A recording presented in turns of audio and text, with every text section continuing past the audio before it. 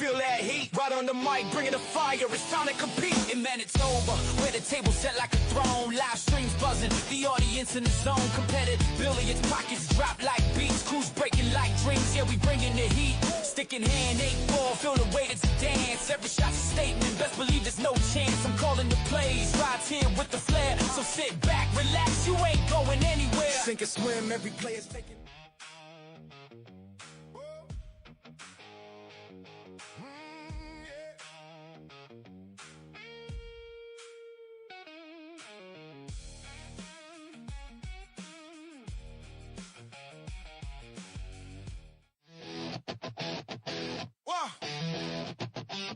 Yo, it's the action, it's the passion, you feel that heat. Right on the mic, bringing the fire, it's time to compete. In Manitoba, where the table set like a throne. Live streams buzzing, the audience in the zone. Competitive billiards, pockets drop like beats. Crews breaking like dreams, yeah, we bringing the heat. Stick in hand, 8-4, feel the weight, it's a dance. Every shot's a statement, best believe there's no chance. I'm calling the plays, rides here with the flair. So sit back, relax, you ain't going anywhere. Sink or swim, every player's taking their aim. This is the highlight of the day, it's a pool player's game. Sharp and focused, feel the sweat on your brow. Get ready for the magic, here's the action right now. Cue the heat, we play like kings. Live streaming, thrill, see what passion brings. From Manitoba, made in your face, take a shot. Rise, commentating, feeling hot on the spot.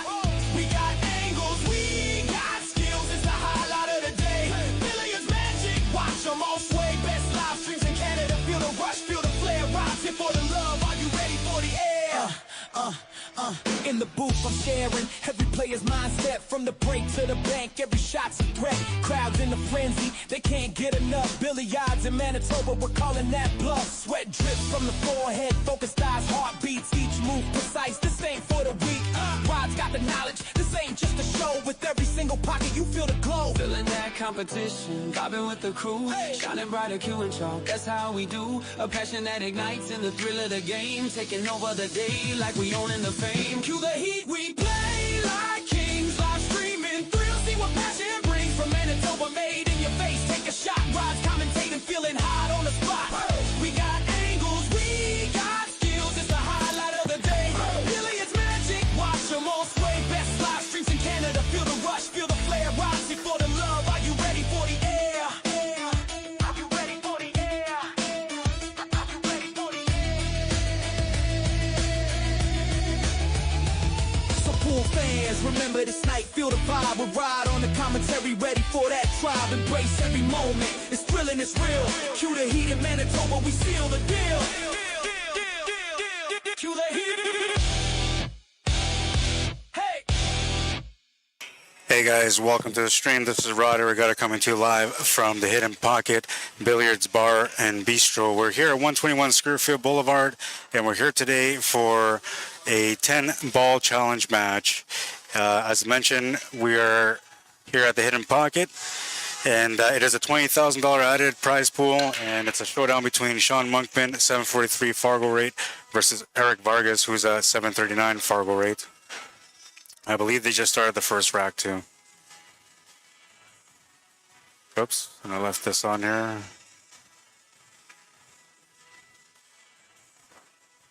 That was unintentional.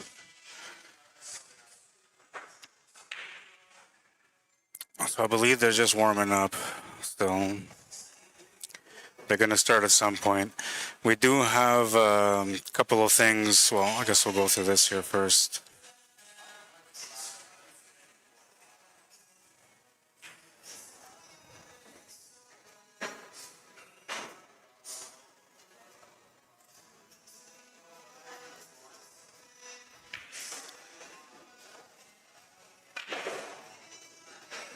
So a couple of things that I had to change here because I just remembered that they changed a couple of the rules. Well, they didn't change it, but I didn't know what the rules were. So now I'm aware of what the rules are. Winter breaks, that's one of them.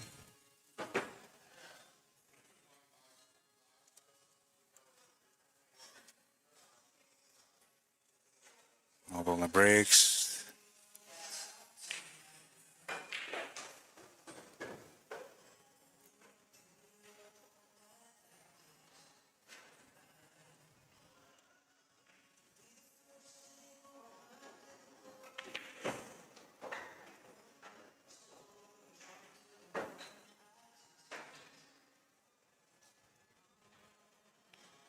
Okay, I think that's it. All right, so these are the rules that they have in place for this matchup. It's a race to 30. They're doing 10 ball. Winner breaks. Sean gets a 9 and 10 ball spotted to him in each break. Sorry, in each rack, but not off the break, so it's not wild. There's no golden breaks allowed, so if you make the 10 balls, just get spotted. The 10 balls last on early combos either on the 10 or the 9, because the 9 is a wall or a spotted ball. They have the one ball is going to go on the spot, of course.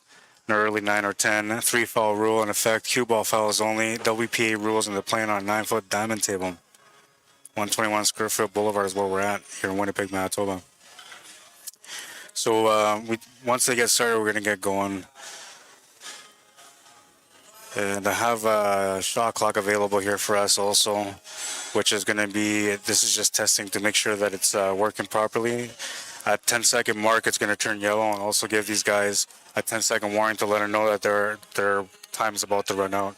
So let's see if there's an echo. And you guys let me know if there's an echo on here or not.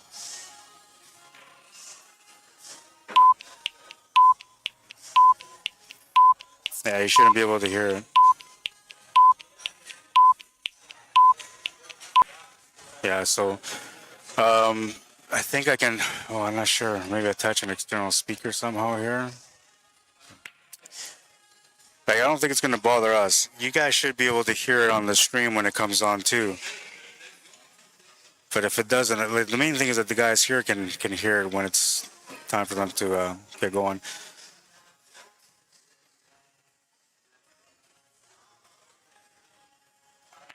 Just going to let them warm up, do their thing.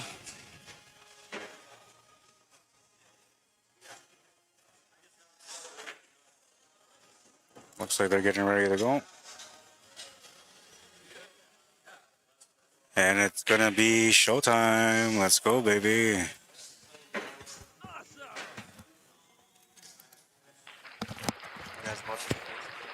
know. 1:30? Okay. So 15 minutes?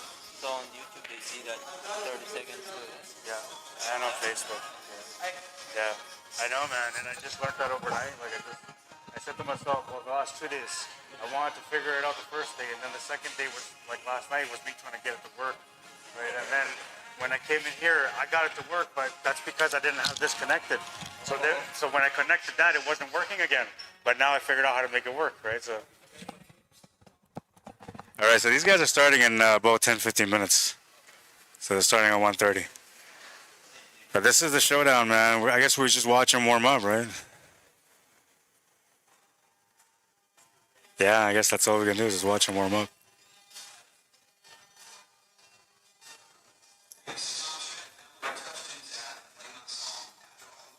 What else can I do, man? I have limited powers. Very limited.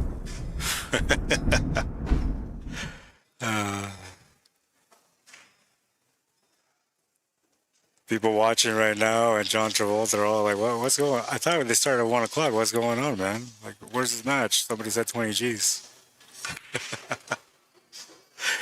All right, so yeah, these guys, I'm not sure. I got to wait till these guys get started anyway. I had no choice. And I already started my stream, man, so I think they're just trying to figure things out.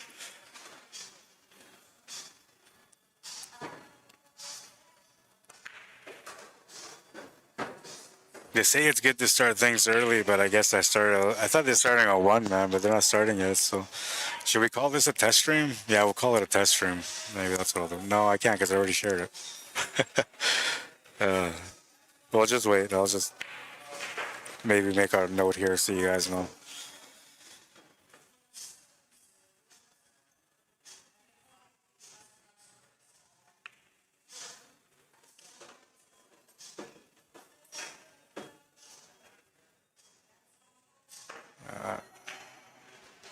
I'll do this. Yeah, I'll do this there, I guess.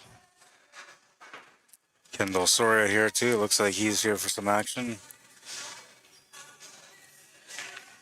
I missing you at all.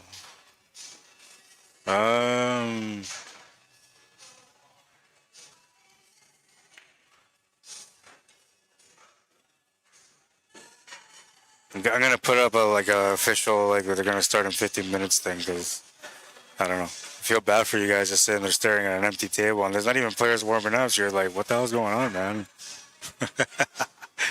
I know. It's crazy. I'm in a good mood. I barely slept because I created a new scoreboard for these guys. I got the 30-second shot clock going, and by the time I got to sleep, it was just way too late, man.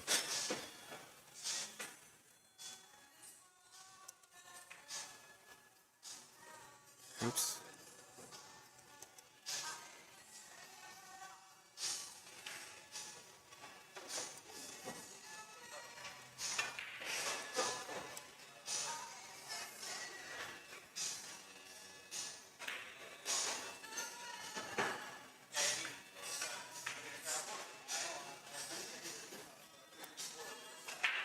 I just want to make sure that you guys are in the know, man, and it's important to me.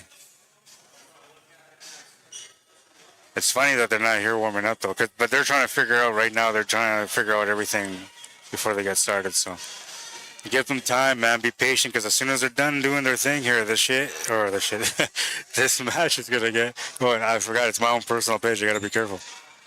I don't want to get banned. But yeah. What's up, bro? I just swore. It's my first stream on my page that I've done, and I just swore, man. And I never swear. Really? I remember, there was a time that I did a match, and I was playing. I think it was a tournament, and I put a microphone on myself, like a wireless mic, and I walked around, and then I got hooked, and I was like, and I let it out, man, while I was playing. Yeah, but I usually don't swear, man. You guys just playing for fun, or? Now, we played for 20s. But, okay. I've lost my 9-foot game. I have one at home, right? Yeah. I haven't been playing on it much, but I've been playing more on the 7-foots, and I feel confident on my 7-foot game. Yeah. My 9-foot game is a whole different story. I've lost it. Yeah, I hear. I could maybe give him. I know he's a good player. I should be able to give him a little bit of a better goal than that, but not today. Yeah. Well, it's so the bar box, you don't have to be consistent on your work, but on the 9-foot you do, because if you're out for a little bit, then it screws you up. Same thing with snooker table, because it's even bigger. You can't even miss a day on snooker, right? When 9-foot, you can play every second day and have a pretty decent game. Bar box, you can play twice a week and have a pretty good game. But on a snooker table, you have to be on it almost every day. You miss 2 days in a row, and now you have no idea what's going on. Yeah, it's very true. It just depends on how difficult the table is and how much discipline and focus you need on the table, right? And I'm okay with that, because I have one at home. I just got to get back to it. You know what I mean? Yeah. I'm not satisfied with that. But, good for you, man. You shouldn't be satisfied. I'll be right back, guys, because these guys aren't starting yet. I'll let the mic go through, though.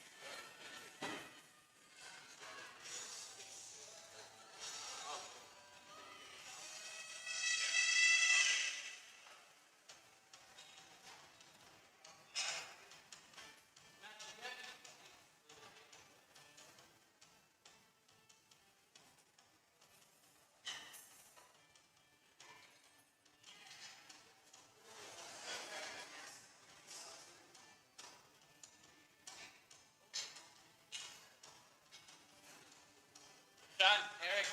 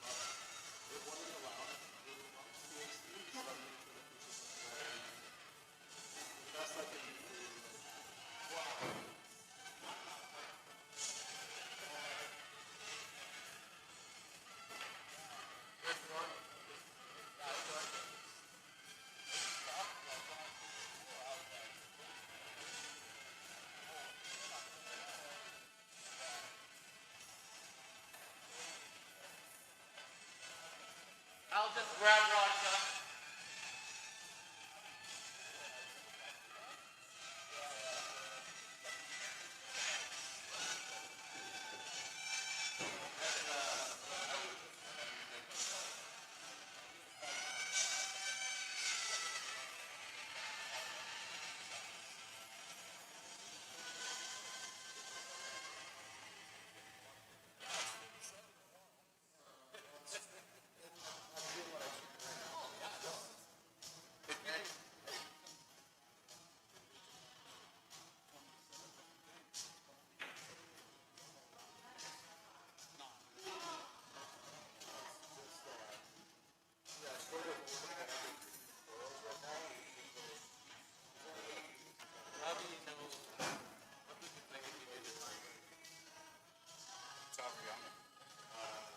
So it's 60 seconds after the break.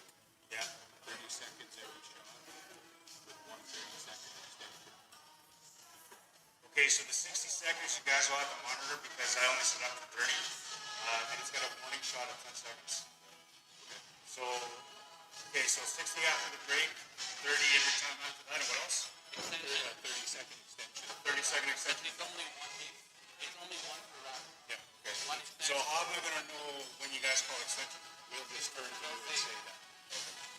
So then you just restart it when the 30 runs out. This will be your 30 plus 30. Yeah. If I set extension, after the 30 seconds, then you do it 30 seconds. Yeah. So then I'll tell. But on the break, it's going to go off at 30 and you have another 30. Yeah, 60 seconds. Yeah, you don't have to change it. Just to let you know, just after we have 30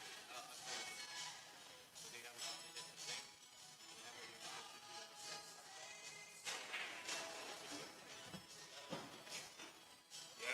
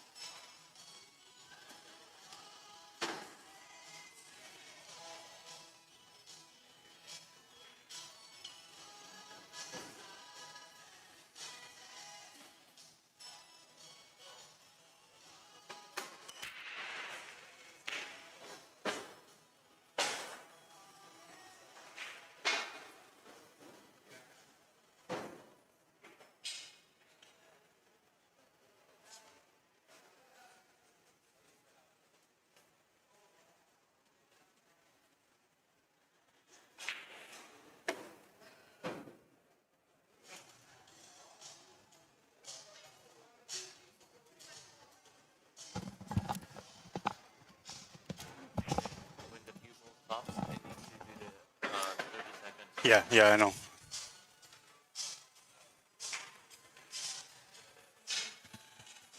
Time or two here.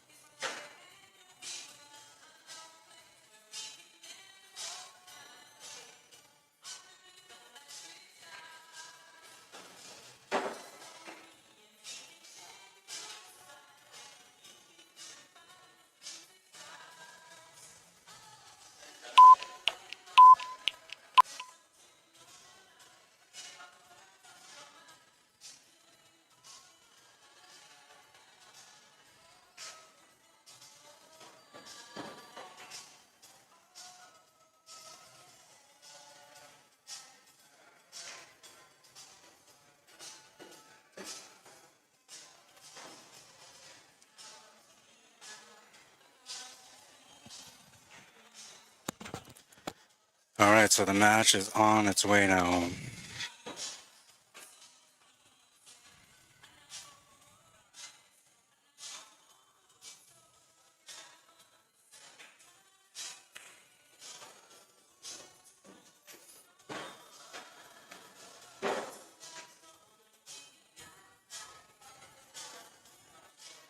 This makes it interesting with shot clock involved because now like the players have to play at a different pace.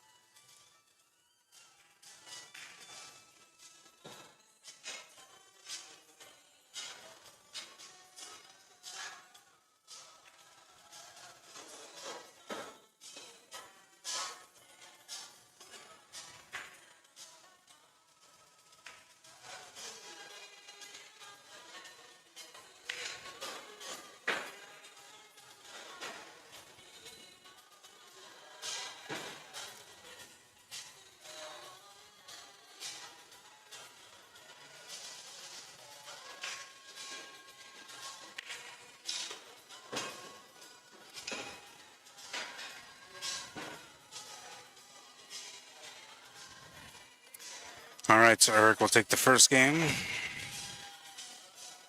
It is a race to 30 between these guys.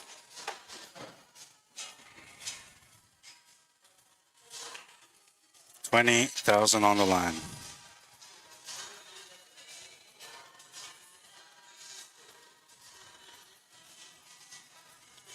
You guys ready for some fun? I'm ready for some fun. Got a good start so far there for Eric, taking care of the first rack. So the rules are that they get, time-wise anyways, they're getting 60 seconds after the break, and then they're allowed one extension per rack. This is a lot of extra operating for me, so I'm going to probably do more operating than commentating, but I'm going to do my best to try to keep up. Because I appreciate you guys tuning in.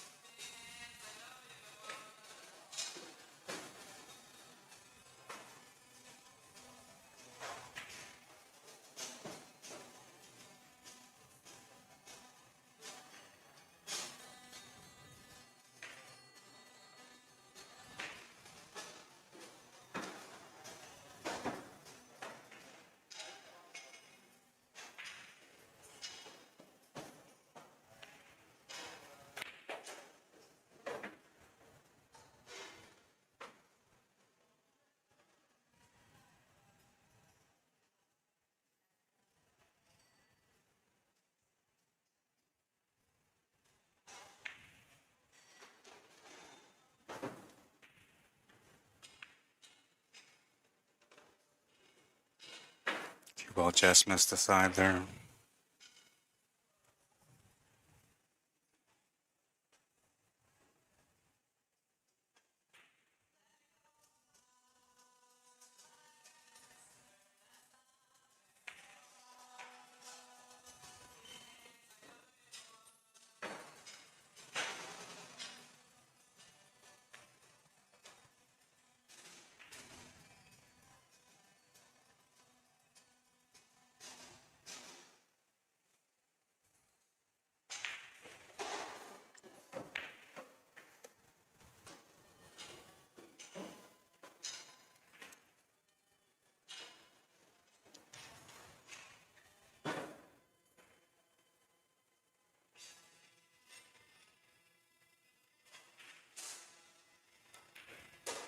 Nice pace on this one. Oh, it's gonna go too far. He was like good on it, but then that extra bounce off the rail didn't help. Got him too close to the 8-ball. So he's gonna call an extension. Set it up here.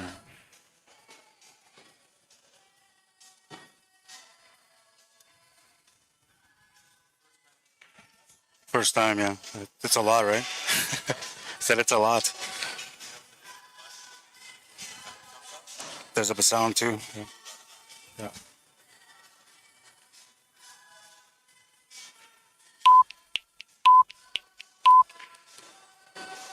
Makes the shot.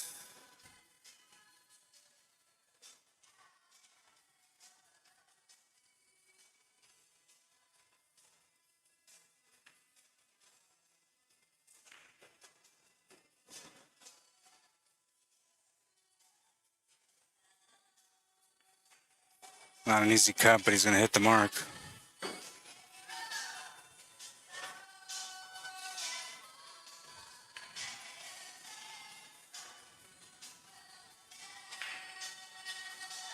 Oh yeah, I forgot he's getting the 9 and 10 spotted, so with the 9 going in, he wins that rack. We're tied at 1. There's a lot of stuff going on, man. I try to keep up with everything. I have no idea what the hell's going on. Pan Am Cup coming up to Winnipeg, Manitoba. The Vimy Ridge Classic 2026 and Pan Am Cup. They're happening on August 24th to the 24th to the 31st here in Winnipeg, Manitoba. There's a $15,000 prize pool added. If you guys are looking to sign up, I'm not sure if you can still sign up. I'm assuming you still can. Message me, I'll get you connected. It's English billiards, so you need to know English billiards. And it's a world championship, right? So there's going to be some of the best players in the world traveling across the seas to come over here to beautiful Winnipeg, Manitoba, and have a nice little showdown of English billiards. I'm going to be streaming that one too, man. So you guys have a chance to watch some world-class English billiards in August.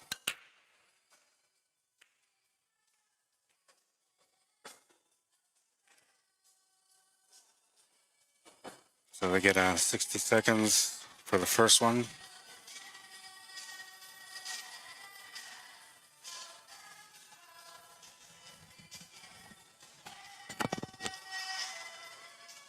It's going to beep still, but it won't matter. You get the extension, yeah.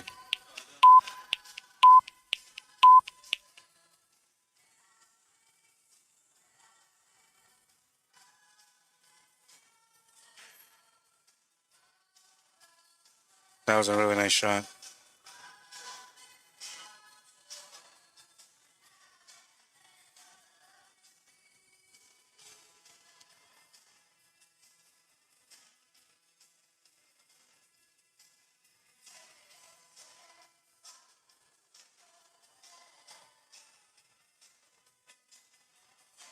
It's going to just give him an intentional foul.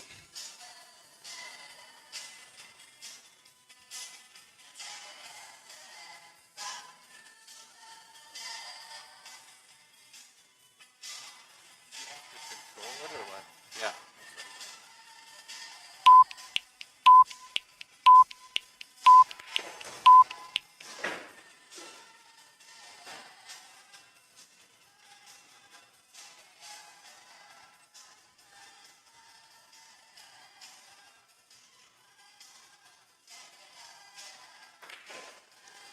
Some juice action on that one.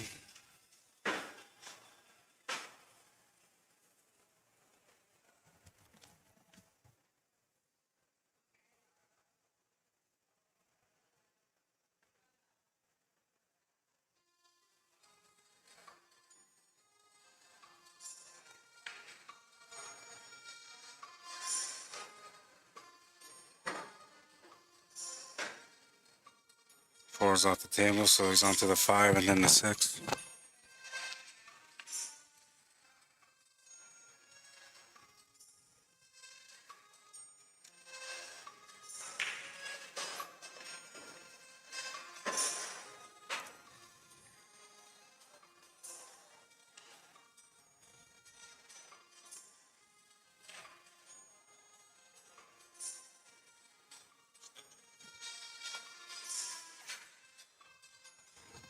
He asked for an extension.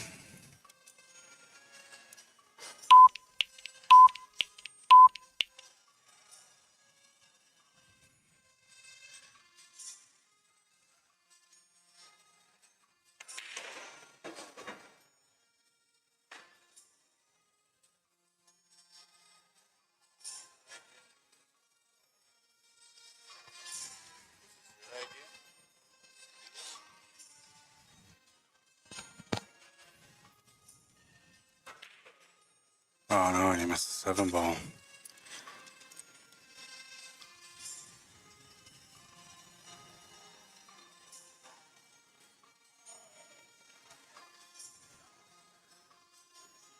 I forgot to start the clock there.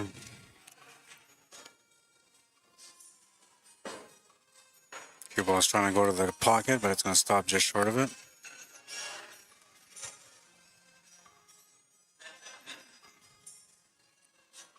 So I got to ask these guys after this rack about the extension if they want me to run the clock or if I'm supposed to push the extension right on top, because I guess I'll wait till it's 10 seconds and then I'll give them that extra extension.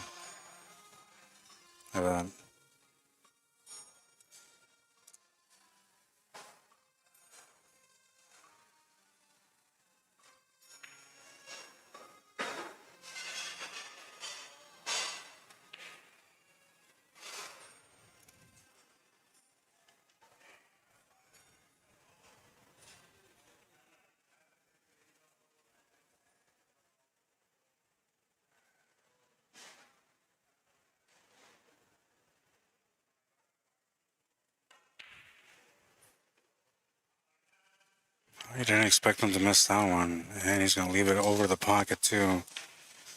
Now Sean gets the 9 ball and the 10 ball in each rack, so if he makes the 9 ball, he wins this game.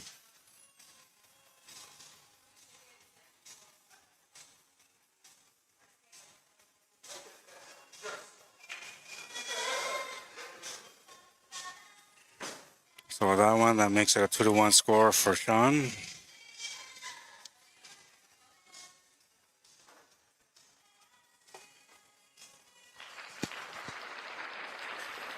And, well, let's see. What else I got on here, man? I know I did some things. Just gotta remember what I did. Yeah, it was so late in the morning, man. All right, so yeah, one of the things here is that it's a race to 30, so I'll put it up right next to Eric's head there so you guys can see that it's a race to 30. And then Sean's getting the 9 and 10 spotted, so I'll put that above his head so you guys know that he's getting the 9 and 10 spotted. Just want to make sure you guys understand what's going on here, you know what I mean? All right, let's do this, man. Let's keep it going.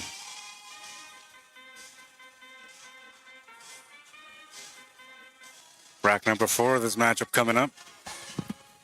Sean Monkman to break it. It's winner breaks format.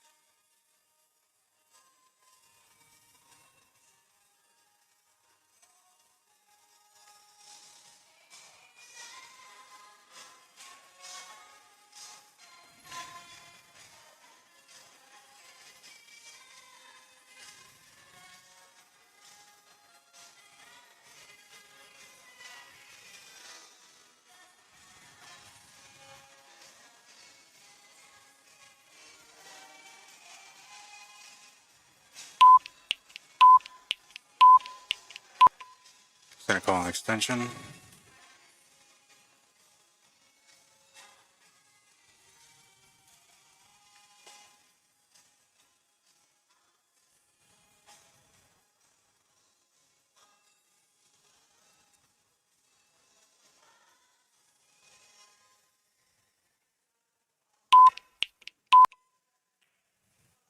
It's gonna be a foul. Ball in hand for Sean. That 30-second clock is playing a part in this game already.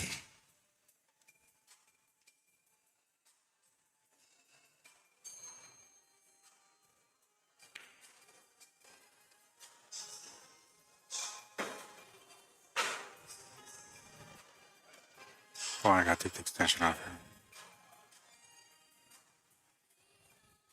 Well, Sean's putting his extension on.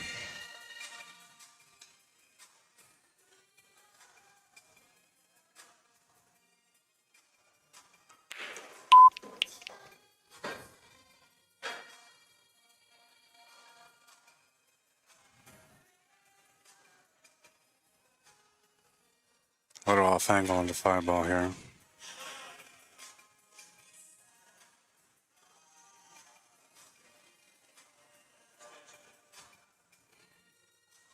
Ask for an extension, so I'll pause the timer here.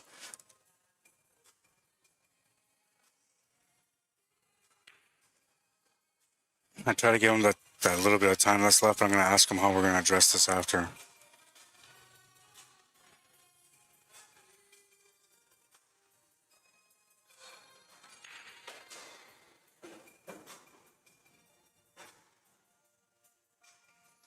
Eight and 9 close by each other, so as long as he gets it up for the 8 ball, he's good to go on this one.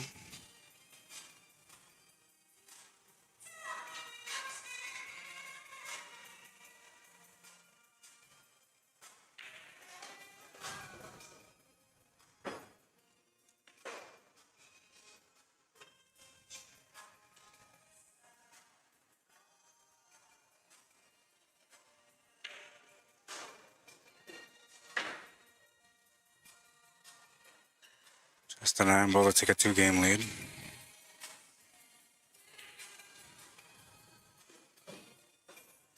That'll be another win for Sean.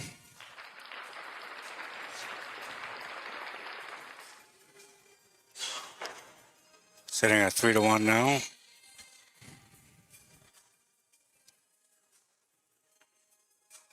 I'm gonna go ask him about this timer thing.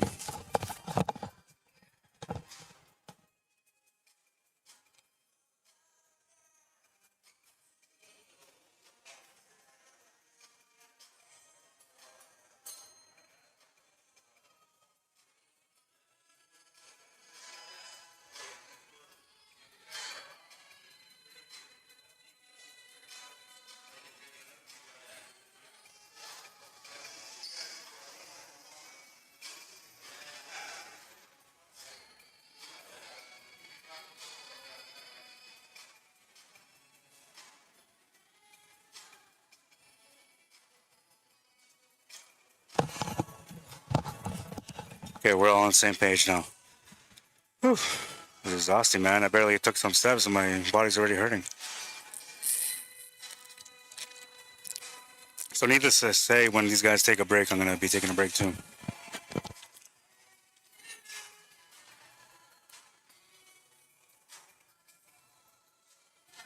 All right, and we keep on going on in this matchup. It is a race to 30, and we're into rack number 5 of this showdown.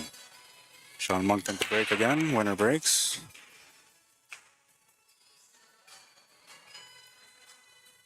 Timer starts now to get an extra 30 seconds off the break, so you will see the yellow marker and the sound as well, and then we'll just start it over once it gets to 0.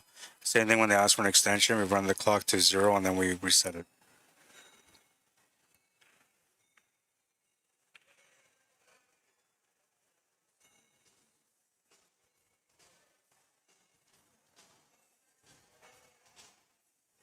Sean calls the corner pocket, going for a jump shot here.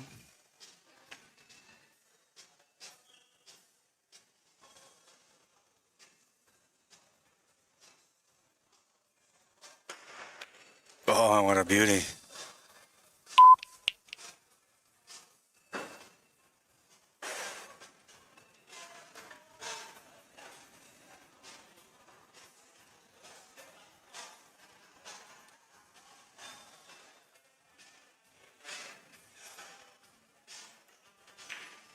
Oh, I should have missed that one though. Oops, I started to clock this one. This one was a beauty.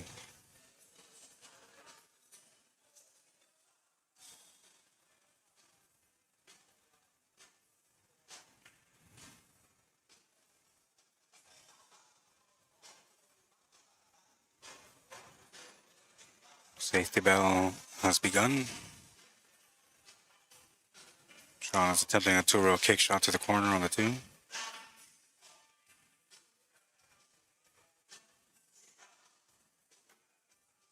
He's going to hit the 2 ball. He's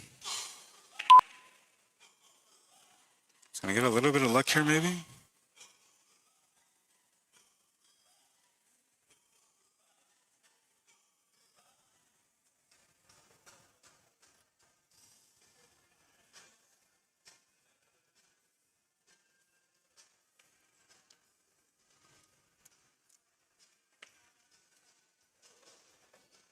Oh, he had enough to make it.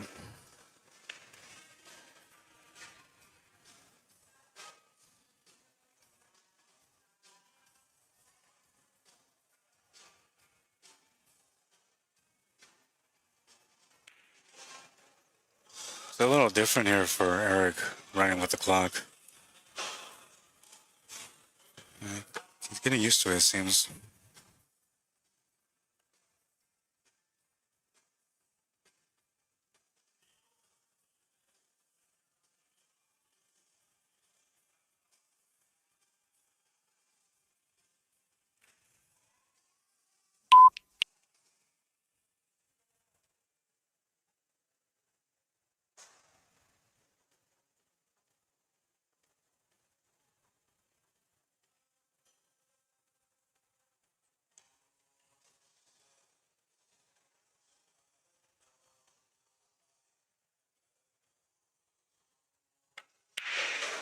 Nice shot from Sean.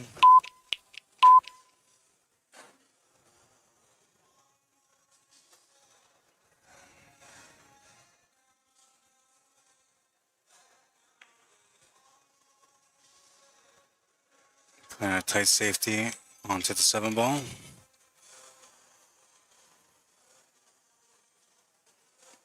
Nice little billiard shot or cannon shot off the 9.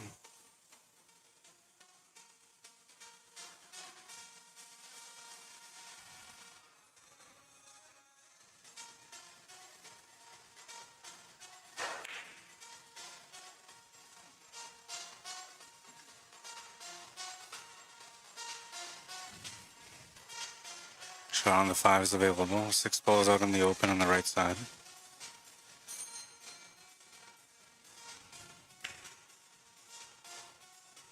I had a bit of body movement on that shot, and you can see there the 5 ball hangs a bit. Almost maybe not quite committed to what he was going to do after the 5, or maybe he wasn't sure exactly where the cue ball was going to end up.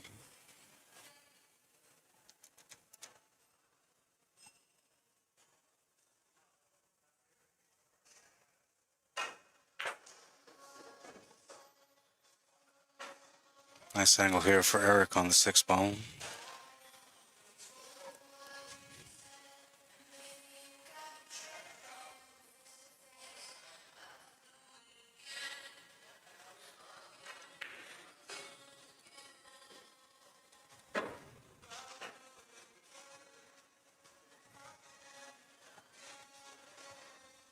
Got a little bit of angle to work with here on the 7 ball.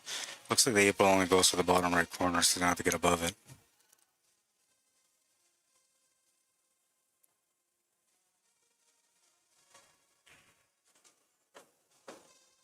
He will get above it, and the angle here kind of matters too, because the setup for the 9 to the 10 is important.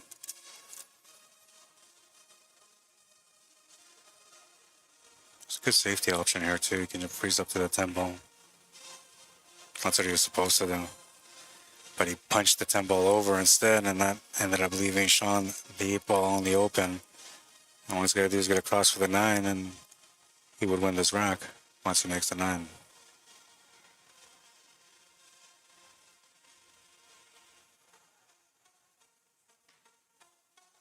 Looks like there's a little bit of music going on in the background. I'm trying not to let that happen, but can't stop it. He's asking for an extension.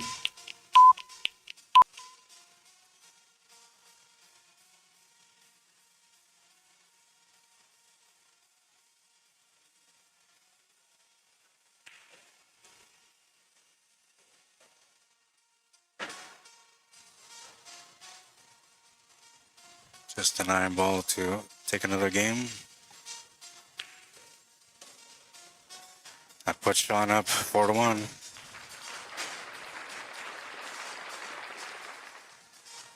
Good little battle so far. Check these guys out. Proof shingles don't last as long as they should. After 10 to 15 years, they start to lose their flexibility and need to be replaced. That's expensive. Thanks to Roof Rejuvenate, you can extend your roof life expectancy up to 15 years for a fraction of the cost. Join the thousands of homeowners that made the right decision. Save money, save your roof. Call Roof Rejuvenate today. Yeah.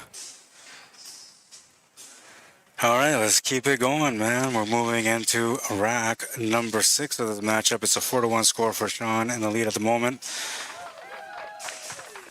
Eric Vargas just waiting for an opportunity there. That was supposed to be a really tight safety towards the 10 ball, but unfortunately for him, it kicked the 10 ball over, left the Sean the 8 ball available. Sean took advantage.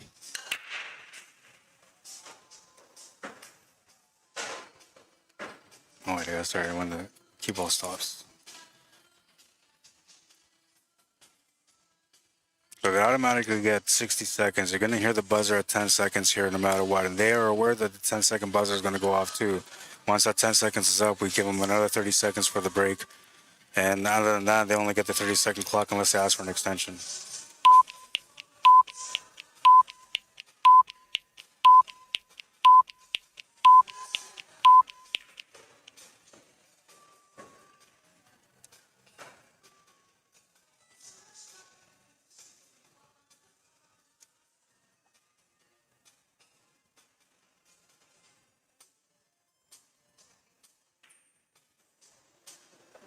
Takes the 2. Cue ball goes a bit further than he wanted. He's got a bit of a straighter shot than the angle that he was looking for. Not sure why it's not running. There we go.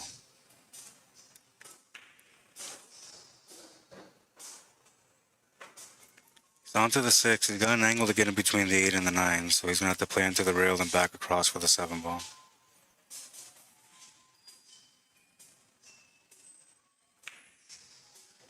Oh, he just played it over instead. That works too. I guess that angle works too. I was thinking he had a right side angle so he can come up easier on the 8 ball, but here he can just play 2 rails around. Even if he caught the 3rd rail, I think he would still be okay.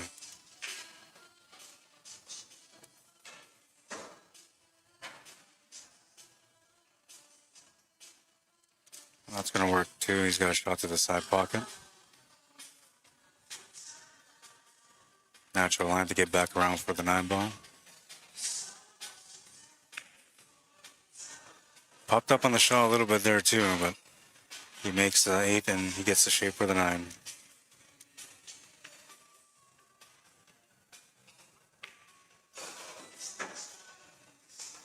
Sean will take another game.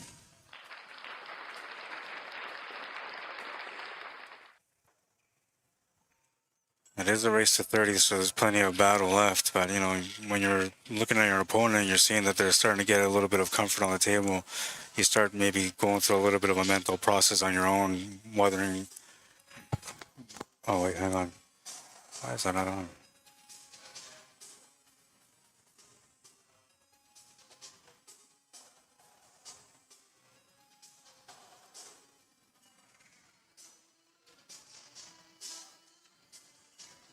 All right, there we go. forgot I did a couple of changes, and one of the things that I had to adjust was this, and I didn't do it. It's fixed now. Yeah, so what I was saying is sometimes you go through a bit of a mental process, and you start thinking like, is this guy like getting the rolls, or am I not playing good enough, or I need to do more, or I need to step up and run a couple of tables, and so then the mind starts kind of getting a little bit hesitant and at the same time anxious, and it could be a problem for a player at the table if they don't get going. Well, the winter break format makes it a little bit tougher for them to get going too.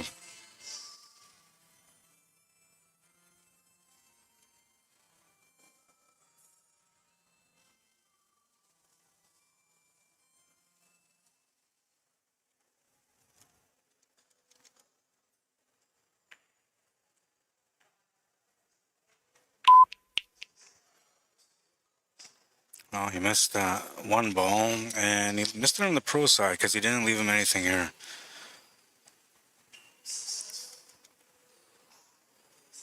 I think Sean was short a couple of seconds there.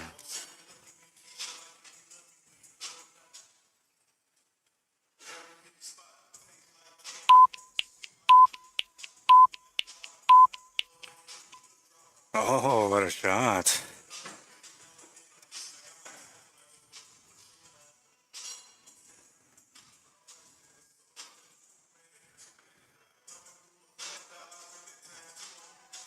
Little off the rail and in.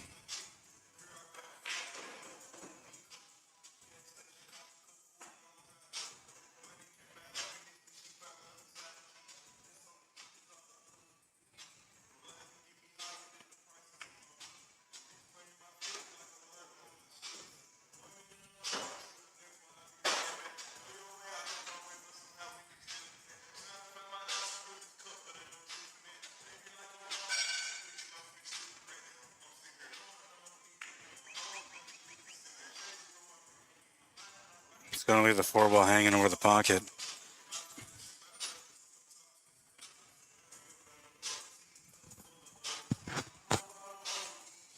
Making the 4-ball shouldn't be the problem. It's trying to get back for the 5-ball, so you might call for an extension here. Yeah.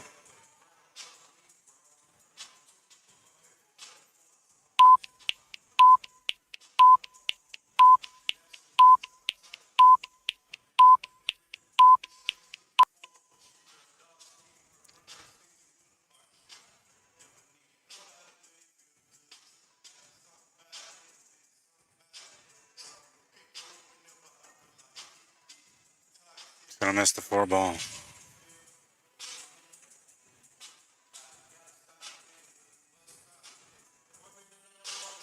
I feel like the shot clock is having a little bit of an effect in this match for Eric too, because he's not used to having shot clock. And not that he's like a player that's a slow player, but he's methodical. He takes his time when he has to, and a lot of those times, those crucial shots come up, and he has to make a good decision on it. And so if you're on the clock only for 30 seconds, it takes a little bit of that time away because you're thinking about what you got to do, but you're also thinking about the time that's running behind.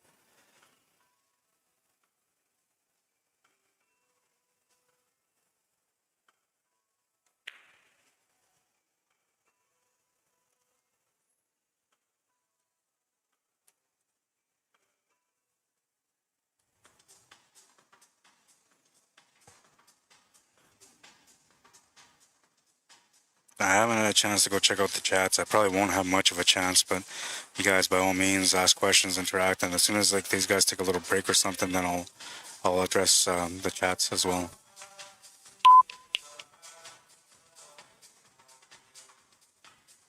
Taking an intentional there.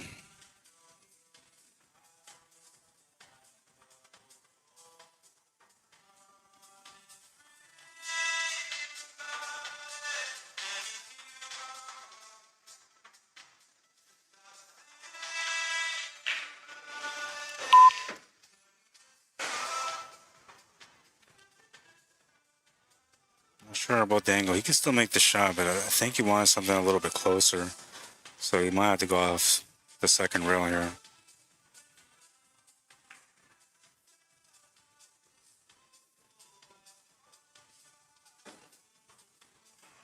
It's going to be a nice little stroke shot coming up here because he's got to get back up for the 8-ball.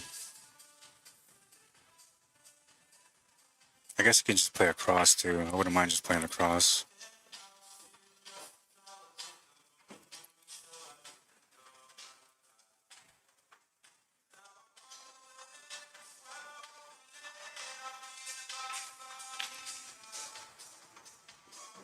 Just an iron ball to take another game here.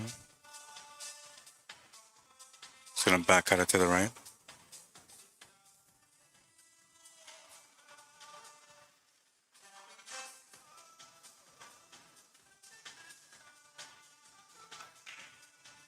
Makes the 9.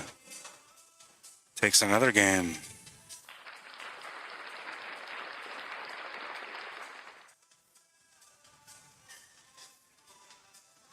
Six to 1 is the score in a race to 30. 28 G's on the line. Sean gets the 9 and 10 spotted to him, so if he makes the 9 or the 10 at any point in the rack, other than the break, it's a win. Oh no, wait, I'm lying, because he can't combo the 9 or 10 either. So 9 and 10 are lost. No combo allowed, and of course there's no golden break because of that. The rack is random, but I see that they're spotting the 2 and the 3 in the back like they should. They are using a magic rack, which is going to help them be a little bit more consistent on the break. So give me a second to go and check out the comments. Let's go YouTube first. Len V says, found people that knew about lures, Rod. Oh, nice. Good for you, man. I honestly, I had no idea. I just buy them. Matthew Jensen, they playing for 20K? Yes, they are. They're playing for 20K. Greg in Alberta says, good afternoon from Alberta. How you doing, Greg? Ralph Francis, my brother, how you doing? Says, good afternoon, Rod. Han Solo says, those shoes are off. Look out.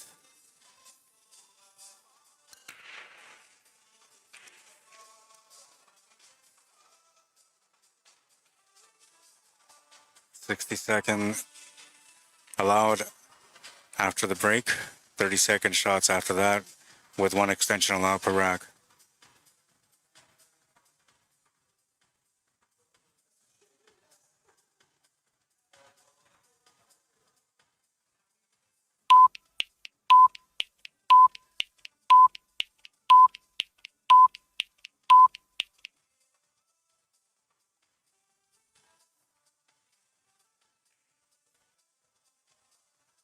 Nice little combo to open up.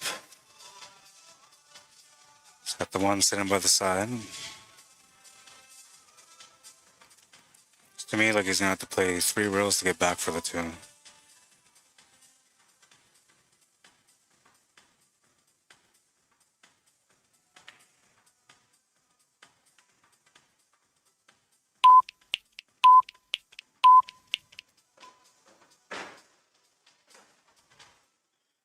Oh, he just played a short with a back cut on the 2 instead. He's gonna bank the 2 ball though. Looking for a 2-way. If he doesn't make it, then the 3 ball comes in as a blocker. He's gonna make it though.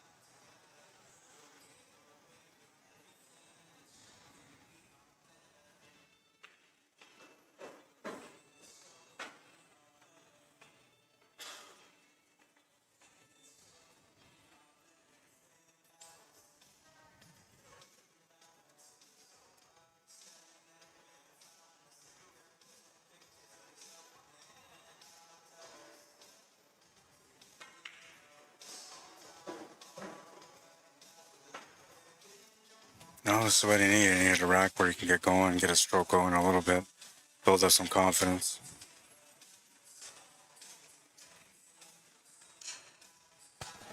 Doesn't quite like the angle because of the setup on the 8 ball, but he should be alright. Calling for an extension.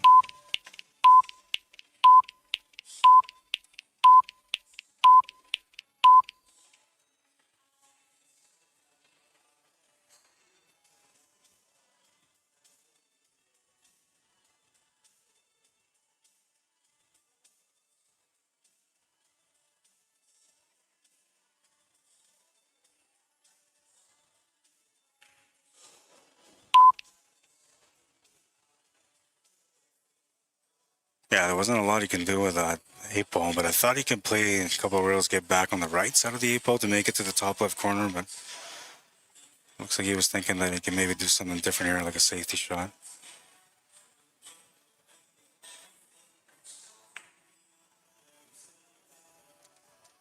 That's not bad.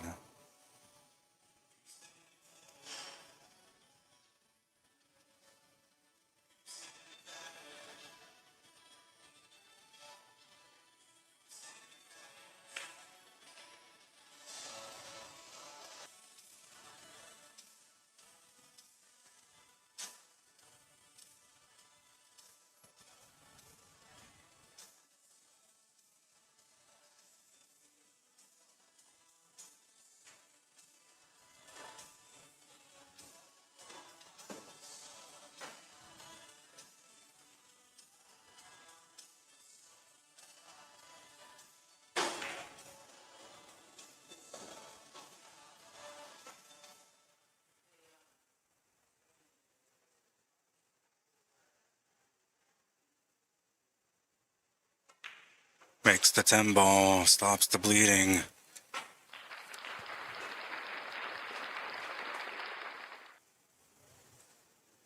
Six to 2, the score at the moment, and a race to 30. It is winner break, so Eric will have a chance to break on this one. Now, I try to confirm about this, so like, as far as I know, it's happening on the 18th, but I'm going to put it up here anyway. Lake St. Martin First Nation 2026 Mud Bogs happening Saturday, July 18th.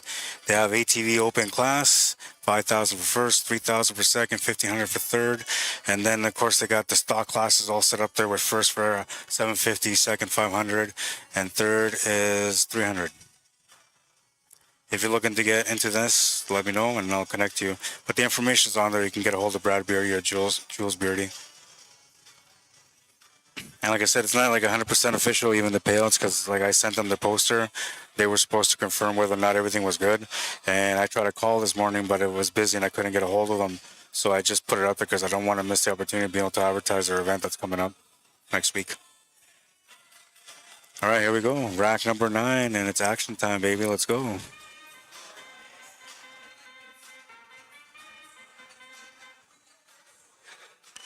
Rack number 9, a smash and break from Eric Vargas. He's going to make a ball off the break. He's going to make 2 off the break. And he's going to have a chance at this table. It's a really nice table. Perhaps that's all he really needed, was just a chance to get a game under his belt so he can take the break next and change things up. He does get an extra 30 seconds here for the break.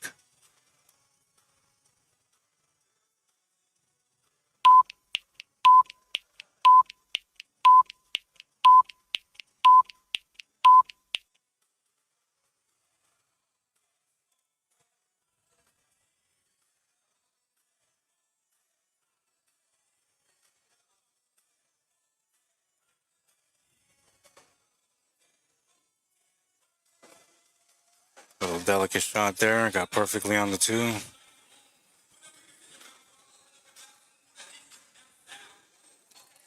Four balls next, which is sitting on the bottom right above the 7 ball.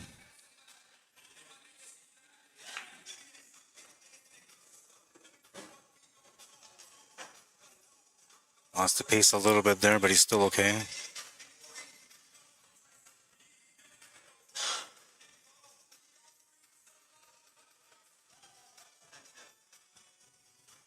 He's going to call for an extension.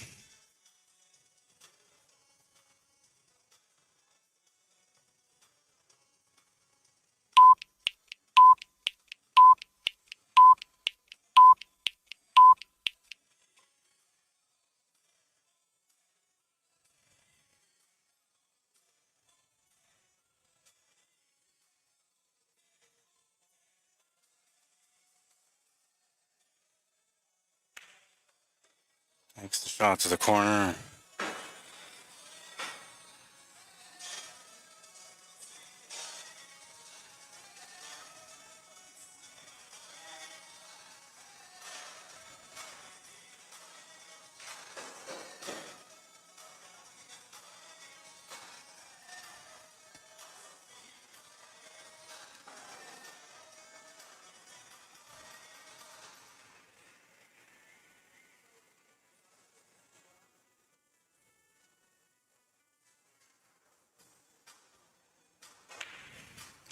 I missed the shot to the corner of the 7.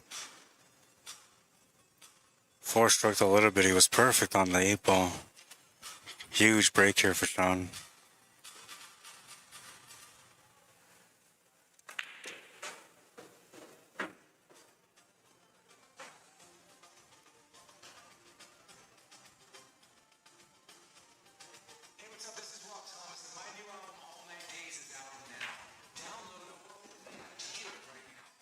Just a 9 to take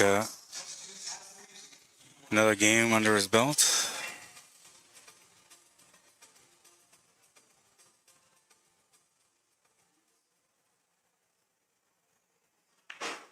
Goes to the corner. He's going to leave it over the pocket.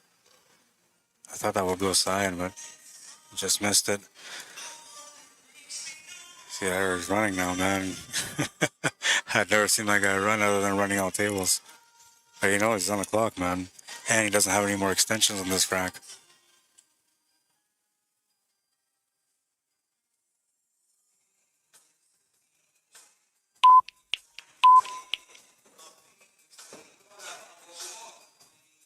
It's going to go over a bit.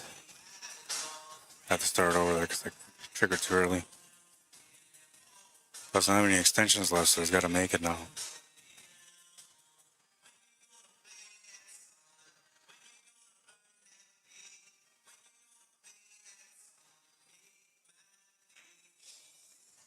Nice finish. That gets him on the board again. A little rescue there on that one. It looked like he was going to be down. It looked like Sean had him again, but misses the shot to the corner, leaves the ball in the pocket, and Eric ran around the table to look at the angle and finish it off. Man, those girls are fucking crazy.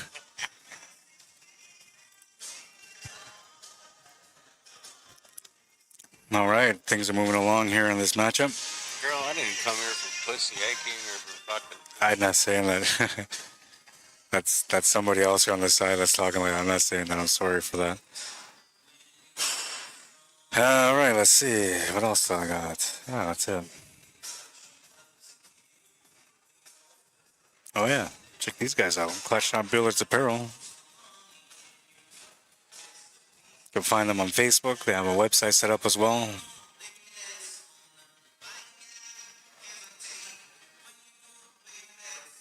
Some of the nicest gear that I've seen around for a while. They're always coming up with new patterns, new designs.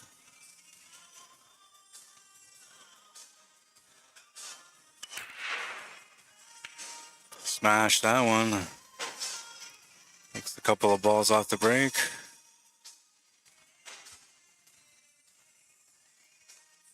You can see the 1 ball. I believe it goes past the 4, no problem. It's got the angle set up here for the 2 ball. 3 balls just above it. So it's a decent layout. It's not necessarily easy. There's still a little bit of cue ball work to do. He does get an extra 30 seconds here.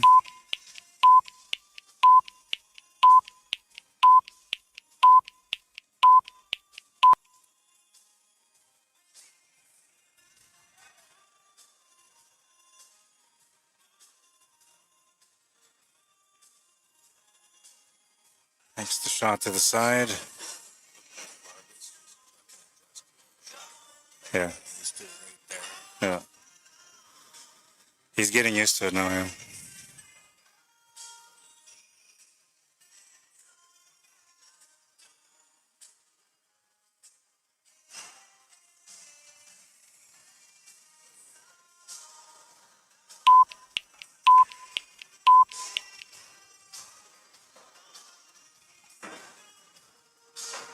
A little bit of reverse angle here on this 3 ball. But he can just make this and come across for the 4. That won't be a problem. Yep. Gonna call for an extension.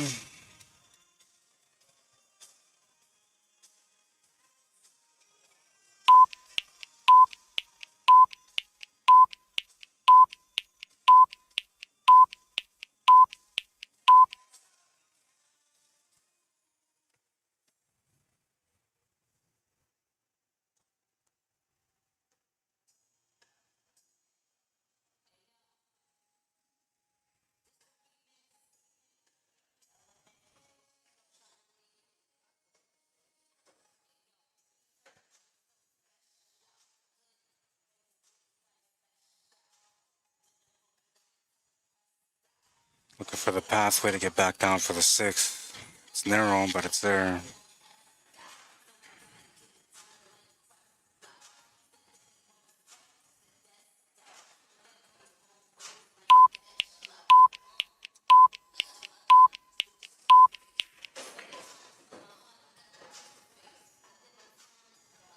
That's the shot clock right there.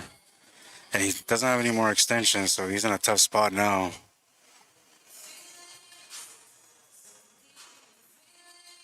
If anything, he's going to want to play this over some other time, but maybe with like an extra 15 seconds on the clock.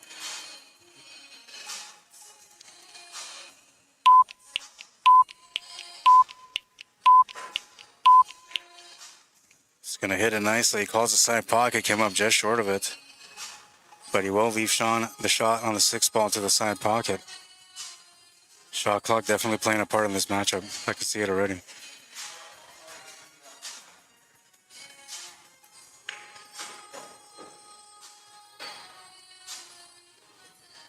Came up a bit funny on the 7 ball. Still has a shot though. Just has to make it and get back across to the left side and he should be all right.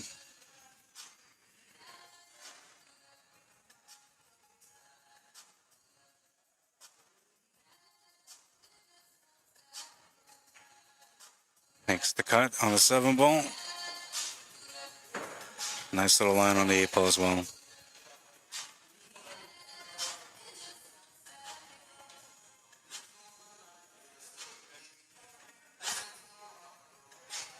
He called an extension.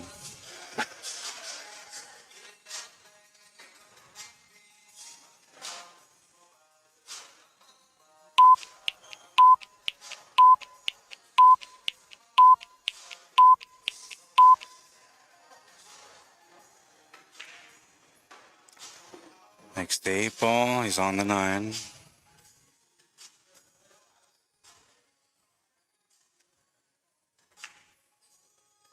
Nine is good. Sean will win that one.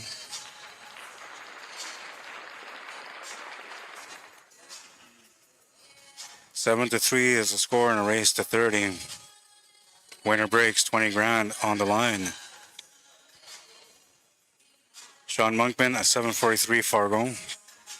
Eric Vargas at 739 Fargo. Now, you're probably wondering, why is it that Sean gets a 2-ball spot? Because he gets a 9-ball and 10-ball spot at every rack. And the reason why is because Sean MONKMAN, he's mainly a bar box specialist, so his Fargo is based more on bar box than 9-foot, whereas Eric Vargas, living in Calgary, most of his Fargo rate is based on 9-foot, so that's a legitimate Fargo for him. And then the other thing is that when you look at the robustness of both of the players, Sean's under 4,000, just under 4,000 robustness, so he's got just under 4,000 games played under his Fargo, where Eric has 14,000 and a half, so he's almost at 15,000 games played, and so his Fargo is like established, so it's not going to really move unless he plays against higher level players, and he's beating them.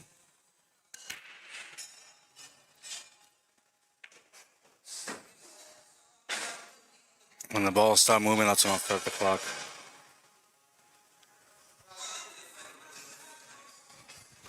As mentioned before, they do get 60 seconds after the break, and then after that, it's 30 seconds a shot with 1 extension allowed per rack.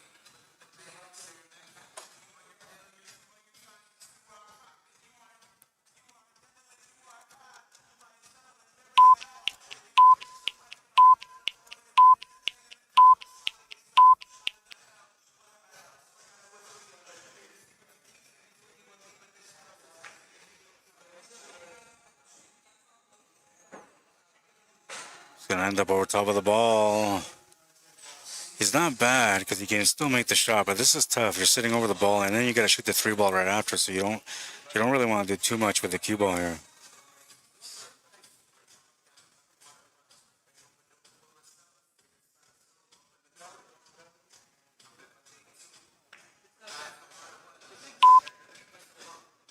Good pace on that one. He's got the shot on the 3.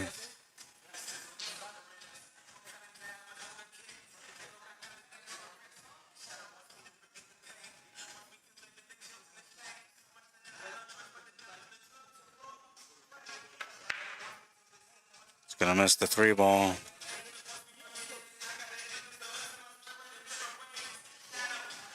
Chance for Eric on this one.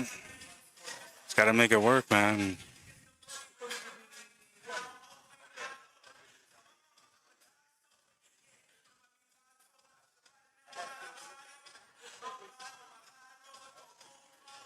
He's going to call for an extension.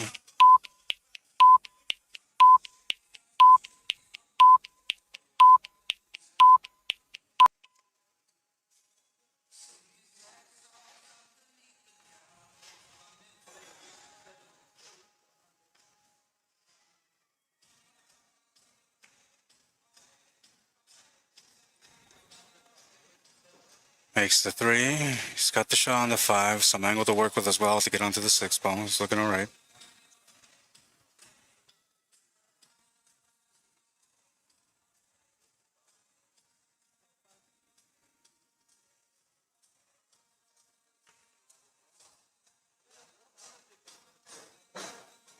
Smooth stroke is starting to come out now.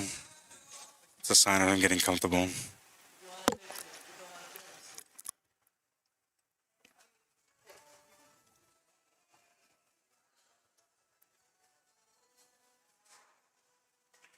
Seven ball is next and is sitting on the left side. He's going to get onto it.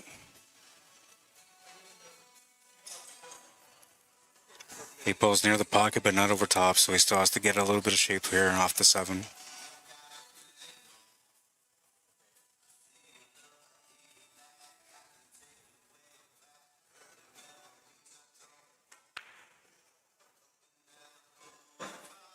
Gets a nice setup here on the 8 ball. He's got the angle that he was looking for. He's just got to make the decision how he's getting on to this 9 ball and where he's going to pick the pocket on this one. Right? I'm thinking he's going to want to just set this up for a corner, but he might want to set up for a side pocket depending. I don't think he's going to want to run into that 10 ball, but he might be thinking that way. No, yeah, 9 ball to the side is the way to go. Oops, I started the clock early too. My bad. It's all new, this shot clock deal for me.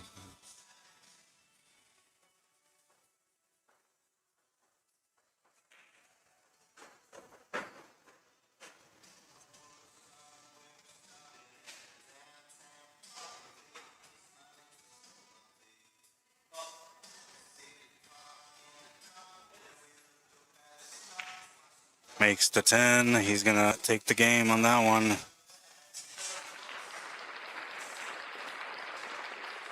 Seven to 4. There's the score.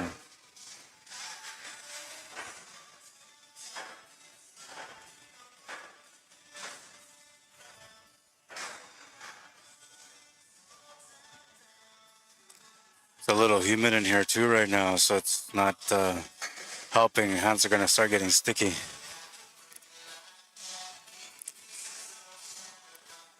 Let's go check out some comments while these guys are doing this. Oh, my live video got blocked.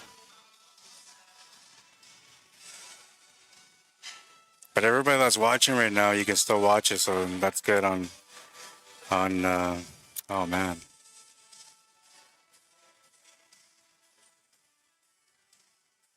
It's because of the music, right? I know it's because of the music.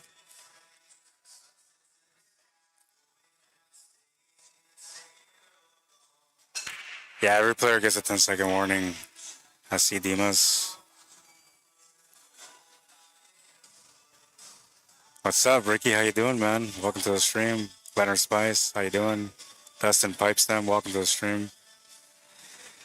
I'm not sure what to do here because it's telling me that I'm blocked. The music. But YouTube is still going. Right? Yeah, YouTube is still going.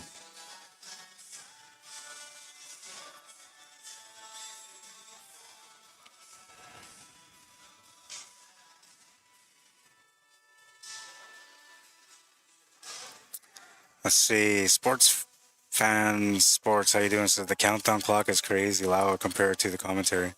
Oh, okay. Well, thank you for letting me know that, man, because I didn't know. I appreciate that. It's a trial and error right now because I've never done the shot clock before. It's the first time doing it, so I'll make the adjustment.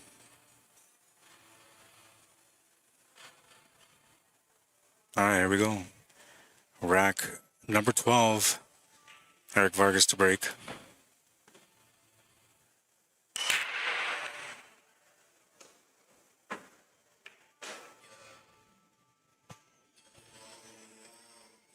So pointless to share on Facebook if it's not going on there right now. Sean Silva, how you doing? So thank you to whoever is streaming and commentating. Yeah, you're welcome, man. I've lost track here of this clock. You're welcome, absolutely. My pleasure.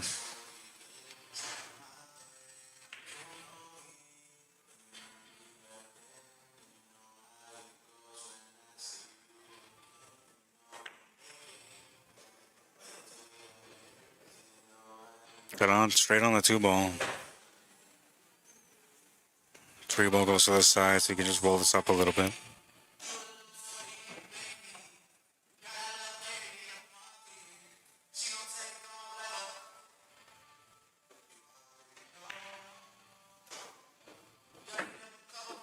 Sets up with a 3 to the side. The 4-ball is sitting by the other side. He's got to get below it.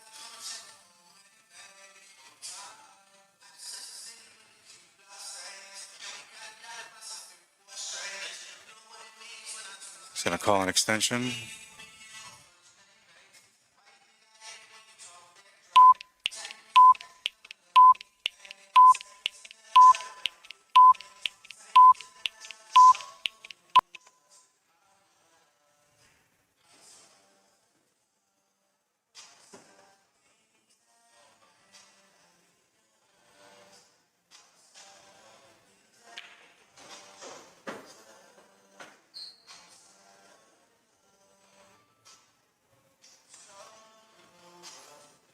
Didn't get the shape on the 4-ball, so he's hooked himself. Has no extension now, so he's got to come up with a game plan quick. Jump shot or a kick shot. That's the only options. He's going to call it in the side pocket and go for a jump shot. He's got 10 seconds now.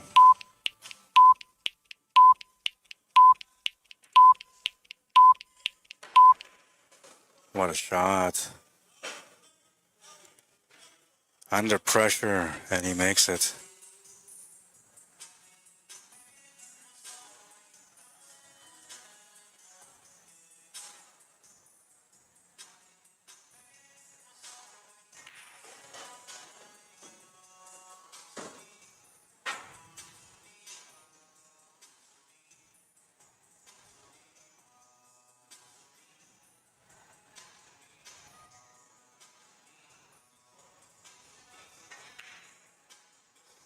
Oh, he's going to miss the 7-ball. Does he miss it on the right side? Oh, I'm not sure if he gave him the 7-ball. It kind of looks like he did, but it might be really tight if he did.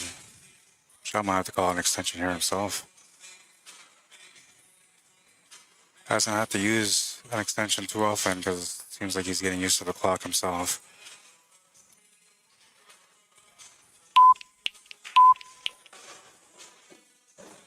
Must have been training under the clock over the week.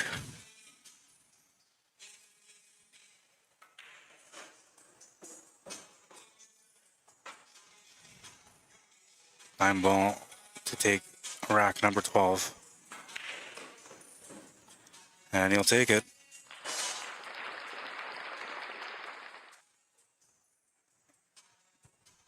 8-4 is the score. Signal's dropping, I'm not sure why.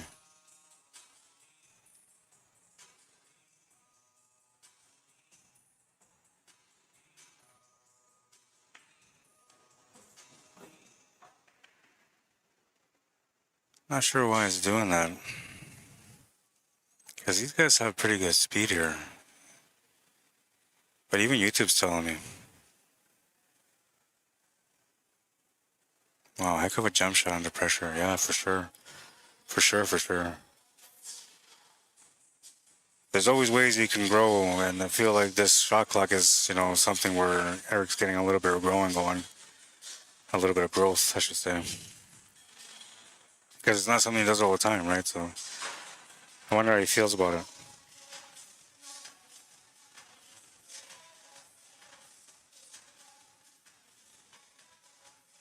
The barefoot Filipino. That's funny.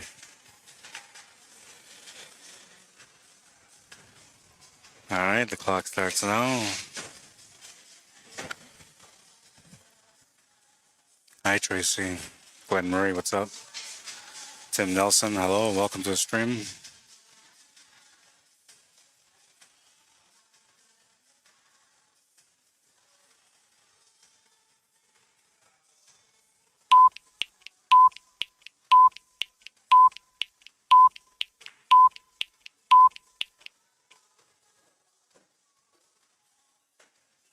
On to the 2. I like that he was able to shoot there under with the beeper going, because like when you're in the middle of a stroke and you're about to shoot and something distracts you, whether it's a person, a sound, or anything like that, usually arouses you a little bit and it takes away from the shot. Just a little focus, just enough for you to come up short or to end up with some different position that you were looking for.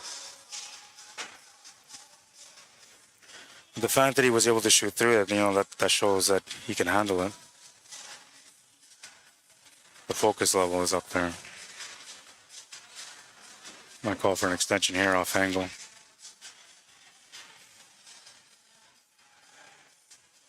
Yeah, he's going to call for an extension.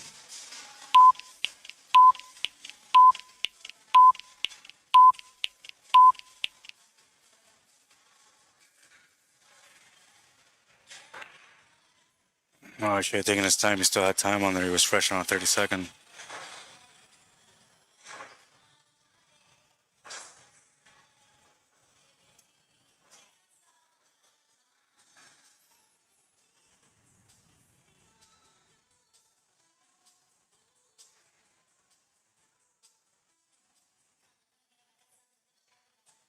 Next shot to the side. He's going to get onto the 4 ball with an angle to get set up for the 5.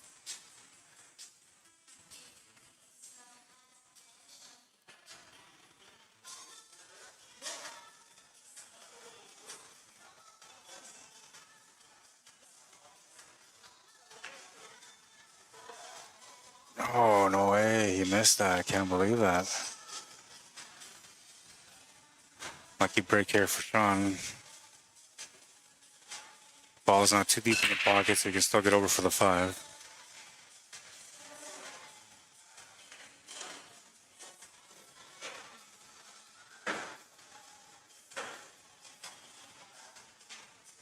Not sure if he's good with this angle. He's got a forward angle, but the cue ball runs to the right instead of running to the left where he would like to, so he's got to adjust with some spin.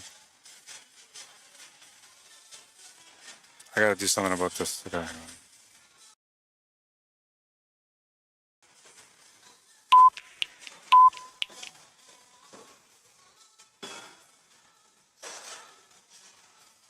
Just enough to get on it.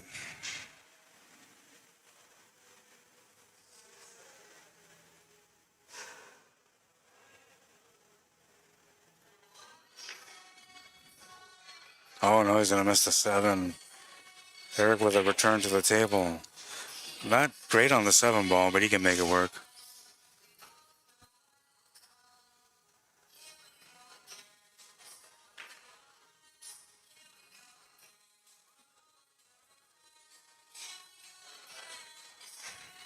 Oops.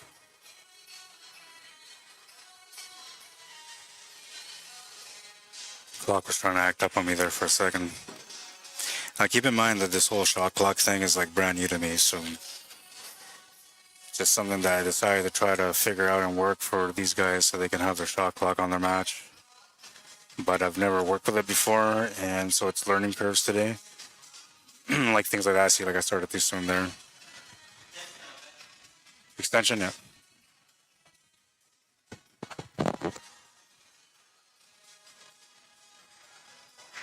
He knows he's in a tough spot, so he's got to work this one out.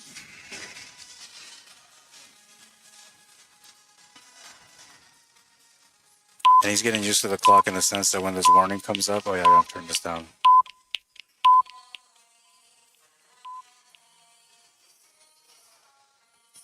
I don't know if that was down far enough. You guys have to let me know the adjustment. I might have to do it like in between racks here to adjust the sound, because I can only use it, or I can only adjust it when it comes up.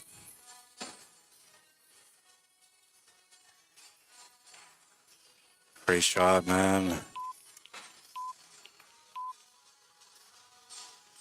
Extra bump there. Never hurts.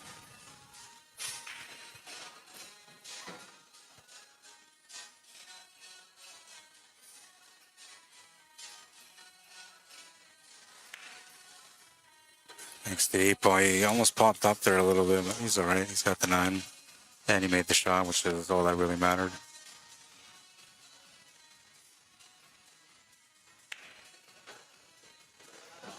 Just the 10 to get back on the board.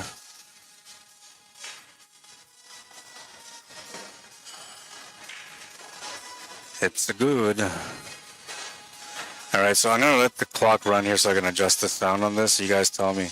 By the way, he's on the board again. 8-5, down by 3 in a race to 30.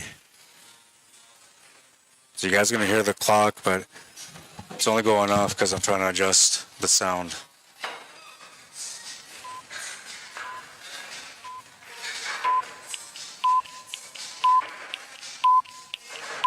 So I have to keep it like that. Yeah, I have no choice. I have no choice. It has to be like that. So sorry, it's going to be loud. I'm not sure how to adjust that. That's something I'm going to have to try to figure out with time. And this is the first time, like I said, that I've ever used a shot clock. So it's a bit of a learning curve. But I do whatever I can for pool whenever I'm able to do something. I just go and do it. And this was something that was a bit of a mission because I wanted to make sure that these guys had a clock to work with for this match. The challenges of having the sound to be work inside the stream and to work outside the stream is where I'm at right now. But it was a lot harder earlier because when I first came in, the beat was going, everything was good, and I was like, oh yeah, that's perfect, man. And then I realized that I didn't have my board connected to the laptop yet, so when I had my board connected, suddenly the sound was gone, and I couldn't figure out how to get it back so these guys could hear it. I could hear it on the stream, but I couldn't hear it anywhere else.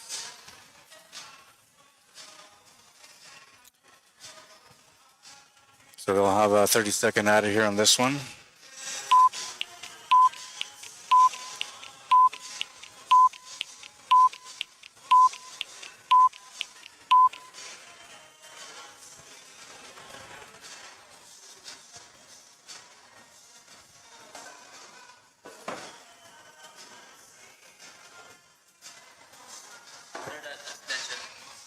That was from the break? You want an extension on top of that? Okay. So he wants his extension on top of it.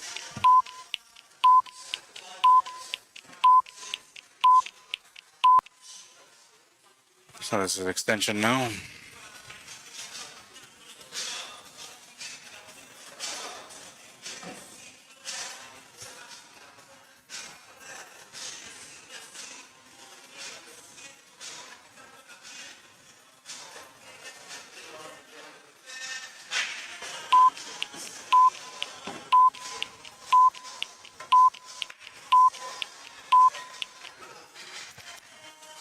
Fortunately for him, wasn't enough time, and he got a double kiss on the cue ball onto the 1 ball. That's going to give Sean a shot on the 1 ball. We'll take that extension marker off now.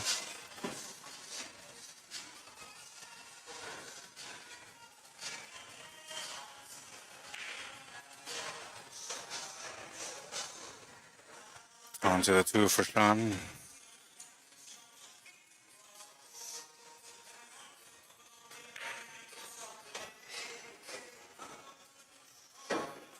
He's on the 6 now.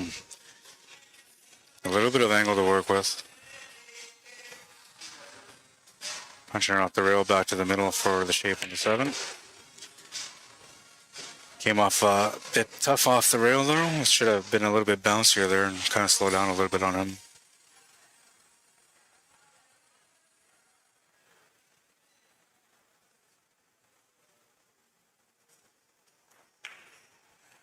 It's going to make the shot on the 7 ball. Hits across for the 8.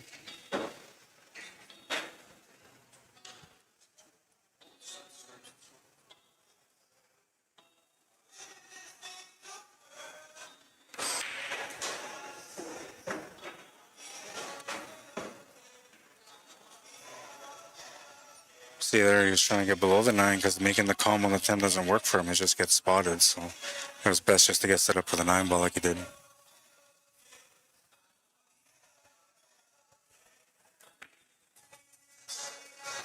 He'll make the 9 and take another game.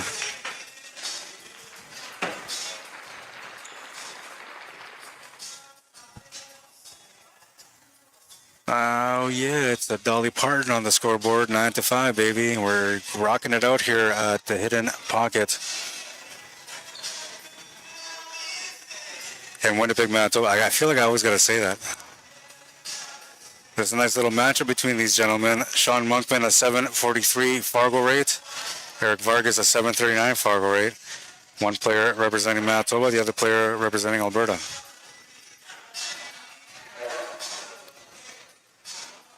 Oh yeah, there was something else I was going to do here. I almost forgot. Because I can't deal with it, man. I don't know. It's just, I think it's this one. Maybe it's this one.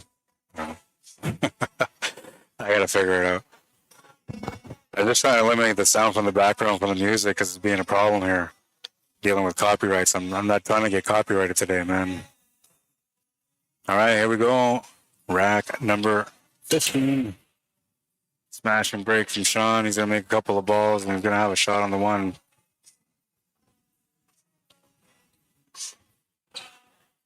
Just enough to make a cut on it.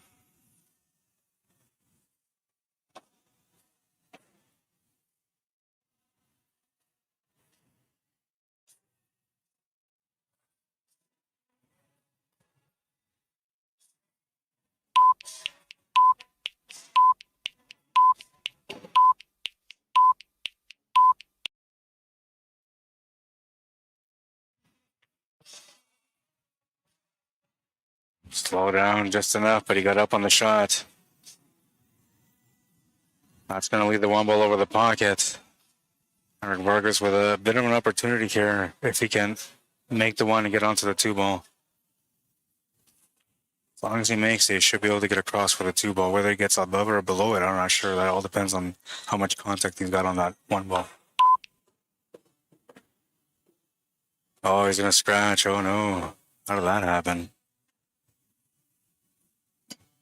Timer will start once Sean picks up the ball.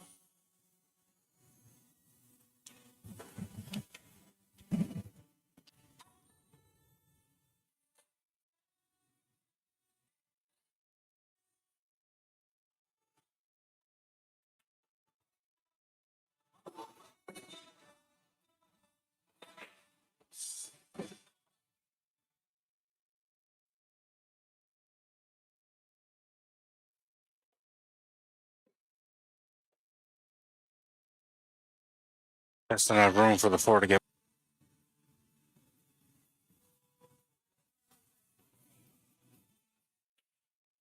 The 5-ball's off the table, so he's on the 6.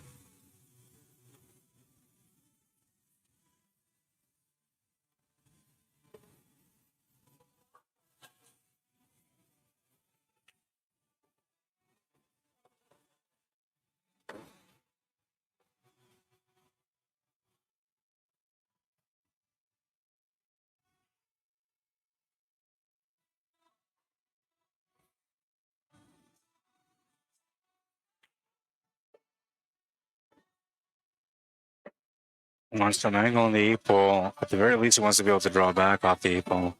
I got to keep watching it because I'm starting the clock just a second too early.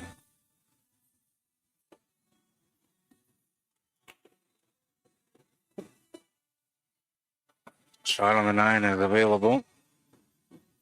He once had a 5-game lead, and if he makes his 9-ball, he'll get that 5-game lead back.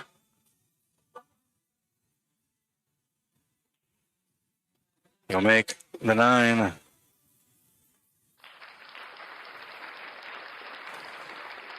It's 10-5 now.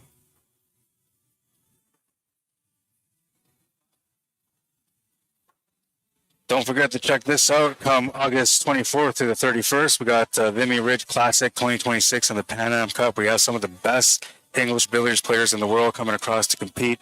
And the stuff that these guys do on the table makes it look like, you know, like it's easy to scratch, but it's not easy. Well, I mean, it is easy to scratch when you play 8-ball. For some reason, we always end up scratching. But in English billiards, it's not that easy because you're trying to do it intentionally. And so to be able to control the cue ball, to be able to make the scratches and the caroms and the cannons all happen, it's a very, very hard game to play. And you guys are going to have the privilege to watch some of the best players in the world coming out to Winnipeg, Manitoba to compete in this event with a $15,000 added prize fund. It's going to be exciting. I'm going to be there to cover it too, so you guys will have a chance to watch that once it happens in August. Moving on to rack number 16 now. It's winter break, so Sean will be breaking.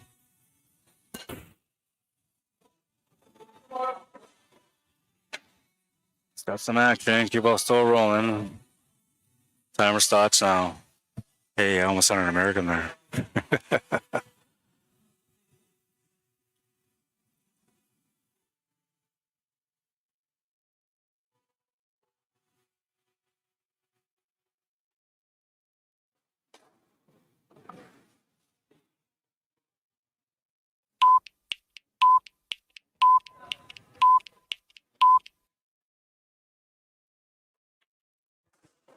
So I think what I'm going to do is I'm going to let these guys, like what I just did there, I stopped it before it kept going, and then I reset it, and then I got it going. So these guys don't have the interference from the sound ticker. So what I think I'm going to do is I'm going to try to do that for them. So like just give them an original, the initial sound, and then from there, just switch over, reset, and then just count the seconds down, and then start the clock. So that way it's not, that beeping is not throwing them off on their shots. Because I got a feeling like it's doing something to them like that.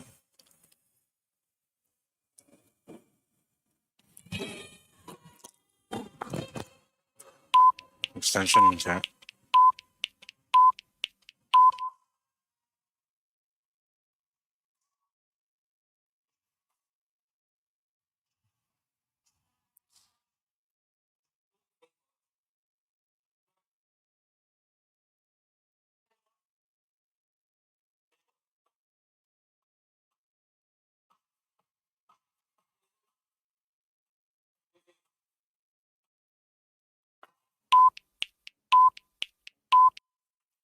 Calls a 3-ball on that one. Did not get it.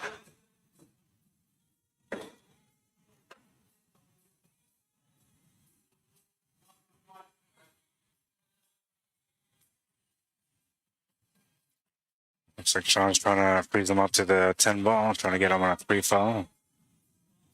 Or maybe he's playing the shot, I don't know. Table's pretty open, but got a chance to get him on a 3 foul. Yeah, no, he's just going for the game.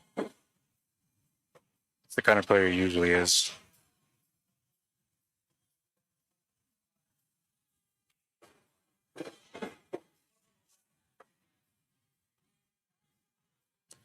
Six got a nice angle for him to get set up for the 7-ball, and the 8-ball is close to the pocket, so it doesn't really create too many issues there as far as getting shape after the 7. It's all about pace here. Uh-oh, speaking of pace, he got too much on that one.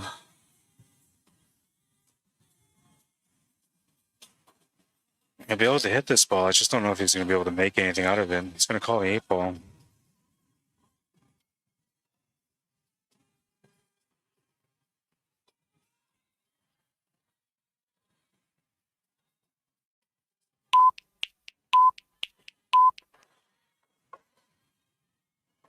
Didn't really want to sell out the table there, but sorry there. But he's done so. He's given him the 7-ball, and the 8-ball pushed a little closer to the pocket. So it's a lucky break here for Eric.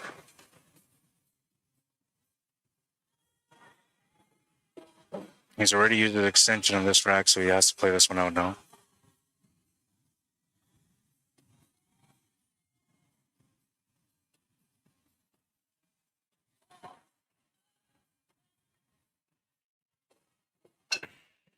Perfect little bounce here. Oh, it's going a little bit too far.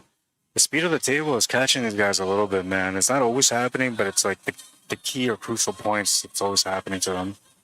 And here's another one of those situations for Eric.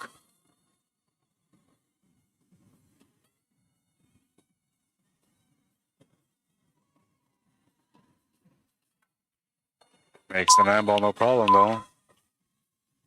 And he's on the 10.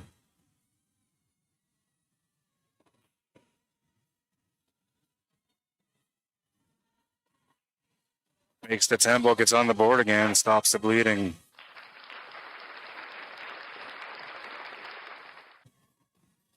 Down by 4, 10-6. It's on a quick break.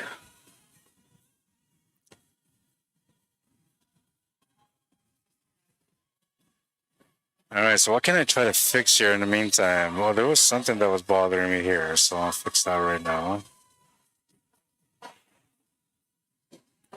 I'm like, I don't know. I say I'm OCD. My wife says I'm a perfectionist, but, you know, I think I'm right. I usually think I'm right. Yeah, that's better. I think that one has to be fixed too.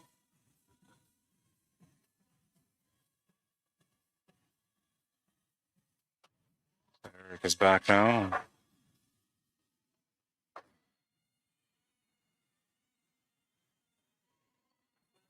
All right, I think I fixed everything I was trying to fix.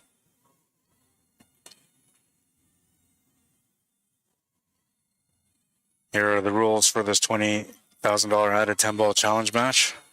They're playing 10-ball winner breaks. Sean gets a 9 and 10-ball spotted on every rack, but not wild, so it doesn't count off the break, and there's no early combo on the 9 and 10. No golden breaks allowed. 10 balls last. 1 ball on the spot. No early 9 or 10s, as I just mentioned.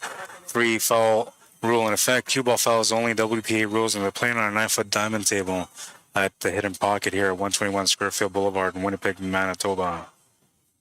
Home of the brave. You gotta be brave, man. It's murder capital. It's had a braver run, one or the other, man. We've got a lot of fast runners here in Manitoba.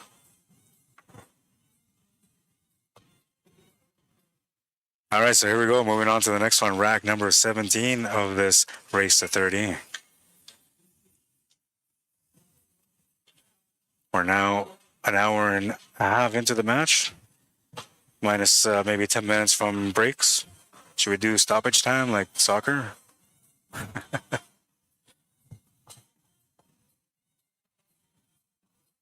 Eric Vargas to break.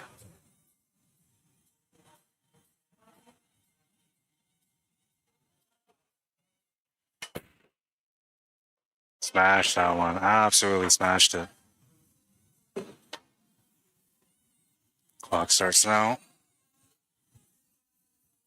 He's on the 1, 2 balls in a decent spot, 3's in a good spot, 4 balls in the middle of the table, near the 5. So he's got a really nice table here that he can capitalize on. 60 seconds off the break, so he'll have a 30-second with a 10-second warning, and then he'll get another 30 seconds on top of that.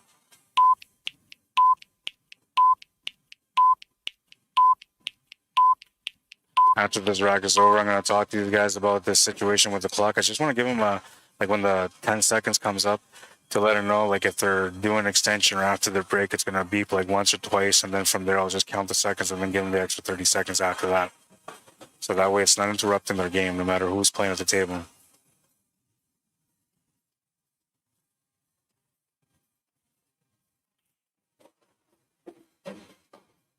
Just a little bit short on this one.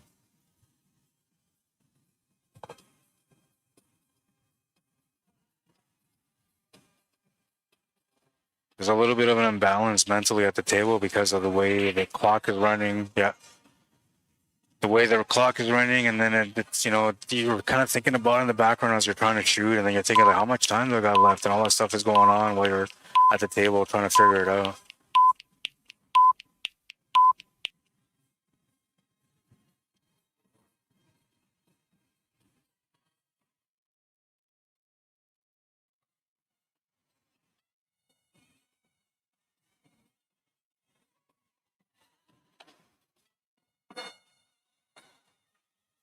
Oh, what a shot, man. That was a nice shot.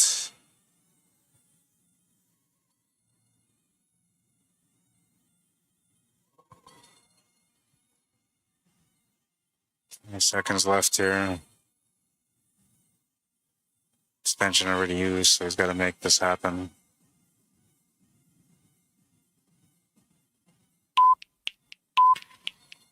Going for a save.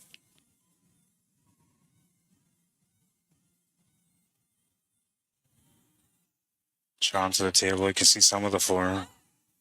It looks to me like you can see it all.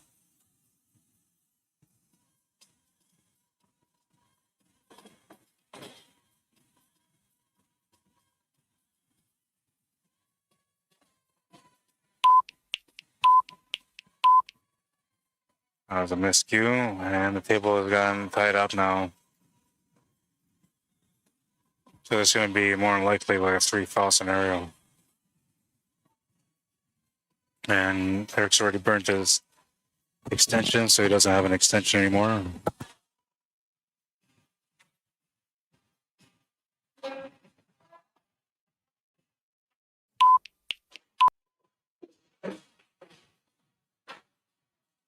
I get quick fingers, man. Like, I don't wait for the ball to stop. I just hit the timer.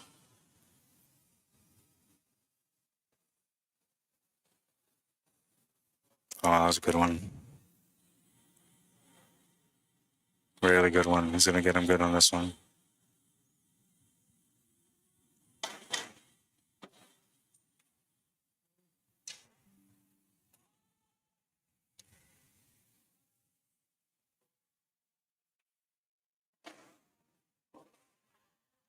So the choices here is to either open it up or try to hit it. But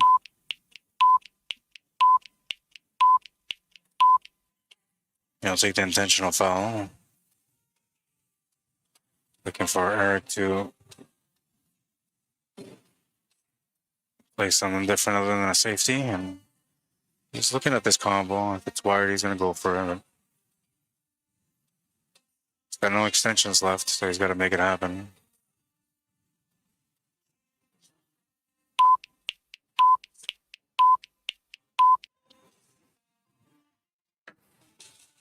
That's the toughest part, is trying to keep up with the clock as a player.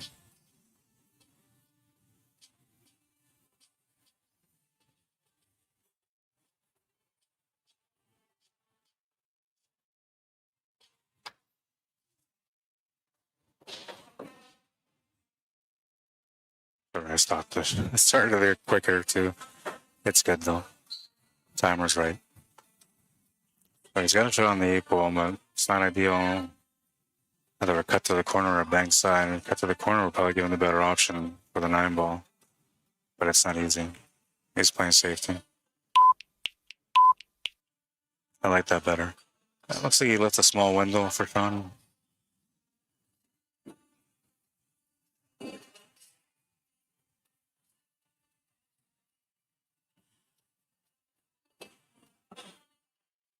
He was able to hit it. Did he get lucky on the leave? No, it's gone a bit too far. That's going to give Eric a shot on the 8-ball and have a great chance to get on the board again.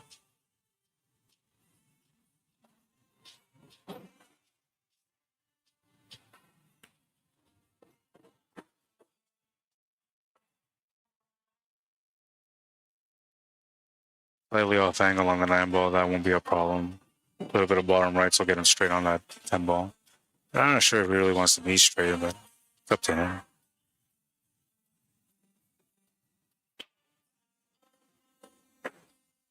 They say the ball you want to be straight on the most is usually the last ball, but I don't know. 9-ball and 10-ball, I feel like people always want to have a couple of angles to work with, a couple of rails to work with, right? And it's just because it's a routine to finishing the shot that way. Oops, starting the clock there again. So Eric will get another one under his belt. It's 10-7.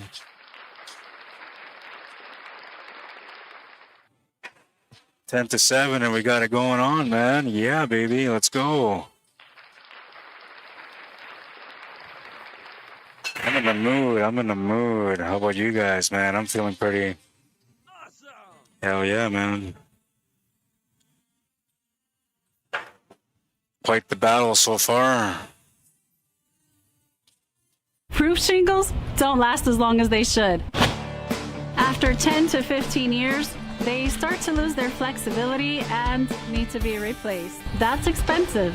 Thanks to Roof Rejuvenate, you can extend your roof life expectancy up to 15 years for a fraction of the cost. Join the thousands of homeowners that made the right decision. Save money, save your roof. Call Roof Rejuvenate today. Moving into rack number 18 now. It's a winner breaks format, so Eric Vargas will be breaking next. Down by 3 at the moment. I'd like to get a little bit closer here on this one.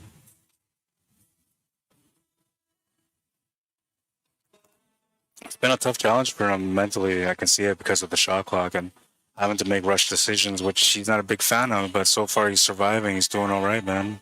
Let's go to YouTube and check out some of these comments right away. Maybe I'm between the next racks. So I apologize if I'm not keeping up with the commentary, but the shot clock and paying attention to the players and they're asking for extensions and all that has got me a little bit busy. All right, so once he picks up the ball, he'll get a clock started on this one. 60 seconds for the break, 30 seconds after that, and they're allowed one extension.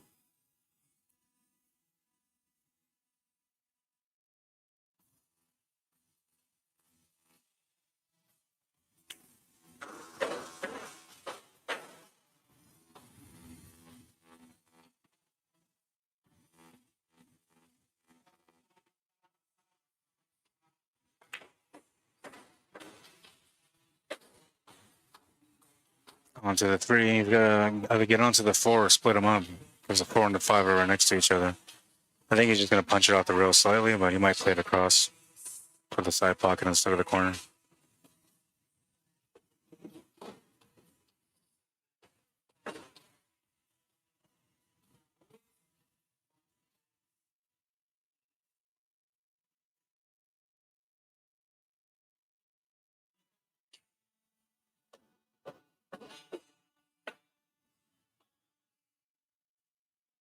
Six and 7 are off the table, so he just has to get back for the 8 ball.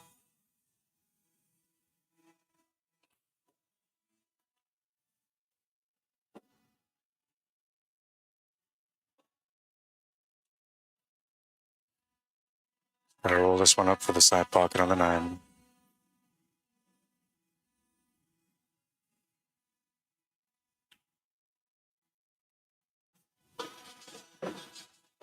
Nine to the side to get a game back.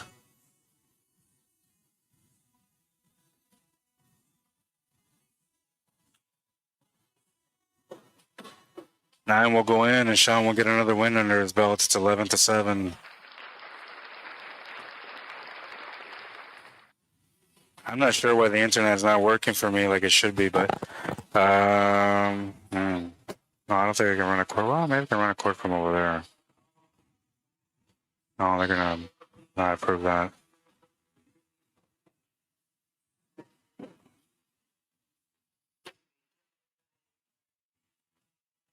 How's the quality for you guys right now? Is it okay? Because like I see the signals dropping, like red barring pretty bad, man. I'm not happy about it. Thanks for the stream, Rod, and may the best person come out on top, says Keith Yowzer. That beeping sure is irritating, but not as bad as your humming. Thanks, man. I appreciate that. Coming in August from Ontario with new eyesight, Rod. Nice. Good for you, man. The Barefoot Filipino. You need a talk.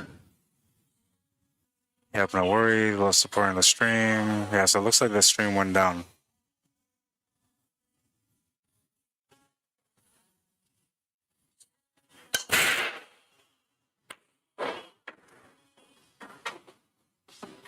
No, it's going in and out. I'm not sure why, but we're gonna start the clock. So when these guys take a break, I might. Oh, I don't know what I can do because I don't know how I'm gonna set up this wire connection anywhere. Because I'm supposed to dip like this, but you know, I think it's the same connection that they use for like the VLT machines, and so the signal goes in and out. But generally, like for the most part, it's been green bars just every now and then.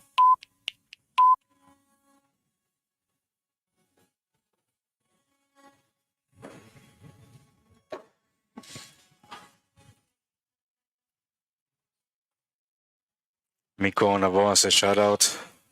How you doing, Miko? Tim Nelson says I have no problem on my side. Okay, so that's good. Over here, like I'm seeing the signal drop, so maybe the lag is so small that you can't even tell. Calls for an extension.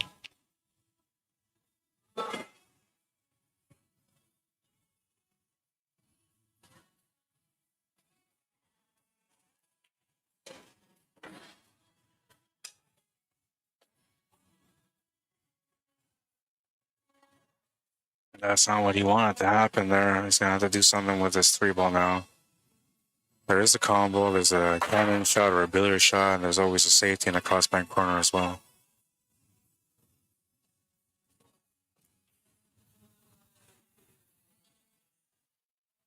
Almost went in off the 8. Got good on the lead though, I think. Although Eric should be able to make this 3-ball no problem, but because it's kind of deeper in the pocket, and if he can see it directly, he's okay. But if he has to mass around the 7-ball a little bit, that can change how the cue ball deviates after it contacts the 3. He's going to call an extension on this one as well. Got to make sure here.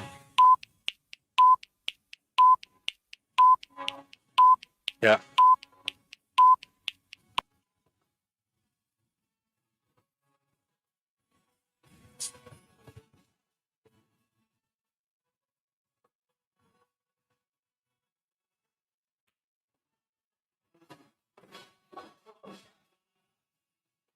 I can only imagine how loud it is, man.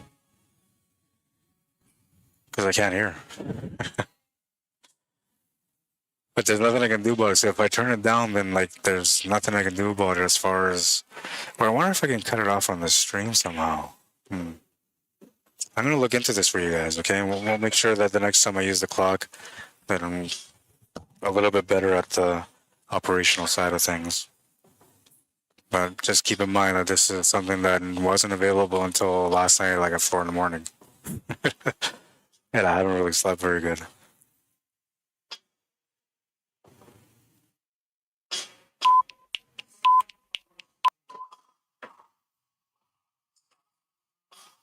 Gonna come up a little bit short on this shape for the 8-ball.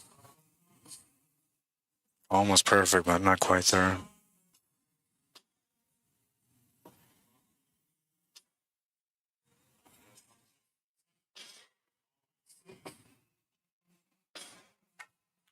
Oh, you can see it. I didn't think you could see it. On the 9-ball now. 10-ball being close to the pocket makes it a little bit simpler here on the 9-ball. You can play it through, follow up for the corner pocket. If not, then you would have to go side pocket and try to bend the angle a little bit. Shot clock on that one. Makes the 9-ball no problem though, and he's on the 10-ball.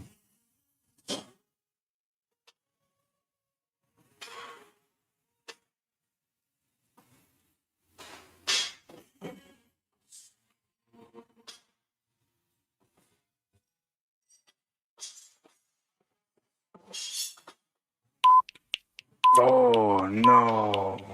And the clock didn't come in until after he shot, so it wasn't the clock that was messing with him there. That was just a miss.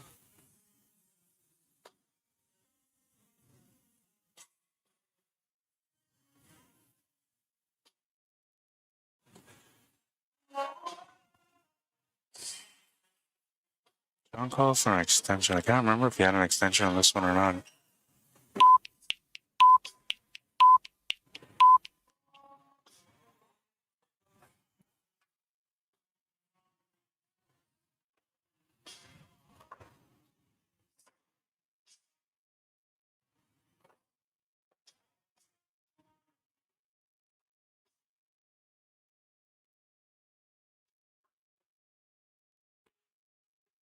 It's gonna miss that 10-ball.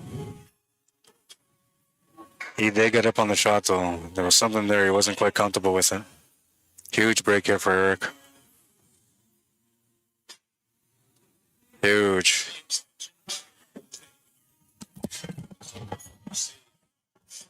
Yeah, that's what I did. Yeah. So what I was going to say is for the extension, what I'm going to do is I'm just going to let it beep once or twice and then count down the seconds.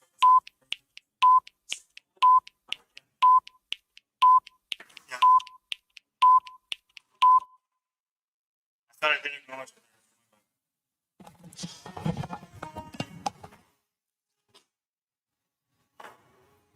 All right, so yeah, just a little clarification that I acknowledge the extension.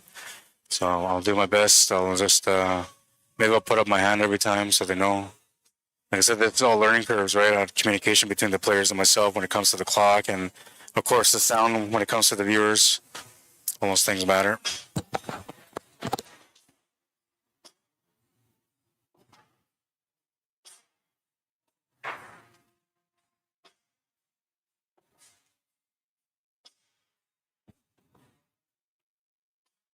All right, and we're moving into rack number 20 now. Eric Vargas to break, surviving a rack that it looked like it was going to be his opponent, Sean MONKMAN, that was going to take it, but a little bit of a roll, and Eric gets a win, and now he's in control again with the break. His break has been okay, it hasn't been that bad, so he's got a decent chance here off the break, where most players, when you play 10 ball, you tend to come up very. He is a money player, though, and so playing 10 ball is something that he's used to, and I'm sure he's got his good spots for breaking. Yeah, so I'm just going to let the beep go once or twice, and then I'll count manually. That's going to help for the viewers, too, so it's not too annoying for you guys.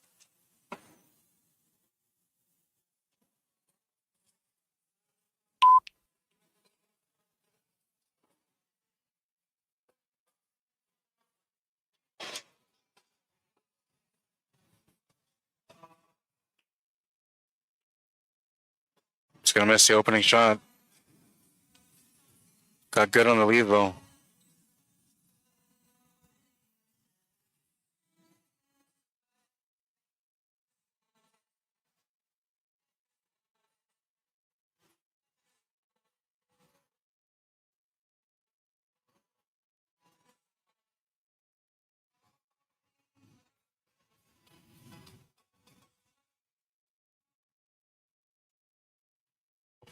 Eric with an open 2-ball and 3-ball available here. This is a chance for him to be able to get back into this match.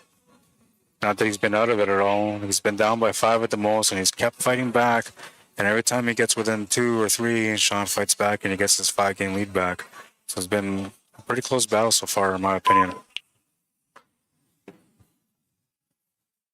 Shot 2 balls there in the 1 clock. If I was talking.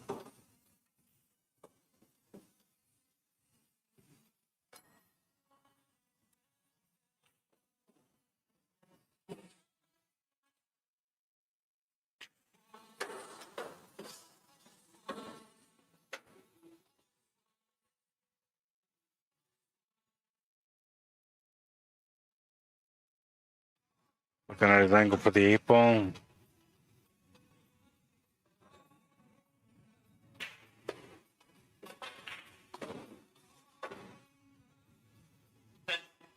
Extension. Extension calls. He's got to figure it out because that 8-ball is kind of tight. I don't think it actually goes anywhere, but he might have to figure out a safe spot for safety.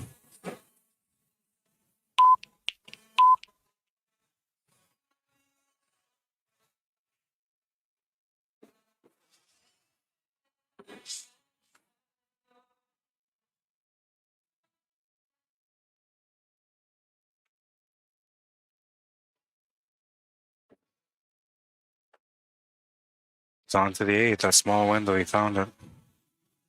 Really small window, man.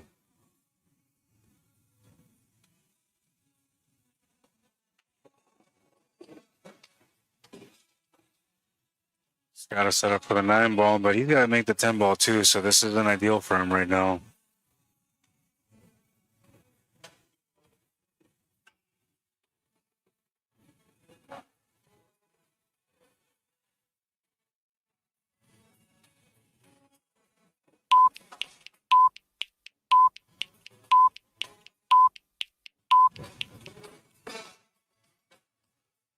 The pace on this one, he needs it to get by the side, otherwise it's going to be tough. I have to reset the clock there for a second.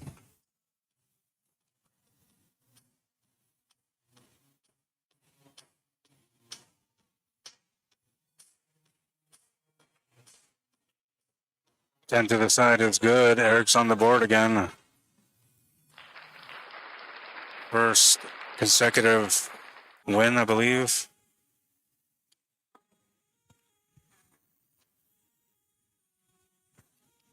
Down by 2.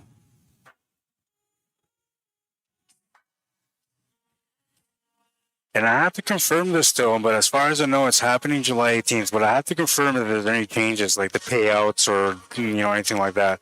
But as far as I know, this is all good to go. I'm going to call Brad Beardy right away, Chief Brad Beardy, to find out if everything is good to go with this one. I just want to make sure that people are aware of the event. It's happening Saturday, July 18th, next Saturday, in Lake St. Martin First Nation. They got ATV open class and the stock classes. Some really nice payouts. Contact information on the poster, but if you can't see that and you want to find out more about it, just message me and I'll get you connected with Brad or Jules Beardy. All right, and we're moving in here into rack number 21 of a race to 30.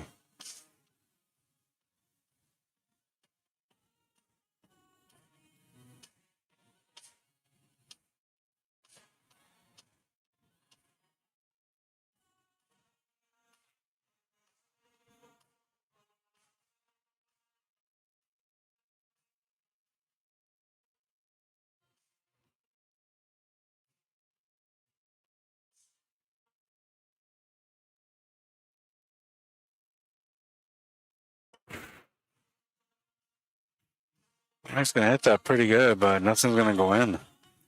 Right break means that Sean Monkman will come to the table. We'll take the rack off and then I'll start the clock.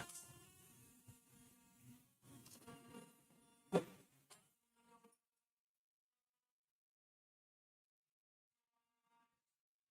get 60 seconds off the break.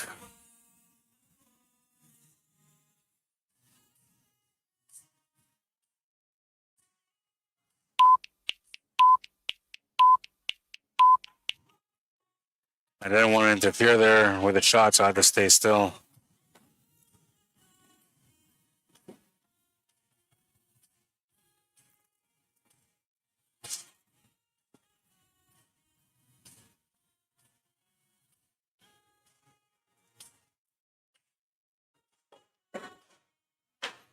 I don't really want to bump into that ball, but he has, and now he's got to deal something here with a 3-ball. I think you can see just the edge of it. It looks to me like it would be a direct scratch at the bottom right corner if you can just nick it. So you might have to try something different, yeah, like a kick shot.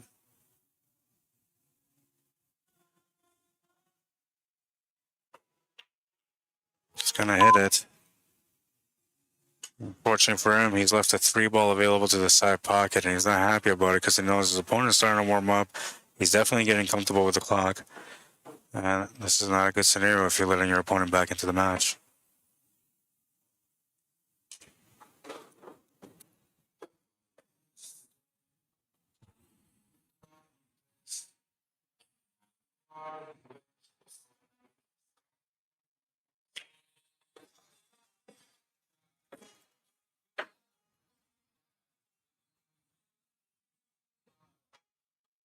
Six and seven are next. Six is sitting on the right side cushion near the side pocket.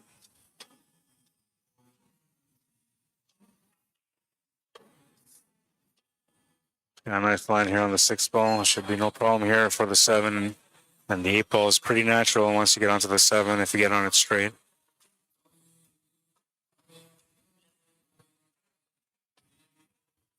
Calls for an extension.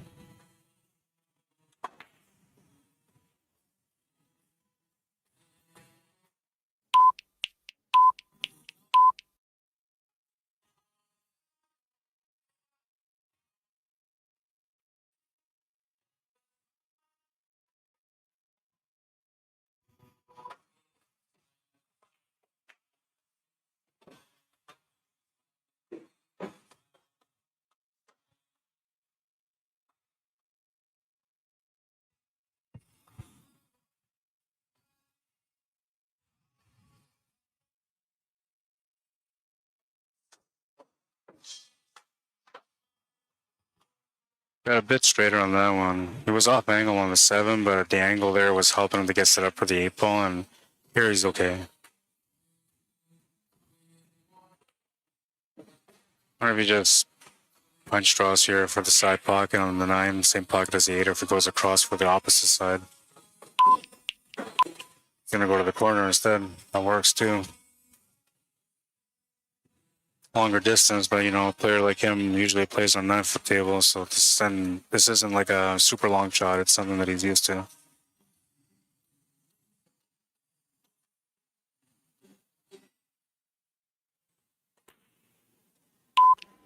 I'll make the shot to the corner. It's got the 10 ball set up. Didn't need the extension on that one. And he's starting to sweat a little bit, man. So you can see he's starting to get into this as far as like trying to beat the clock. It's another good win from Eric. How's the crowd enjoying this one so far? Check out the comments while these guys are on a quick break. Let's see. The output of your voice is much better today, though. Last time I watched, your voice was clipping, and yeah. So I'm trying to work on all these little things for you guys, you know, and hopefully I'm doing better. But I have a full intention of getting back into streaming pool and all that. It's just, you know, I've been dealing with health stuff, so it's kept me away, and chances are it's probably going to keep me away in the future too. So what I'm doing is I'm just trying to live life as much as I can, and part of that is getting back into streaming again as much as I can until I can't. So you guys will be seeing some more coverage. Tomorrow I'll be here at the Hidden Pocket for the Sunday Open. So if you guys are from Winnipeg, you're coming out to play tomorrow, be ready for the stream. I'll be here, and we get to do the Sunday Open again.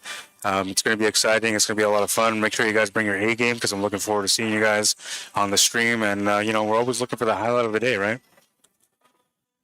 Let's see. No reflection on the cost. This kid is good, says Peter. Yeah, he's pretty good. They're both pretty good. The real action was Sean talking Eric into a 9 spot. I would have loved to see that. Yeah, I think they like both constructed the rules and everything in the format here, so that they both came to agreement when it came to all the rules and stipulations of the match. Sounds okay, bit of lag. Yeah, that's the internet, man. It's going in and out. Not sure what I can do. Next time what I'm going to do is I'm going to try to do a wire connection.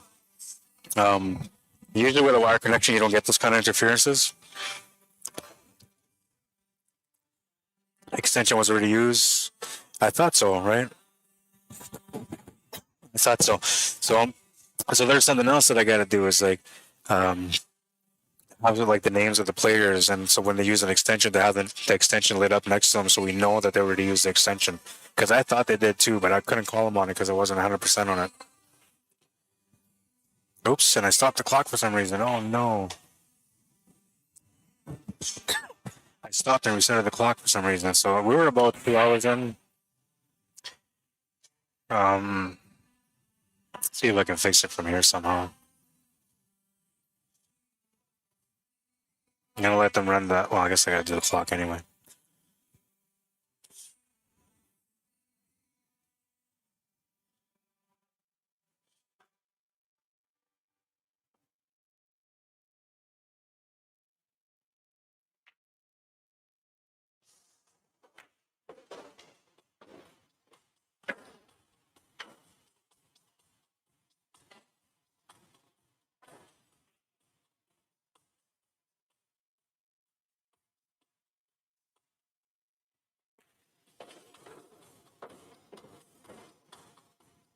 Got some angle on the screen as well.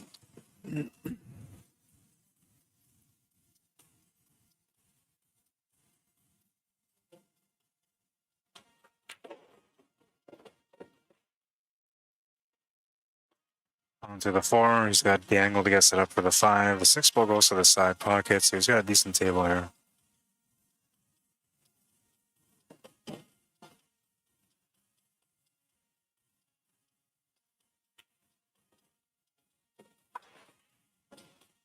It's around the perfect angle here on the 5, and he's onto it with a nice setup for the 6 ball.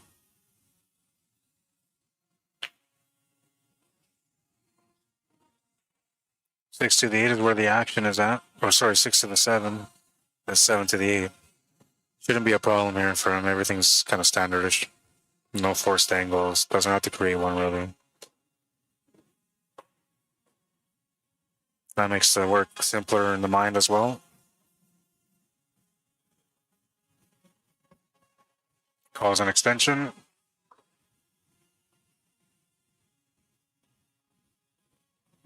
So as I said, I'm going to count, let it beep twice, and then from there I'll just count in my head and then restart their extension.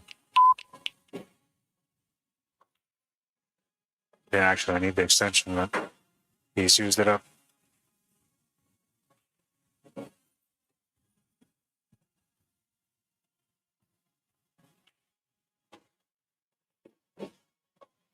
Just a 9.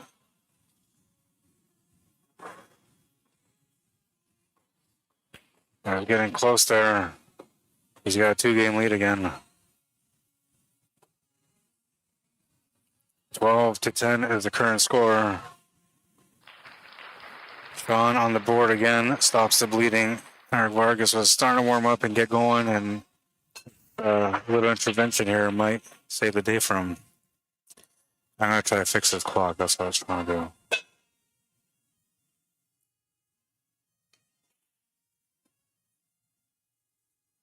Oh, yeah, I can't remember.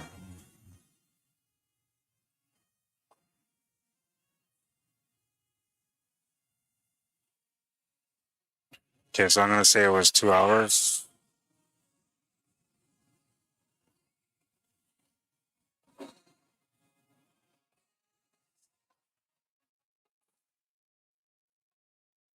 Yeah, so that gives me the 2-hour mark. Hang on. I almost got this sorted out.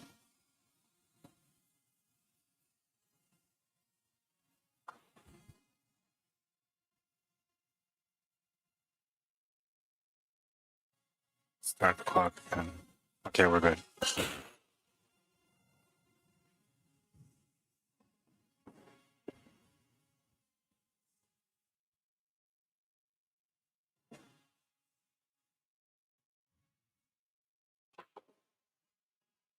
A lot of extra operations today.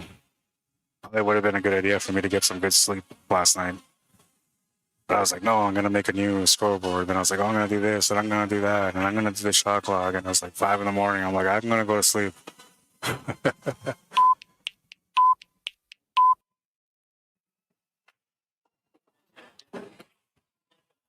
That's off the break, so you got 30 seconds still.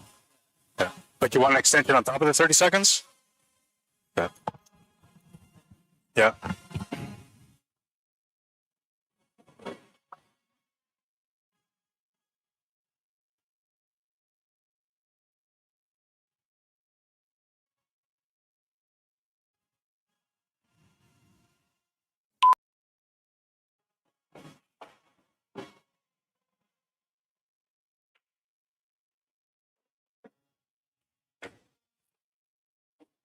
That extension won't matter because he's scratched. He was asking for an extension, but they get 60 seconds off the break, right? So that's what he told me.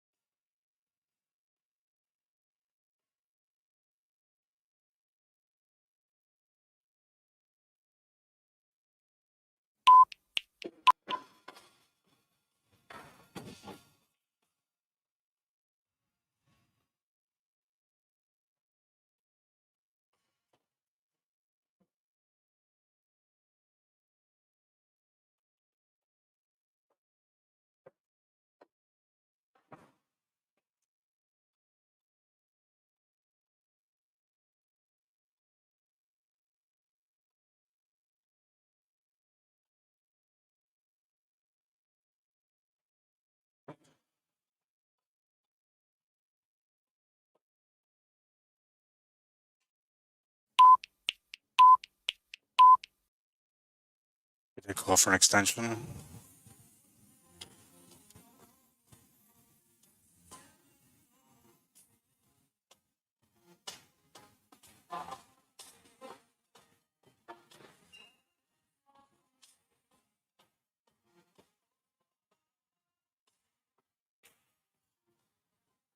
Just missed the bank.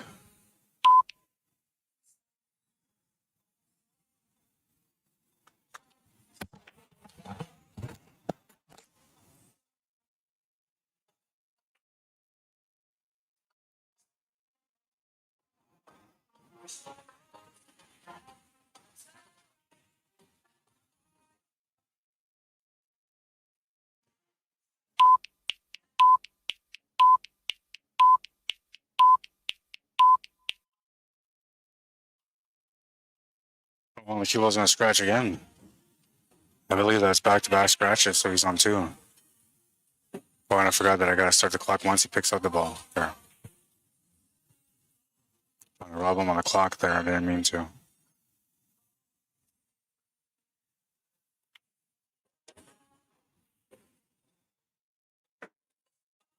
Did it again there for a split second.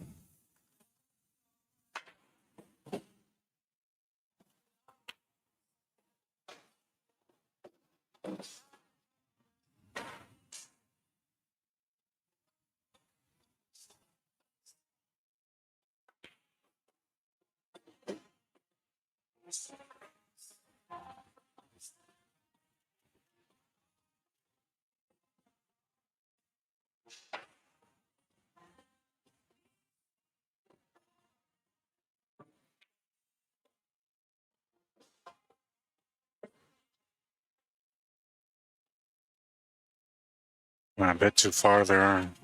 Setup was supposed to be for the corner, but he ended up with a side shot instead.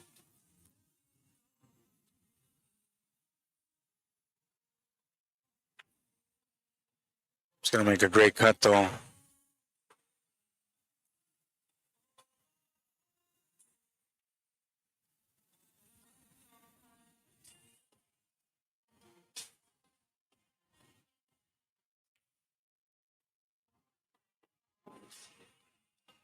Missed the 9 ball. It's not something I expected there, but it happened. Eric with a nice little break here. He was just getting his momentum, and then Sean stopped the momentum, got back on the table, and Sean was about to get some momentum, and it looks like now Eric has got his chance instead.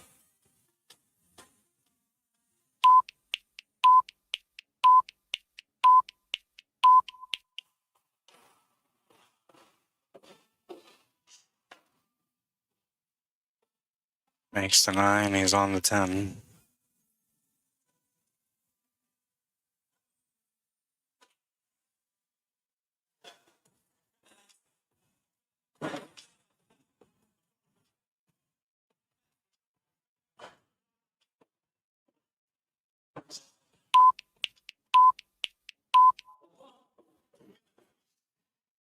It's gonna make the 10 ball.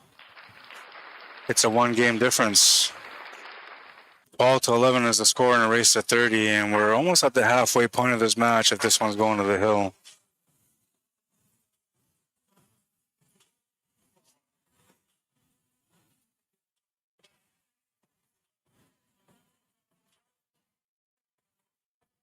If you're looking for some nice gear, check out Clutch Shot Billiards Apparel. You can find them on Facebook. They have a website, which used to be clutchshot.company.site, but I'm not sure if that's still their website or not. I should know this, so I just wanted to, give them a shout out because they're good people. They, when I was in Vegas, they looked out after me and they took care of me when I didn't think I was going to be able to be taken care of. So shout out to them. Same thing with Locked and Loaded. They were great people. Check them out as well. They're on Facebook. Lots of great gear. All right, and we move into rack number 24 now. It's winter break, so Eric Vargas will get the break on this one.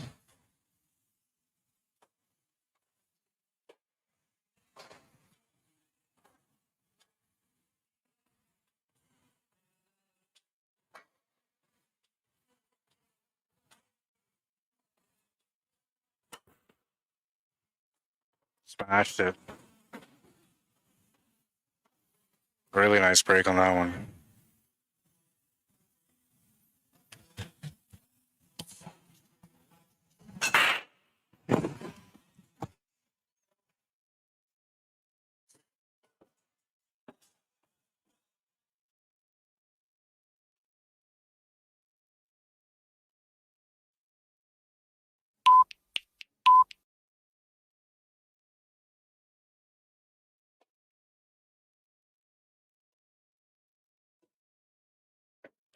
This was the beginning of his extension there.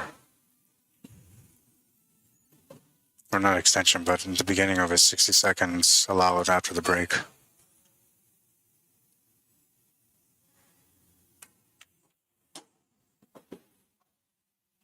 I can't believe he missed that one. Missed the 2 ball.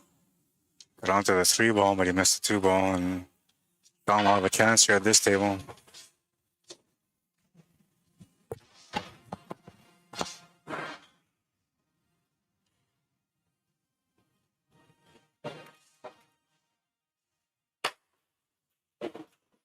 He's gonna make the 2 ball, but the white ball would jump off the table and give in Eric Vargas a ball in hand.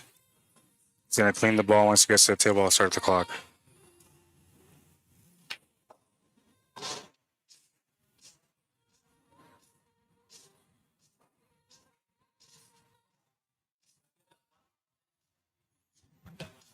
Nobody's used one yet on this one.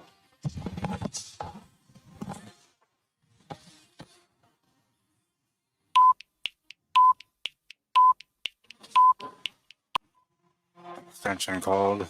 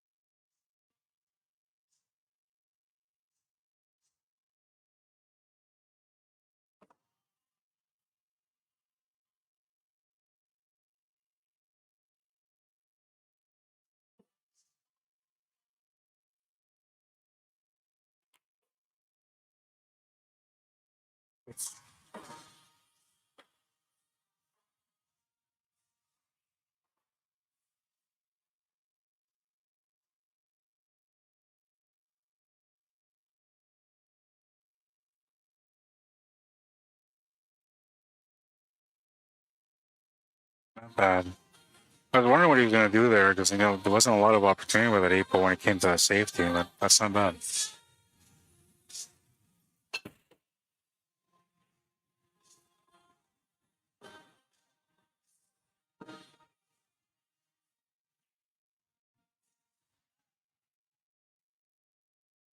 No, I didn't go as planned. Turn the table over with the 8 ball sitting over the pocket.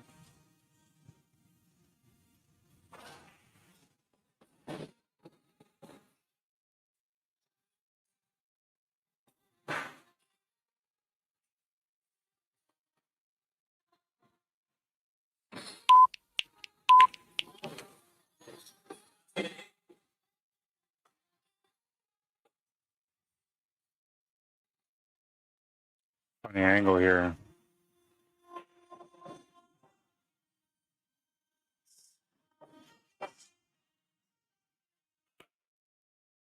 Doing some Corey Duel stuff there. But the cue ball's going to scratch in the side pocket. Sean gets a ball in hand on the 10 ball. Eric will just give him that game because he knows he's going to make it with a ball in hand. It's 13-11.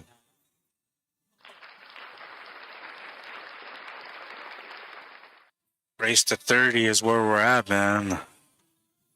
That's what we got to get to. Whoever wins 30 games at the moment, 13-11. Sean Monkman in the lead. He's had a 5-game lead. Eric's fought back a couple of times on that 5-game lead and has gone within 2. This was the first time that he got within 1, had a chance to make it even, and then he turns the table over on a scratch from the 9 to the 10. Pretty exciting stuff, man.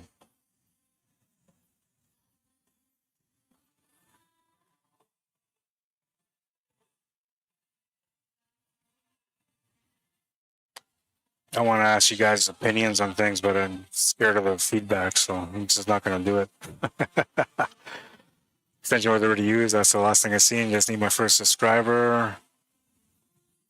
Zero Media Inc. What are you doing, Zero? What is it that you promote? What's your hobby? What's your passion?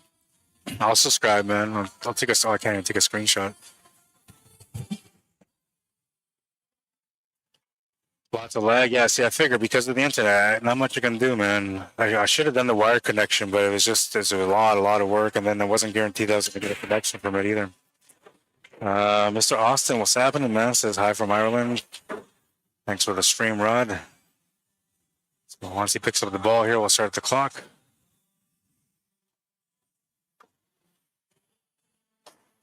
Oh, why didn't it start?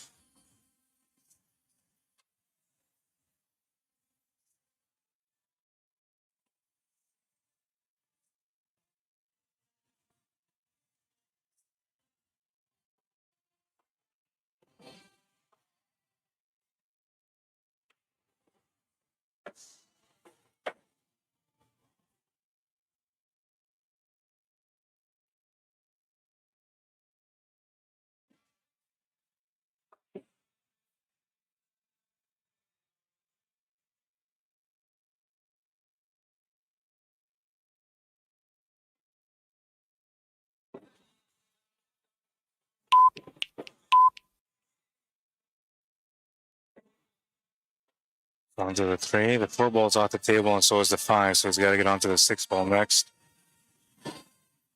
Needs a little bit of angle to get set up for the 7 ball after that. 7 to the 8 is pretty standard, and 9 and 10 should be okay too. It's all about the shape on the 6 here, which shouldn't really be a problem at all.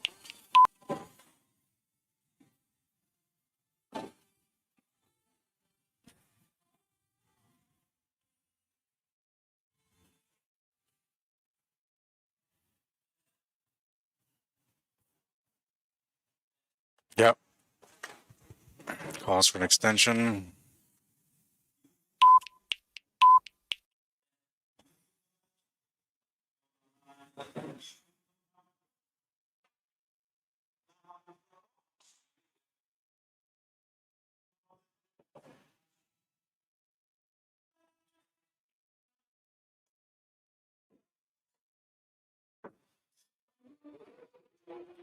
So I check the angle on the 8 ball.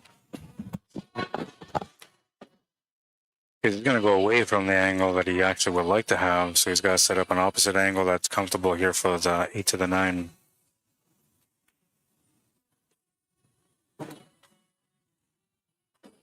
Just like that, now he's got that punch angle off the rail to get onto the 9.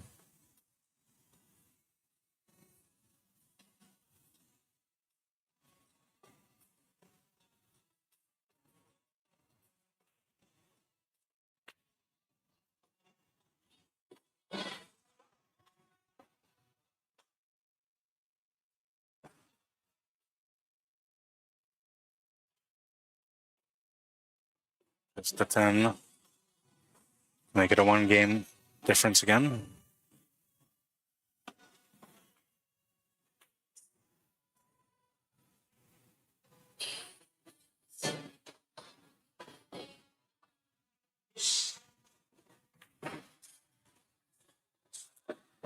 And that's a win for Eric Vargas, making it a 1 game difference.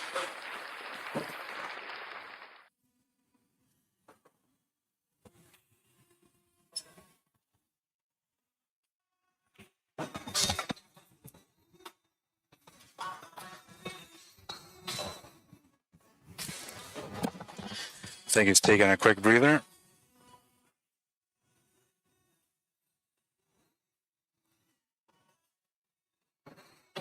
All right, so we'll do this ad real quick, and don't last while as I'm long doing as they that, should.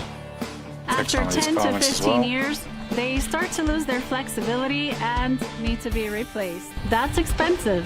Thanks to Roof Rejuvenate, you can extend your roof life expectancy up to 15 years for a fraction of the cost.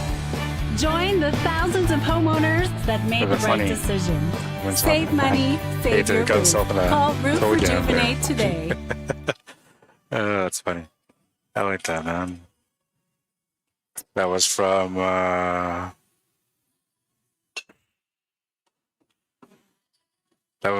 Ka Splat. It's Hoodstar says, "Who's this homeless guy that's shooting? He's pretty good." I don't know, but I think he's trying to make money for a pair of shoes, man.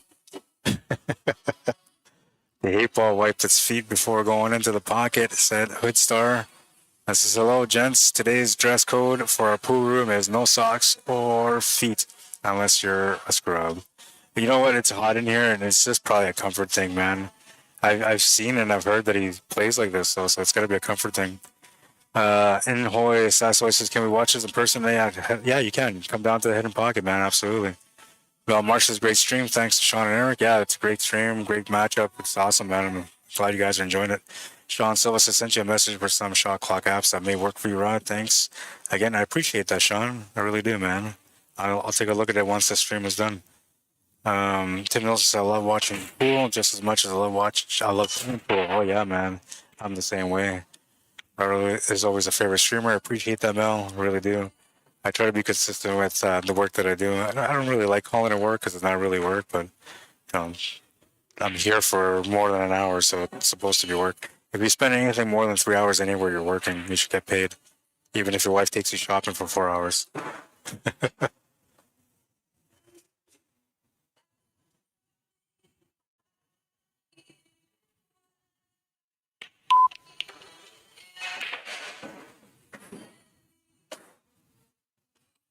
Down to the 3. 4 ball sitting near the pocket.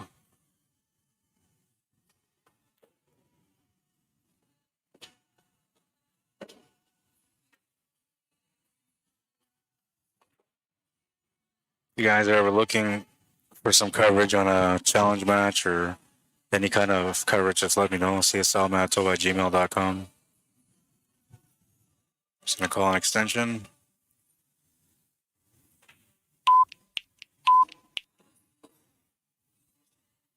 Oops.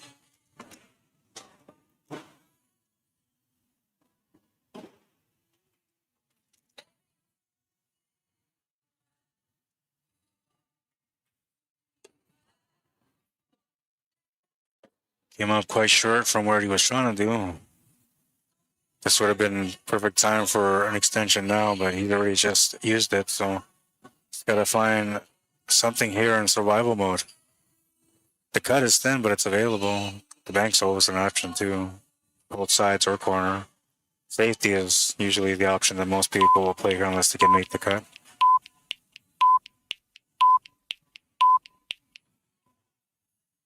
Gonna make a nice cut on that one, and the cue ball's gonna get a little funny, but I think he found the window on the 6. Are you looking at it? Ball's aside. Can't quite tell from this angle.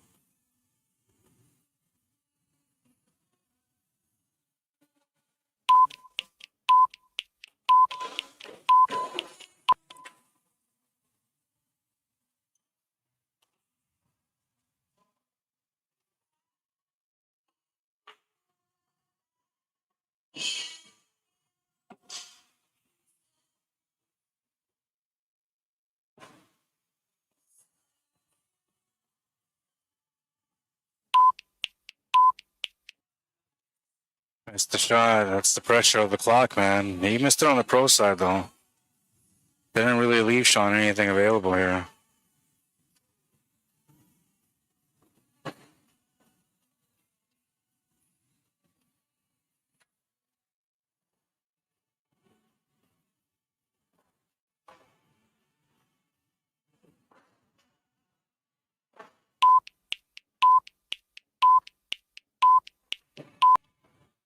He got the good hit. He's going to get a good leave. He hasn't had some lucky leaves so far. So far, he's been leaving some opportunities for his opponent, Eric Vargas. And this time, he's kind of left an opportunity still, but it's not as easy as some of the other opportunities he's left behind.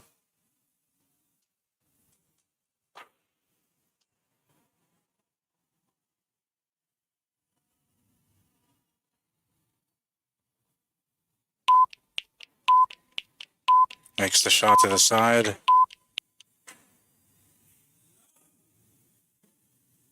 A little bump into the 9 ball there. Allows him to get onto the 8 ball.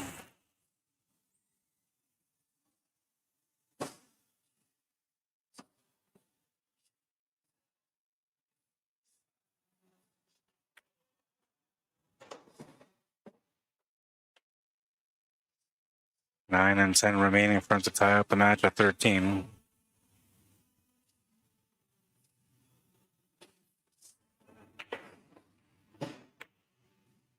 Oh, and he missed the 9 ball. Crazy. Huge break for Sean Monkman on this one. It was about to be a tie game. Now he gets a chance to be able to take the lead again by 2.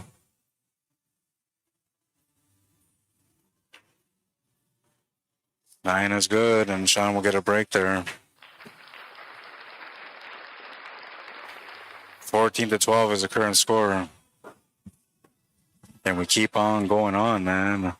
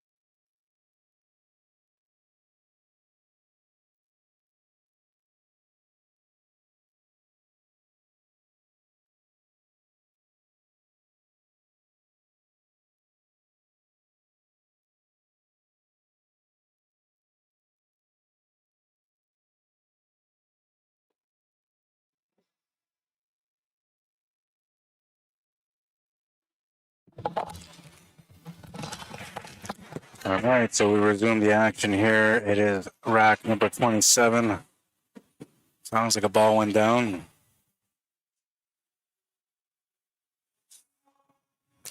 Is taking off the rack.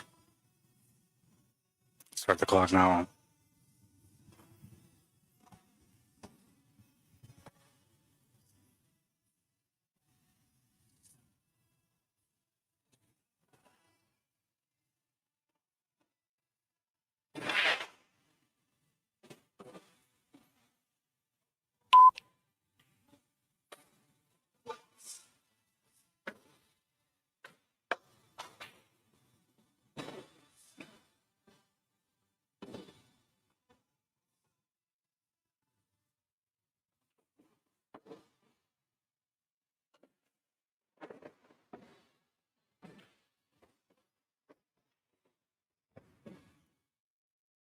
Oops. Oh, loud noise in the building distracted me for a second. So the four sitting right next to the cue ball, he just has to punch us over a little bit, but the angle that he's got is somewhat straight. So it doesn't really help a lot. And the only way to really adjust is by making the shot on the four a little bit longer or just turn over if you can feather it in with some spin. Did you say extension? You said extension.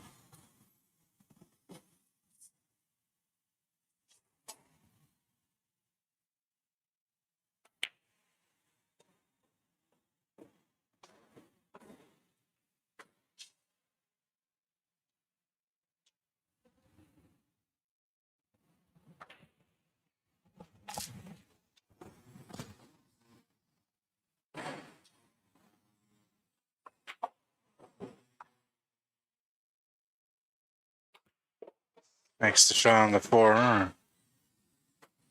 Gets onto the six with some angle as well.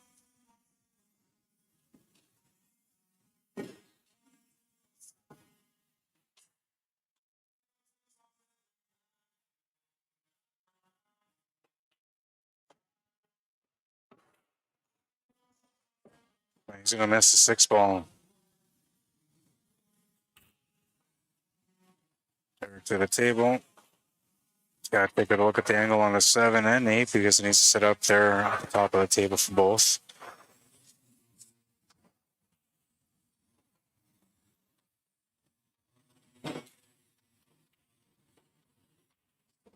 No shot clock for tomorrow, guys.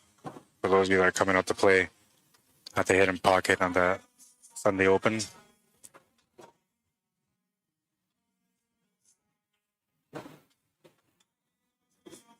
Maybe on a couple of players will run the clock, but not everybody.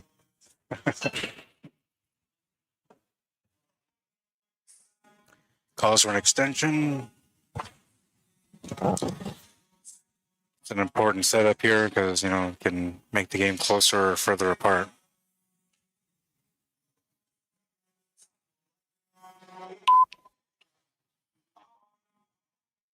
Oh, wait, I forgot. Gotta give him the seconds.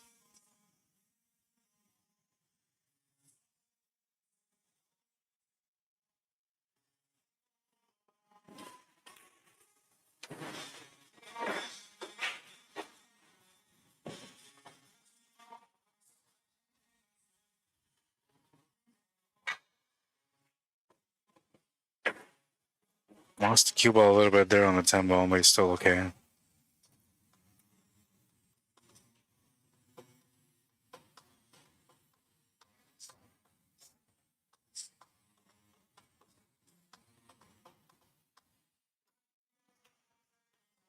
Makes the 10 ball. He's down by 1. Nice little matchup we got going here so far. 14-13, a 1-game difference and a race to 30. What do you guys think of this matchup so far? Give me your feedback. Let's check out Facebook. Robert Fedinato, how you doing? Says a pretty big spot for Eric to give up on this. Sean seems very comfortable on a 9-foot table. Yeah, but he's more of a bar box guy than he is a 9-foot guy. So, but I'm sure that, you know, with 20 grand on the line, he came out and played some 9-ball throughout the week to get ready for this. So that's all it is. Just a good player that's just adjusting, and looks like he's making some great adjustments so far. Aaron Pategan, how you doing? Said, let's go. Sean Monkman. Miko Navoa said, shout out. I don't know what you said there, but shout out. Probably wrap foil around the antenna. Yeah, that, well, I don't know. They got really good internet here. I'm just not sure why it's spiking like that. Look like a total opposite of how the match started, says Leonard Spice. Susie Dixon says, we're going foot loose and fancy free again. Tasha Thomas says, shoes are optional. It's whatever makes the player comfortable. Tim Nelson says, why does Sean not have to shoot the 10 ball? I'm not understanding why he doesn't have to shoot the last ball in. Because he's got the 9 ball and 10 ball spot to him in every rack. And that's based on the fact that Eric Vargas is 739 FARGO rate based on 9 foot, where Sean is 743 based on bar box. So there's a bit of a gap there in size and experience. And the other thing, too, is that Eric has 14,000 robustness under his belt, like 14,000 games plus for his FARGO rate, where Sean only has just under 4,000.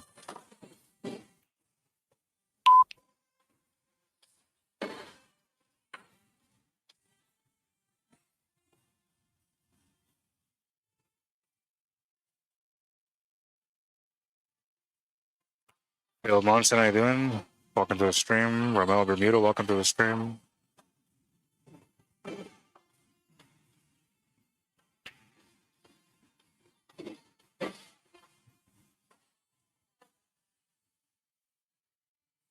Elaine Arsenal, how you doing, brother? Says, hey there, what's up, Ron? What a great match. Nice to see the stream. Yeah, you're welcome, man. Rail is bouncy. Wow, it's caught these guys off a little bit. Ben Francisco, what's happening, brother? Says, shut up, brother. Larry Walper says, is Eric barefoot?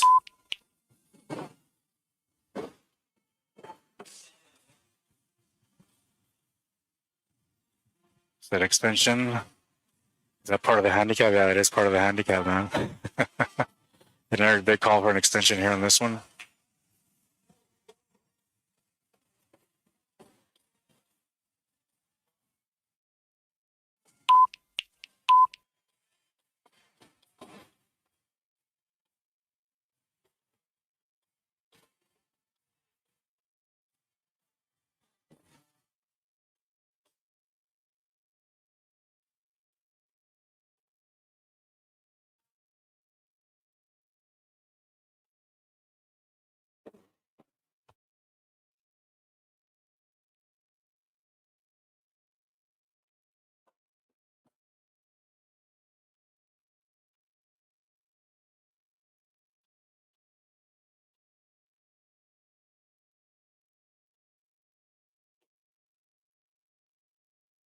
AC8, he's going to bump into the 9 ball on like a positive angle. That's going to help him get set up here for the finish on this rack. Natural line to slide over to the left side for the 10 ball. Complements the shot on the back cut as well.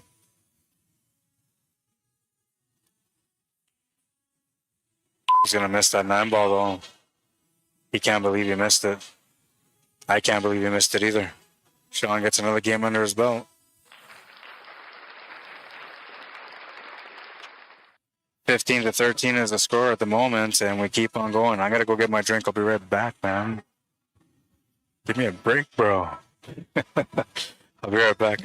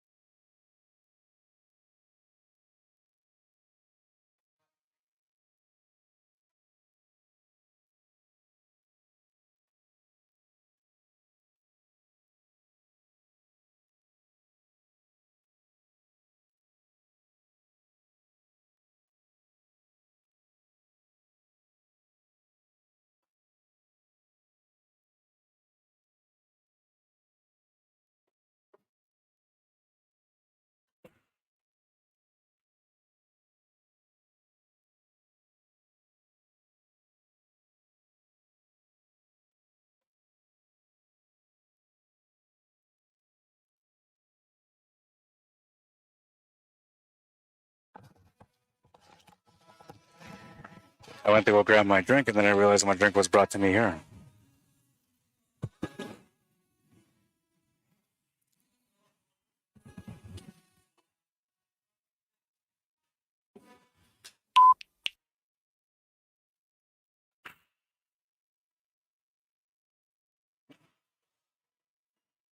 Gonna scratch. Oh man, he just hung on. Crazy. So he was just about to get started on his second half of the 60 seconds to get in the opening after the break.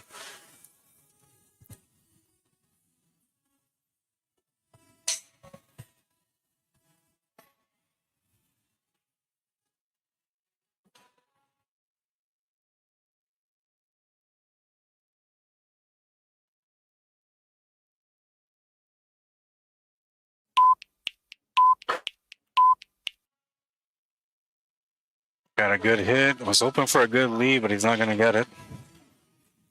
It's a little frustrated right now. He's had a couple opportunities to get even to try to get ahead, but he hasn't been able to capitalize yet.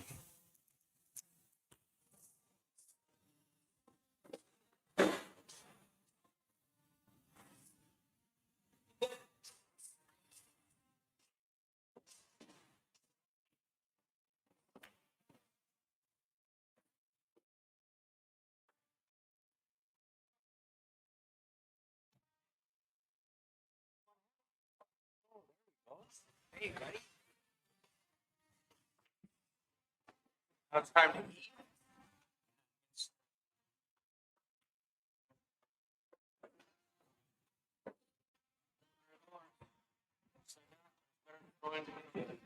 Yeah.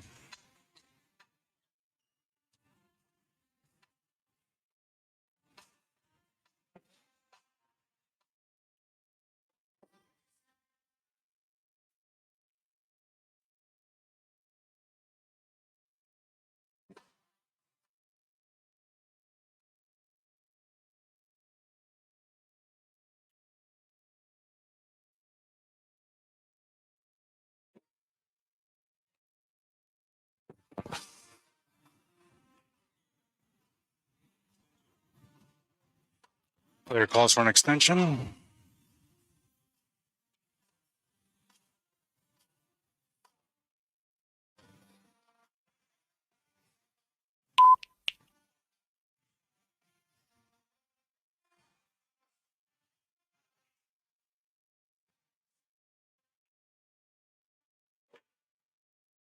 It's going to come away from the pocket.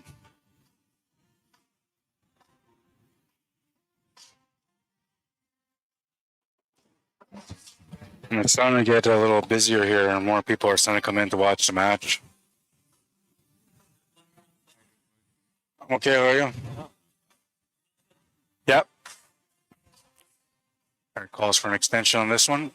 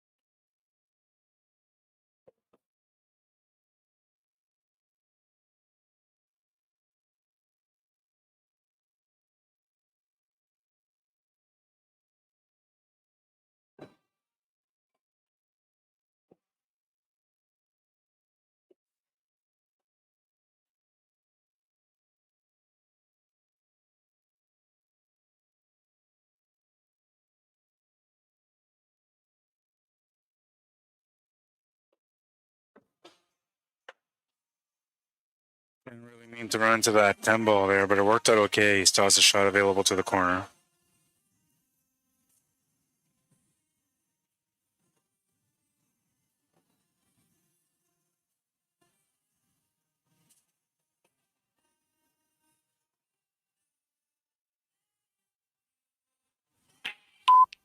Makes the 10 ball. He's on the board again. Down by 1 at the moment in a race to 30.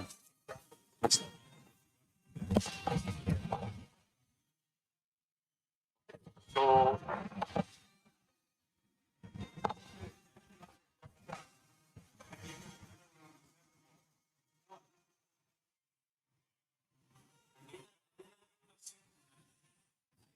since you're watching, can you keep track of the extensions? And when they call it, you let me know. Like a timer.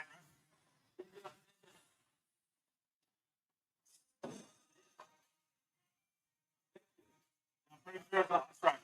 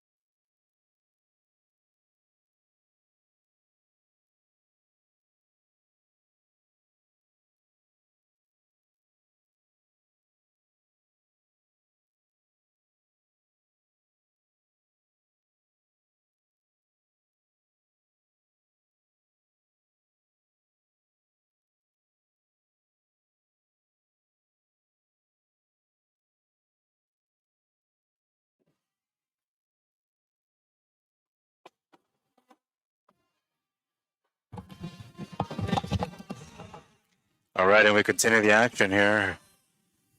Rack number 30 in a race to 30.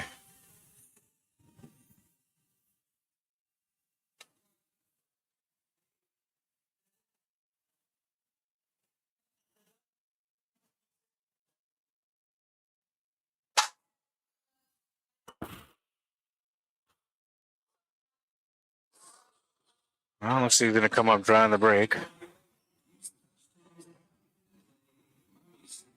He's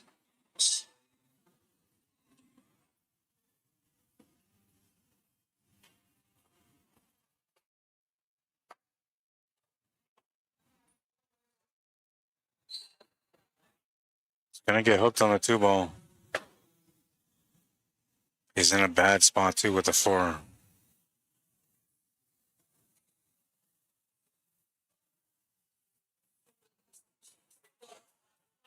Smart not to use an extension there. Needs a little bit of luck on the leave. Or call the 8 ball.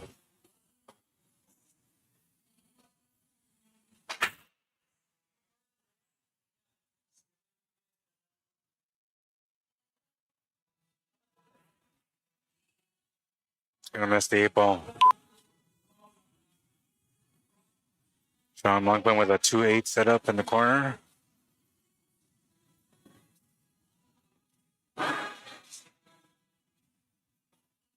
It's a pretty big opportunity here because now he's got a chance to be able to control the table. But he's got himself in a bad spot with a 2 ball. If he can still make it, he's okay, but it looks like he's really tight on it.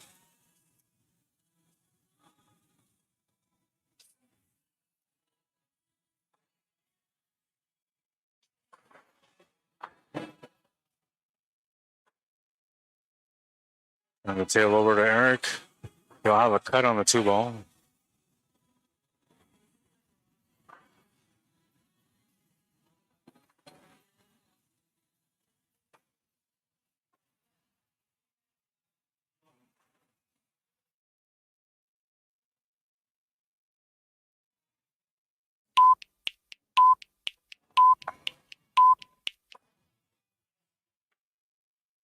Clock went off, and he didn't make the 2 ball. He hung it over the pocket. Oops, I started that one too early. Not sure if he left him any kind of window between the 9 and the 10, but I don't think so. And hitting this ball off the kick shot on the left side cushion is going to be tough. Going to call an extension.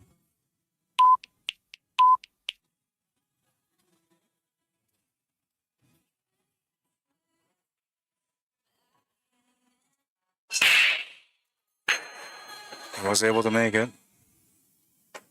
Avoids a scratch as well.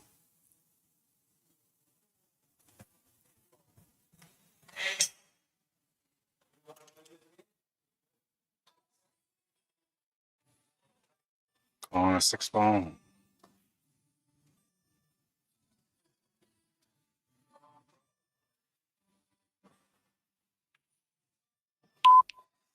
Good hit. Gonna leave some sort of a shot here on the 3 ball. He can back out it to the corner. Can also bank it down table and get the cue ball up and top behind that 10 ball for a safety. A couple different options he's got to look at.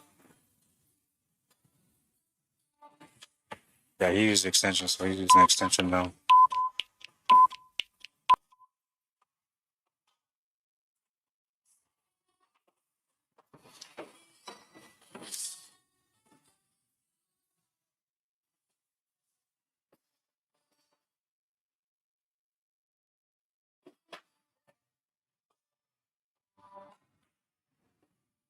Thanks the shot.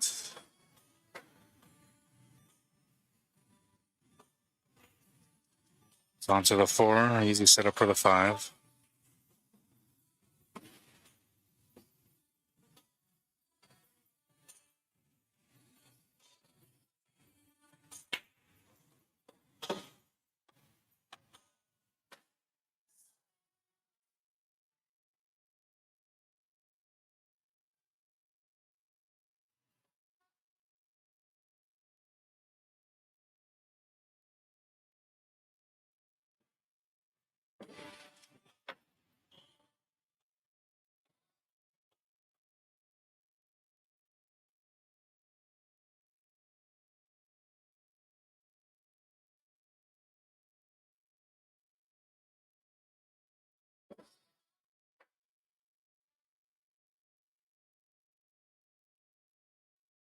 Interesting little setup here with the 9 ball and 10. He doesn't have great angle, but it's not bad. He can work with this.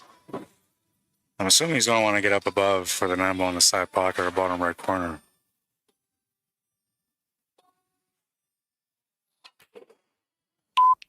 Put some punch into that one, and it's going to get enough for the side pocket anyway.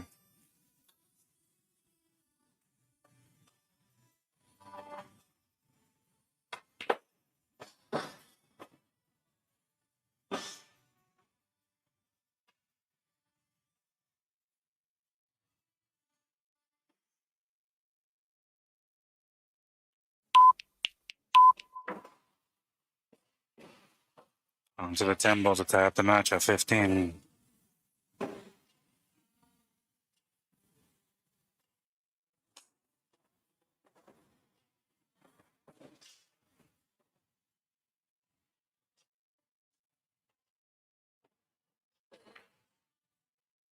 Oh, it almost stayed up.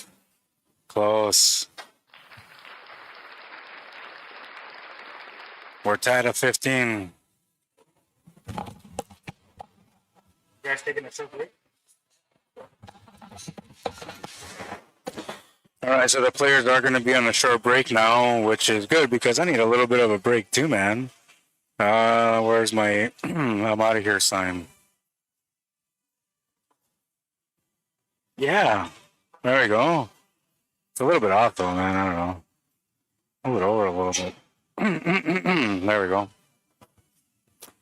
right, so the players are currently on a break, and so am I, man. I'll be right back. I won't be that long, but I'll be right back.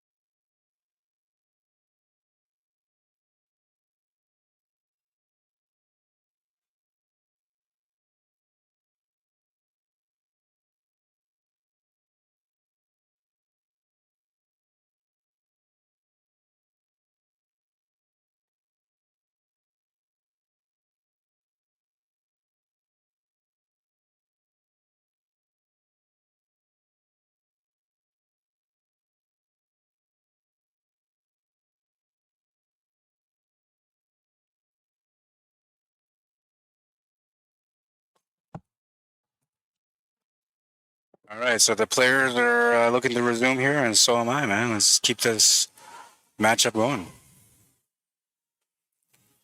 I wanted to charge my phone, but I don't think I can do it. See if somebody here maybe can borrow me a charger while Eric is racking.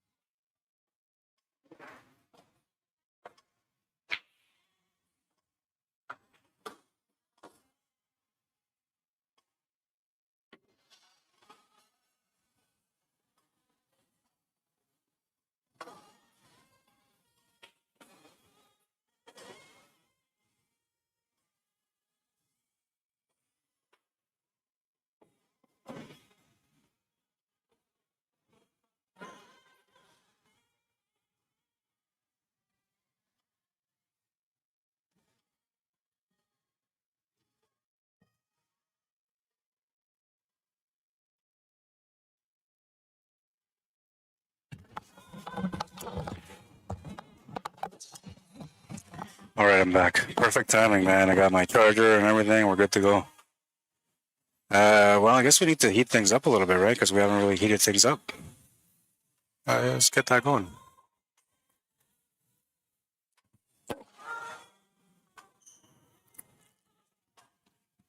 Rack 31 of this $20,000 showdown. It's a winner break format. Eric won the last game, tying the match at 15. He's breaking down rack number 31.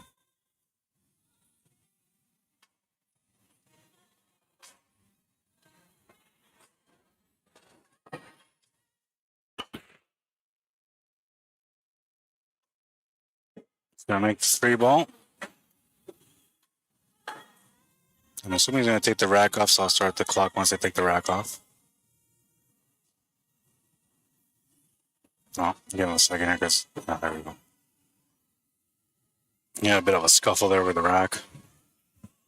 One thing is I'm trying to make sure that I don't rob any of the players on their clock. And and another thing is I'm trying not to interrupt them. So whenever the beeper goes off for extensions, I'll let it go twice and that's it. I'm assuming he called an extension here. Just on at the table now.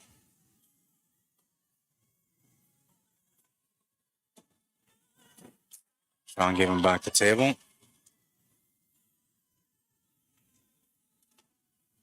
I'm not sure if he called an extension there or not. He might have, but I didn't see him.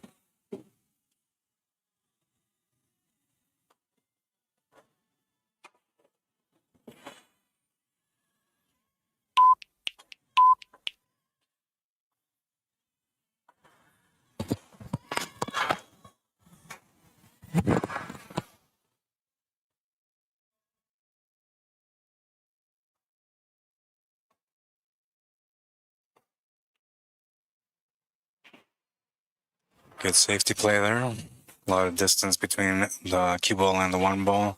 1-ball not being close to our rail makes it a little bit harder to be able to contact it. That improves the opportunity. That improves the opportunity here. You said extension, by the way.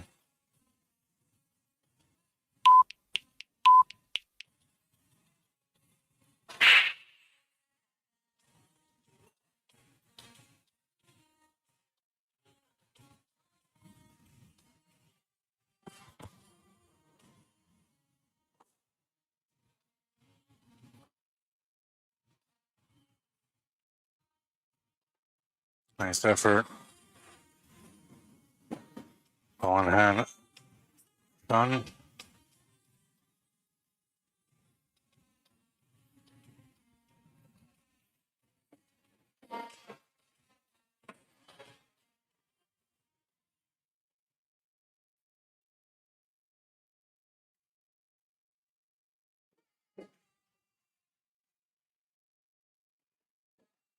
3 balls off the table, so he's got to make the 2, then the 4, and then get back up for the 5. A little bit of extra work going on here, and all depending on the angle on the 4, though.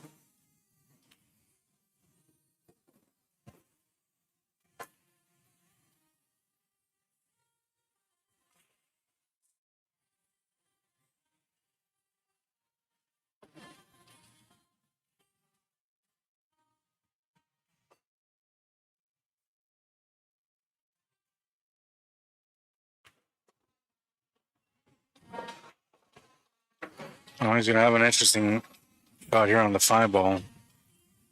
Thin cut. Bit of a stretch on the body as well.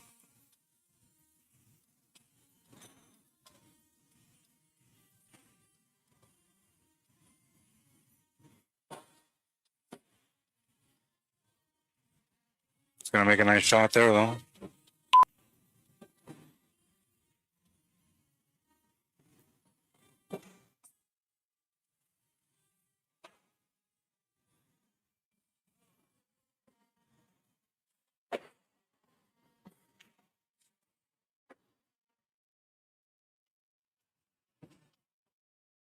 Just 8 and 9 to take the lead in this match.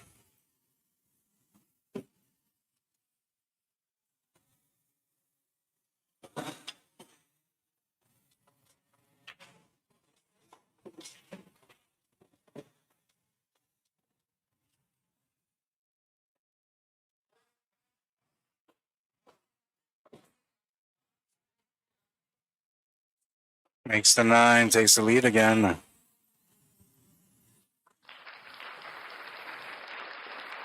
16-15, 1 game difference.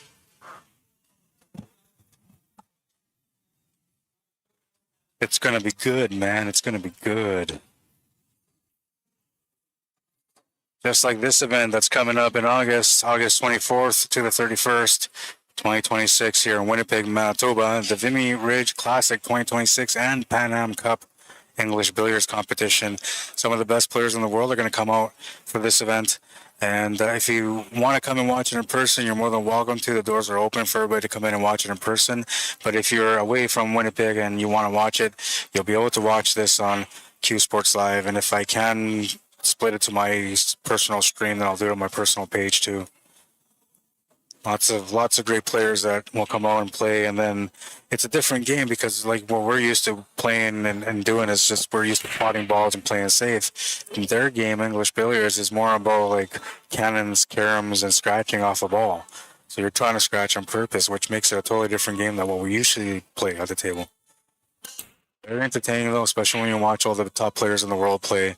They're so good with their cue ball control that they make it look extremely easy. And they can go on crazy runs too, man. Like, completely crazy runs.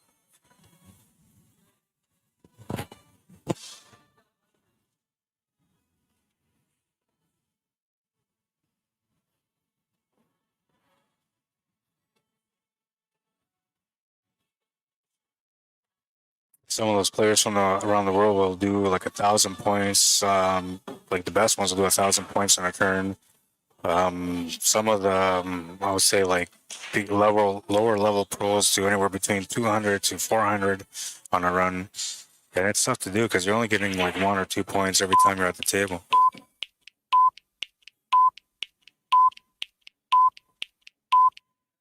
That's it.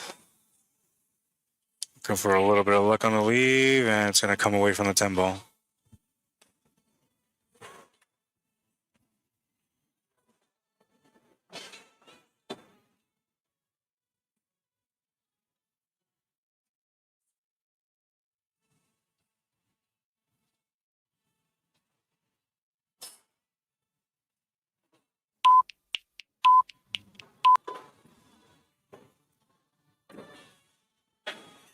On to the 2. The 3 is next to the 7 ball right now, so he's got to figure out what he's going to do there.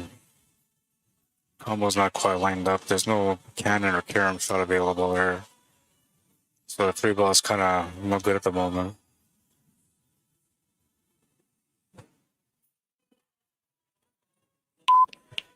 Player calls extension.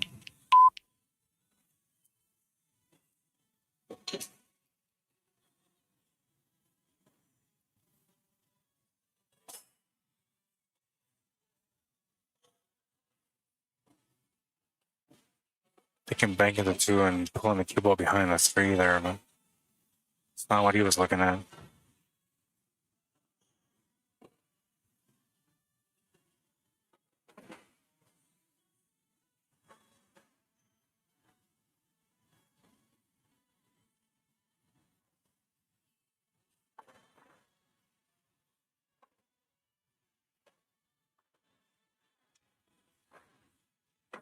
Three ball's gonna get in a bad spot.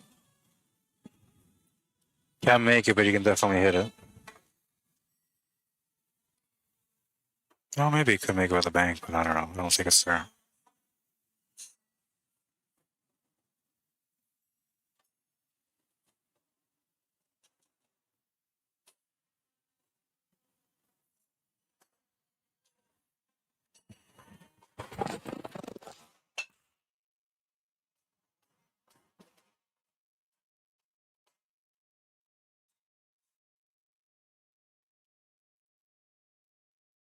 Not bad.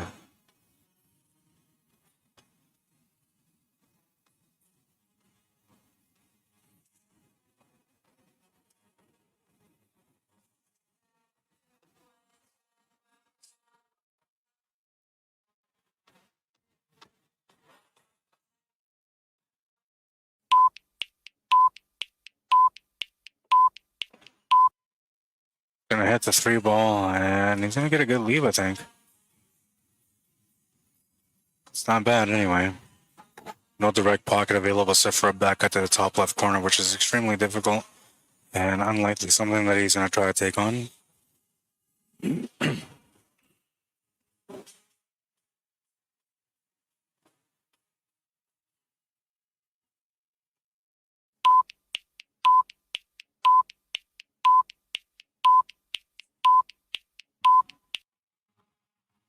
Gonna miss that shot, and that's gonna leave an attempt here on the 3 ball.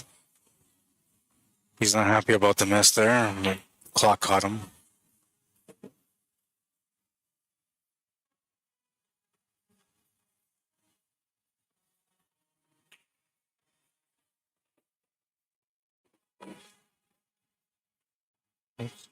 He's onto the floor.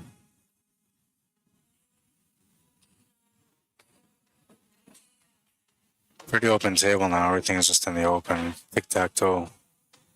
Keep trying to start the clock early on him.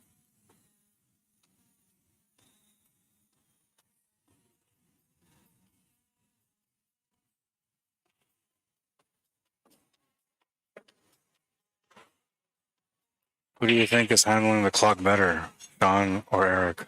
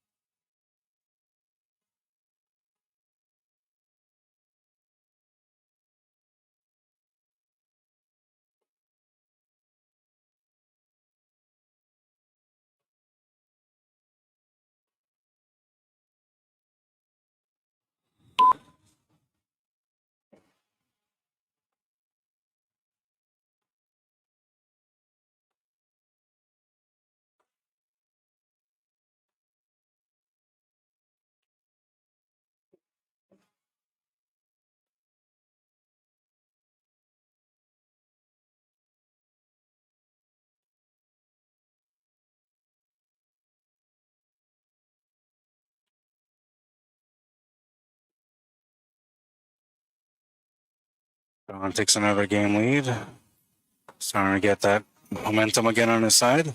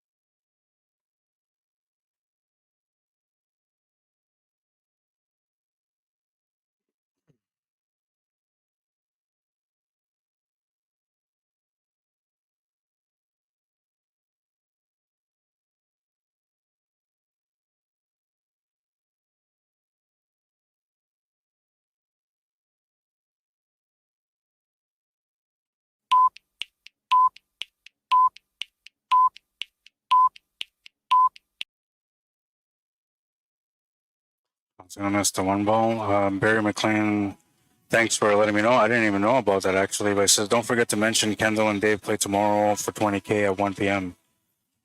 And oh, you won your match against one hand. Oh, nice. Good for you, man. 30 to 18 on a 9-foot. I didn't know you guys played either.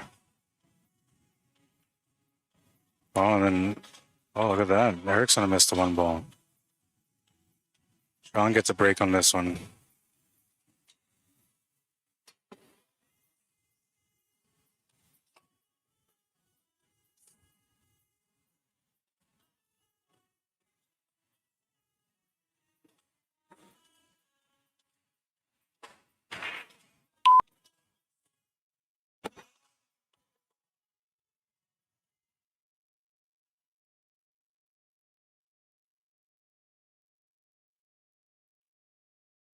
Makes the 2. Got the perfect pace here on the 3.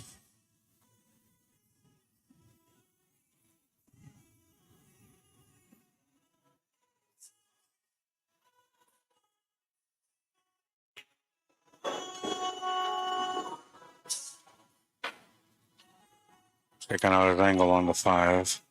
6 balls off the table, so he only has to get set up for the 7 ball here, and then the 8 will be, I guess, more or less the work, the shape on the 7 to the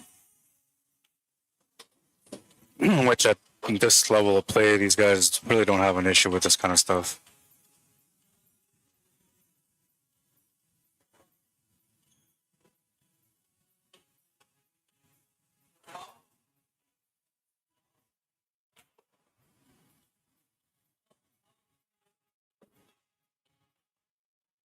Almost went too far. I guess it kind of did anyway, but what I mean is it could have gone behind that 9 ball, so he's lucky they didn't get hooked on this one. Kendall acting in like a referee. I gotta reset the time here.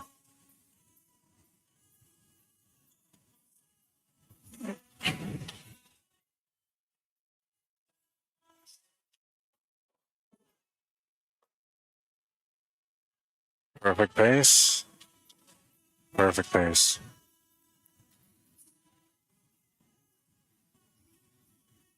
Two-rail check here to get onto the 9 for the same pocket.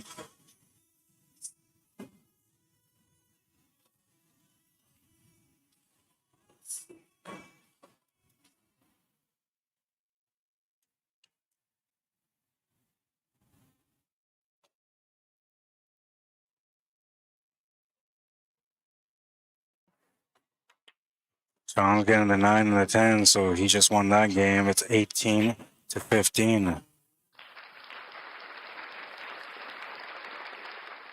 It's been a pretty good battle so far.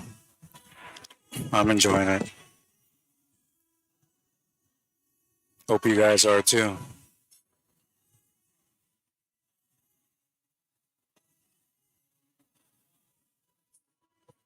Don't quote LSM or Lake St. Martin First Nation on this yet because I needed them to confirm with me if this was okay or if there's anything that needed to be corrected. But as far as I know, they're doing this July 18th. I'm going to be out there to cover this event too. They have the 2026 Mud Bogs happening July 18th, Saturday. It starts at 12, technically 1, but the registrations are 11. Call-ups are at 12, and then between 12 and 1, that's when everything starts. Lots of good payouts. If you guys want to check it out, you can contact Brad Beardy or Jules Beardy. The phone number's on the poster. And if you can't get a hold of them or you didn't see the number, you can message me and I'll get you connected with them.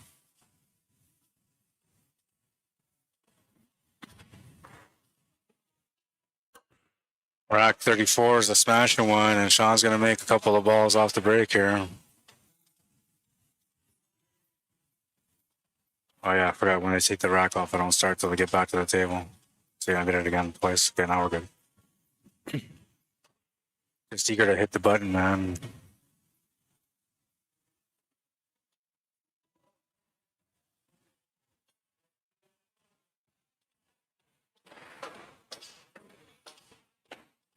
The ball's gonna go further than expected here for the 2 ball.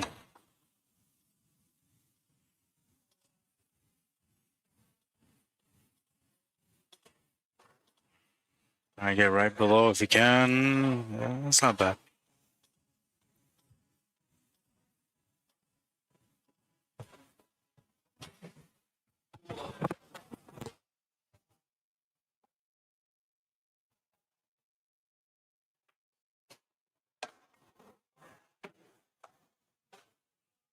The 2 ball, he's looking to reply with the same kind of safety here.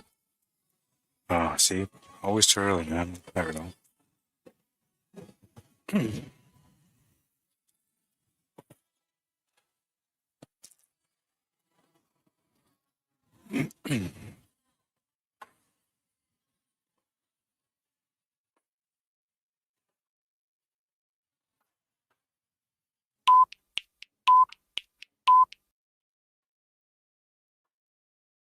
Got a good hit. Moved the 10-ball in a decent spot, too.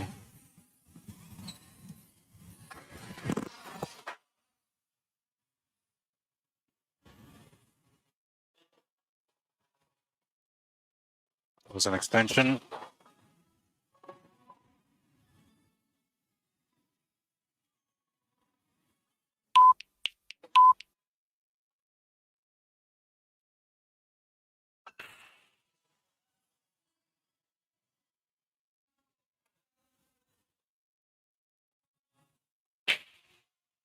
Gonna miss the shot on the 2.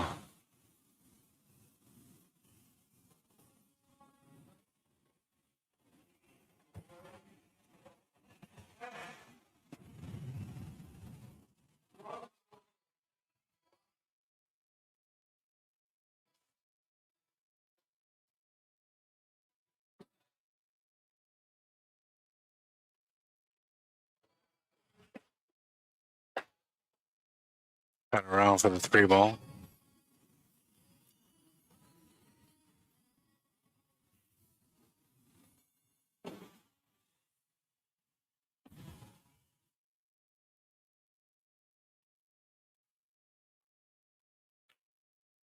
Yeah, you had to hit that with some pace just because, you know, like you had to travel to get back for the 4 and you couldn't hold the pace there.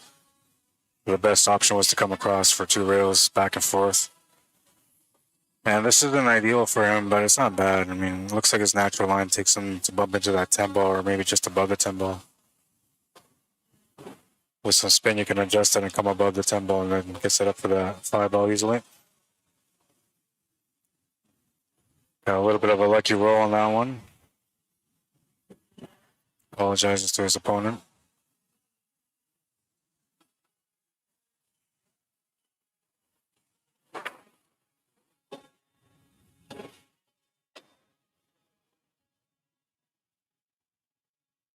Looks like Sean's hitting another pocket of momentum right now.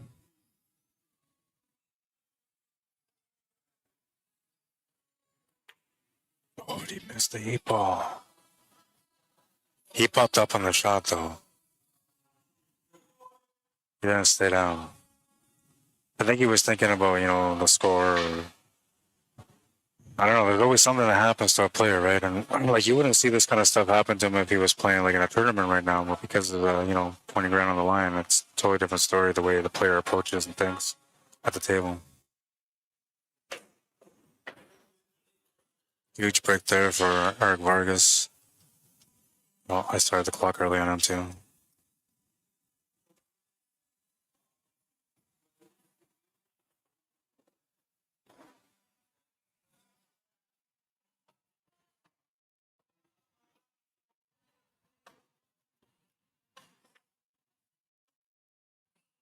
Makes the 9. He's got the 10-ball. Right there again, see. It's like I think the cue ball is going to stop and then the cue ball keeps going. So I don't know if it's me or the cloth or maybe it is me. It's got to be me. It's so easy just to blame it on the cloth though.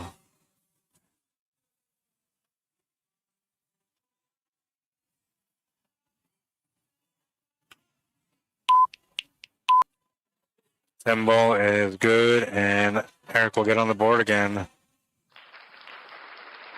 Such a nice tight match so far. 2-game difference, 18-16 is the score, and I just can't believe it, man. It's a nice little matchup. I'm enjoying it. Showdown, 10-ball challenge match. John Monkman, 743 Fargo. Eric Vargas, a 739 Fargo. Sean's based on bar box mainly. Eric's based on 9-foot mainly. And that brings us to the 2-ball spot in this game.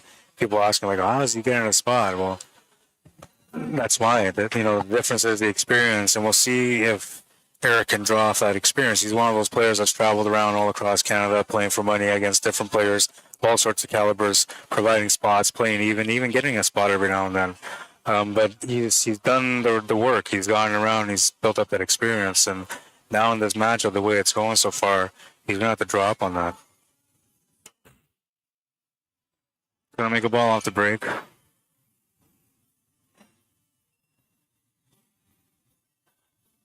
Taking the rack off. Can't take the rack off, so we'll start the clock.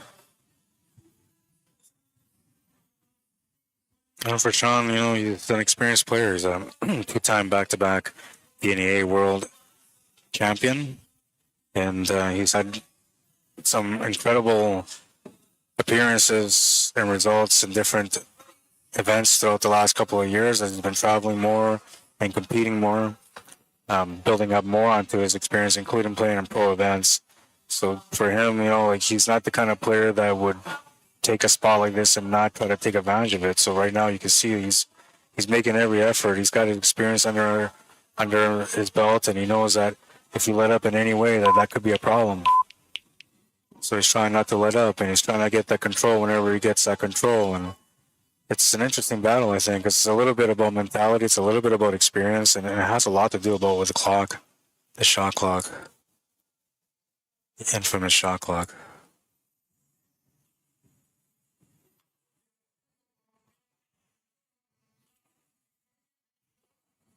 When somebody says to me, hey man, can you put this guy on the clock? I can say yes.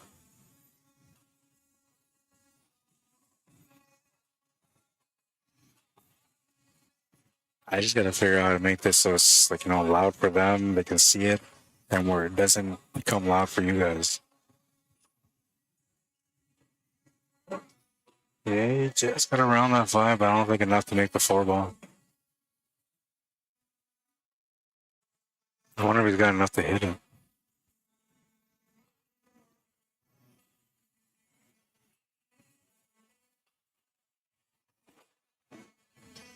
Oh, he's gonna get a little bit of luck. No, he's not.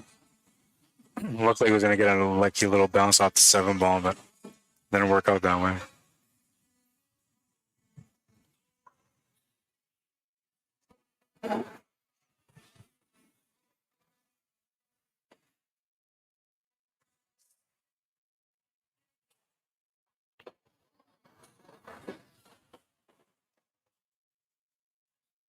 Pretty good on this 5 ball.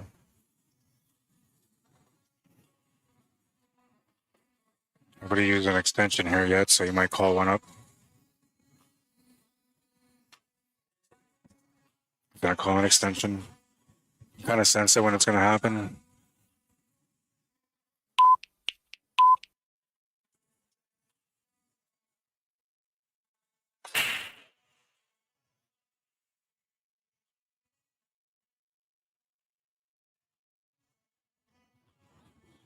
Makes the shot.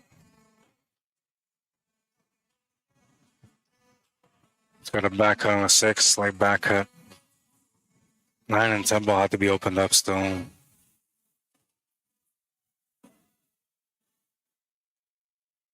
Got a good draw angle here on the 6 ball right now.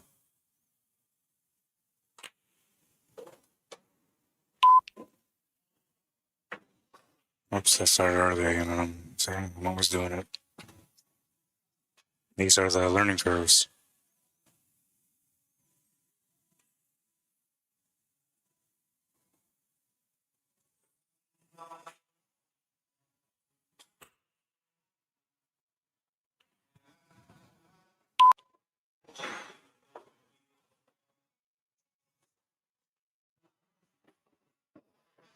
I say the 9 ball does go. He was just checking that out.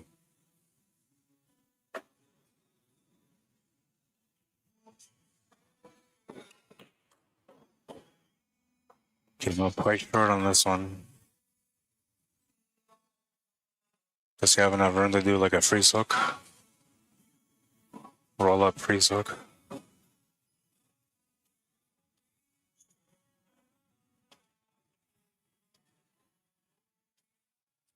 Not bad.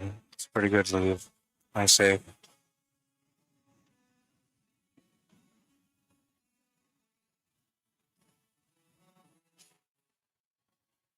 Reset the clock because they're discussing something here.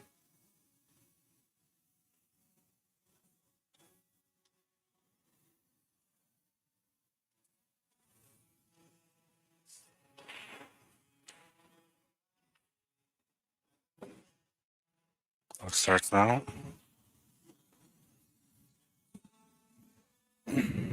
Gonna call an extension here.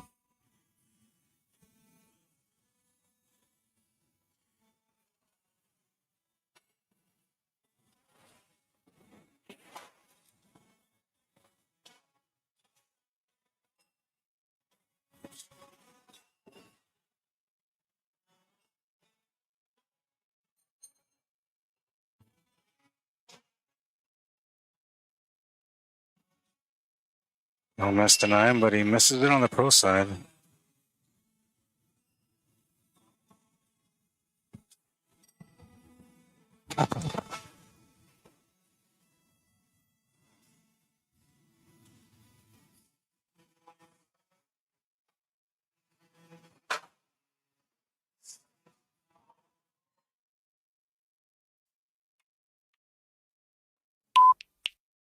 Also the bank, but he'll come up short, and he's going to leave it in a decent spot. It's still makeable, though.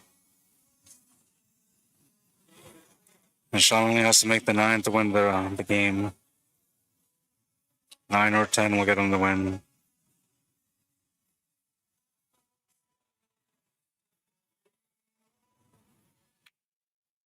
He's going to make it.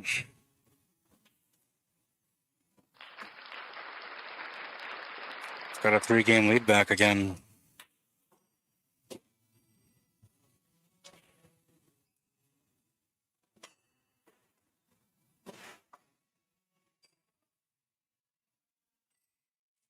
Proof shingles don't last as long as they should. After 10 to 15 years, they start to lose their flexibility and need to be replaced. That's expensive. Thanks to Roof Rejuvenate, you can extend your roof life expectancy up to 15 years for a fraction of the cost. Join the thousands of homeowners that made the right decision. Save money, save your roof. Call Roof Rejuvenate today.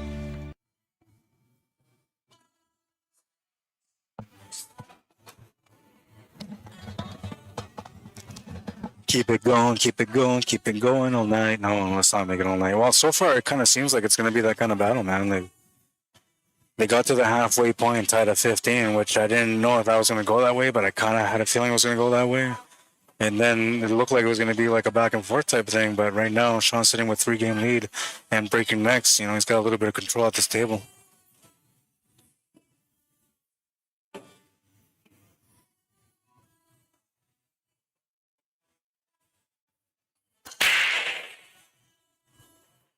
Smashed it, made a couple of balls.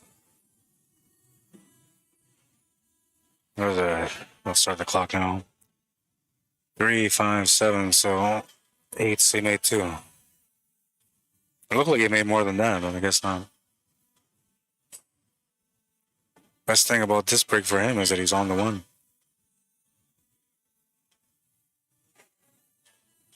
If the angle, he gets it up for the 3.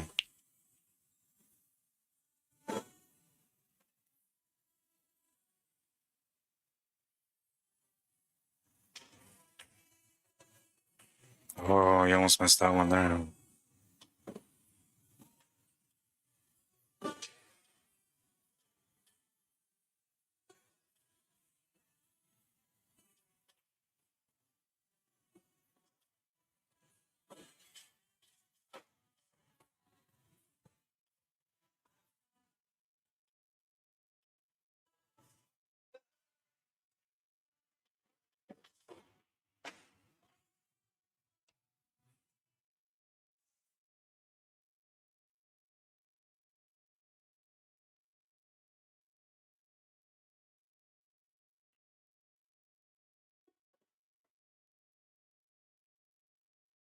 Just a 9 to take another game lead here.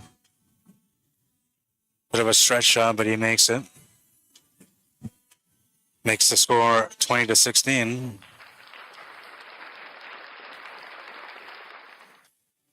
Four-game lead and 10 racks away from winning this monster showdown.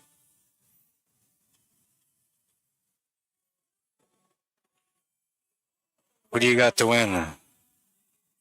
Oh, let's go to YouTube for that one.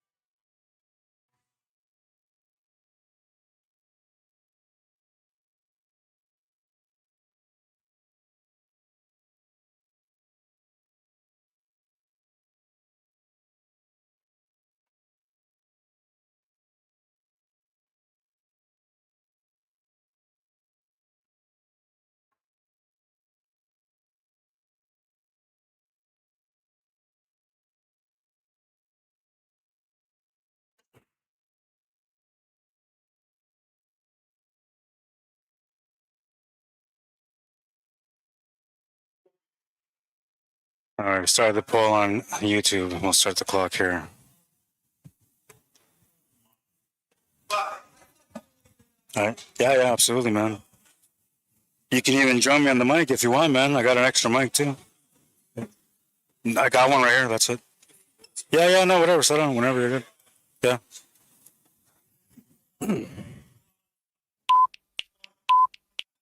This is second shot. Sorry, I got distracted there. So that first one didn't count. This one does count. Extension. He's gonna call an extension. We gotta pause this here because I messed up with the clock a little bit earlier, so we'll go here now. That should make it fair. It's tough to keep control of the clock, the shot clock, and pay attention to everything else. Like just now, like the only reason I lost control is because I said hi to somebody. Extension is used up. Not bad. There's no direct contact with the two. There's a kick shot off the bottom rail. Just gotta try to hit it. That's half the deal. As long as he hits it, maybe you can get a good roll out of it. I think if he can kick it towards the right side pocket, that would be the best option because then Cuba will get hooked up behind the three. I was gonna get lucky on that one.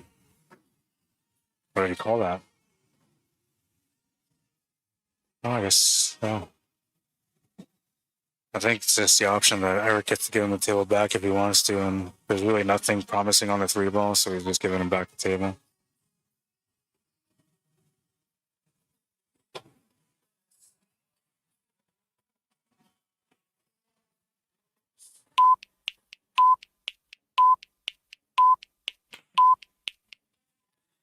Every time you hear that little beep, beep, beep, it just makes you panic, man.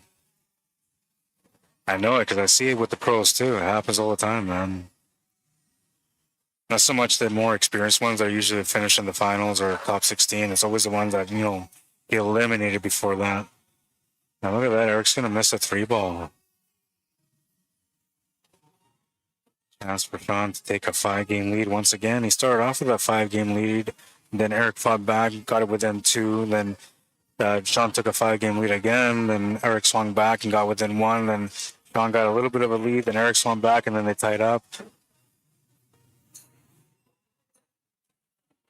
Now, well, there's a chance for him to get the 5-game lead again.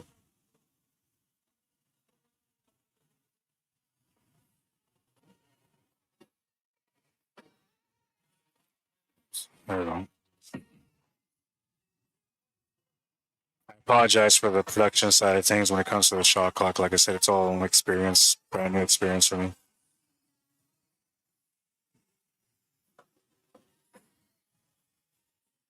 I just wanted to make sure that you guys got the full experience of this matchup. So I had the ball chamber set up too, you know, but the problem with that is that there's no way I'd be able to keep up with that in the shot clock.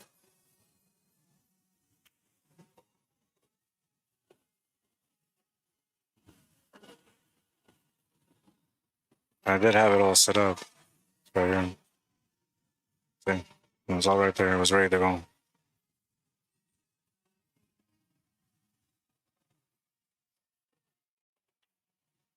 Gonna miss the 7. Oh no. And no, he's still gonna leave a shot available here for Vargas. It's a back cut. Fortunately for him, he's gotta make shape too because, you know, there's still the 8, 9, and 10 remaining for him. And he's gonna lose some cue ball speed on this one. Or sorry, not cue ball speed, cue ball control.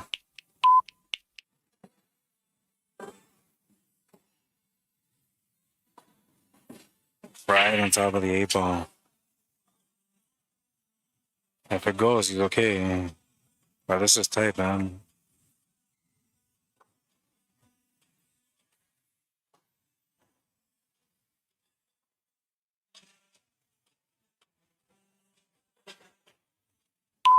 Nice shot.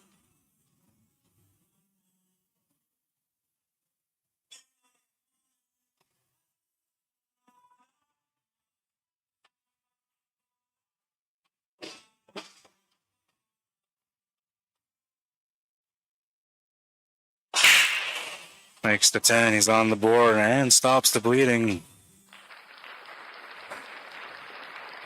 Down by 3. I guess it's time to plug myself here, right? Let's do that too. Where's my plug? I got some plugs here too. There we go. Follow me on Facebook if you want to. Yeah, you like it? I wish that there wasn't much lagging, but there's lagging and I can't do nothing about it, so. Yeah, it's brand new. I just have to learn, man, yeah. I know how to do it now, yeah. That's a big start, yeah. Now we can put shot clock on snooker, too. Yeah. Yeah, so you guys can follow me on Facebook on the Arriagada CUESPORTS Lab Manitoba. This is where I'm streaming right now, so, you know, you found me already.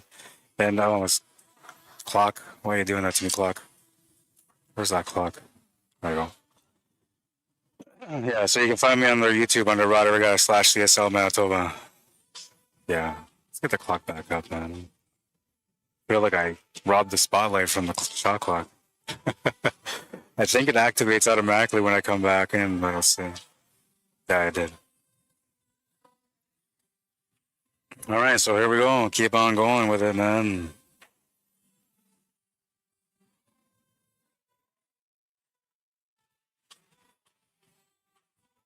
Rack number 38. Eric, the Eraser Vargas at the table. Looking to get going here. He's had some decent breaks. See if this one works out for him. Pretty good contact on the front ball. Looks like the 6 is going in, so he made a ball. Oops, I started the clock already. Clock starts now. So he gets 60 seconds off the break. 30-second shot clock after that with a 1 extension per rack.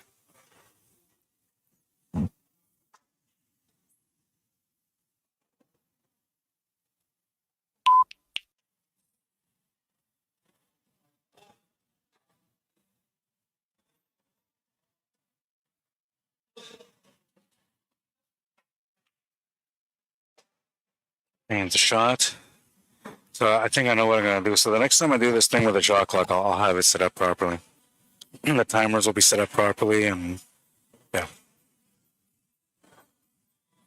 Forgot to start the clock there. Fortunately for me, he shot that within a few seconds, so he didn't look too undisciplined.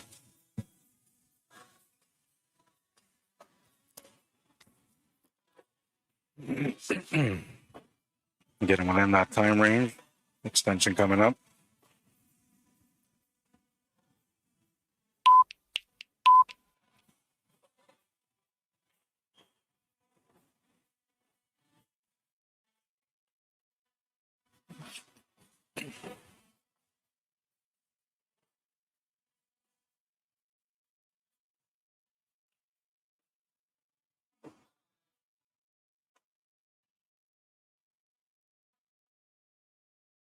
He's on the 4. Stun angle here available for the 5 ball.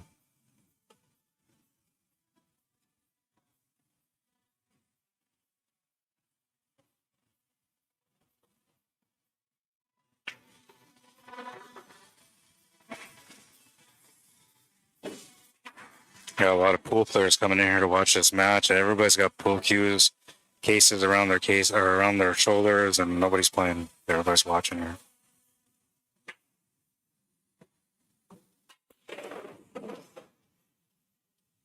Nice little stroke shot there to get onto the 7 ball. It's got a nice check angle here as well to get set up for the 8. And make the 8 on the top right or the top left.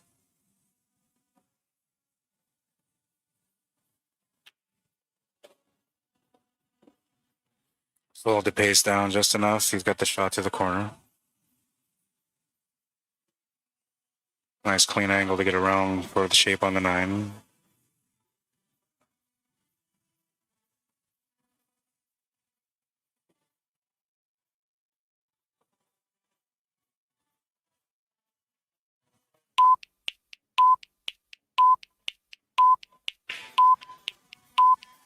Missed the shot. Shot clock on that one. For sure it's the shot clock. Nothing I can do about it because, you know, they asked for the shot clock. The goal was that I needed to have something that also had a timer with it. So, you know, like a notification.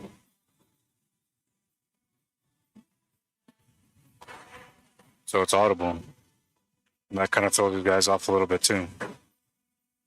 9 balls in. That's all Sean needs to make to win the rack. 21-17 the score.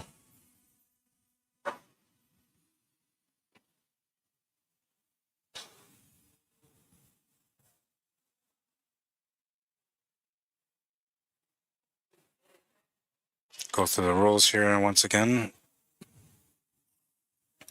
$20,000 added. Race to 30. 10 ball. Winner breaks. Sean gets a 9-10 spotted. Every rack, but not wild. So that means that if he makes it off the break, it gets spotted. No golden breaks. So if you make the 10, it gets spotted as well. 10 ball lasts. 1 ball in the spot and early. 9 or 10s. Free foul rule in effect. Cue ball fouls only. WPA rules. And they're playing on a 9-foot diamond here at the Hidden Pocket at 121 Scurfield Blvd in Winnipeg, Manitoba.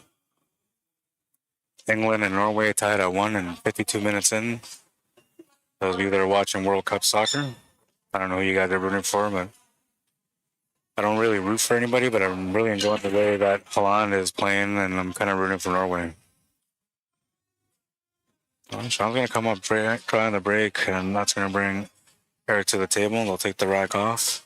Start the clock now.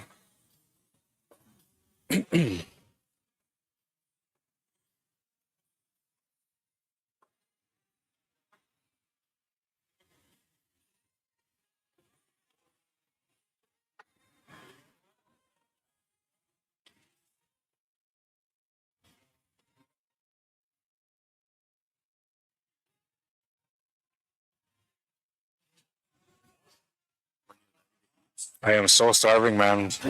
Let's go talk to Jamaican Dave. Yeah. He's waiting, yeah? Whatever you want. Cool.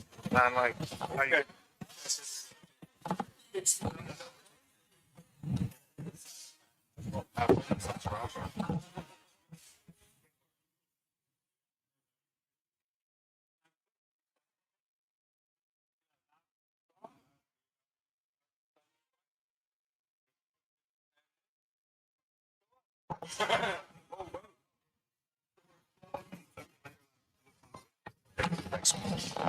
Sorry about that.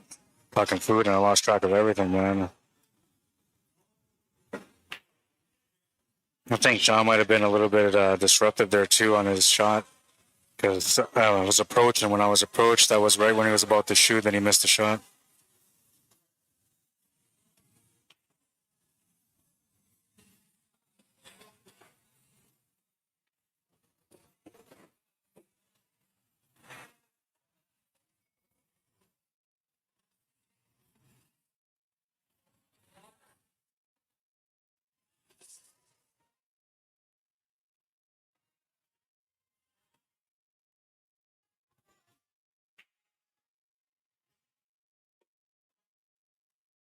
Onto the floor. He almost got 2 straight on that one.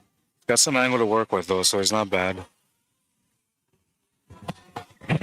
5 ball being where it's being makes it a bit difficult and challenging to be able to make the 5 and then get the shape on the 6 unless you can come across to the right side of the table. That's what he was trying to do there, and he's going to get an opportunity at it, but he's almost set up better for a bank shot than he is for a cut shot. And the bank shot's not really what you want to go for here, I don't think, but we'll see. This is where drawing onto the experience of him playing throughout the years comes into play.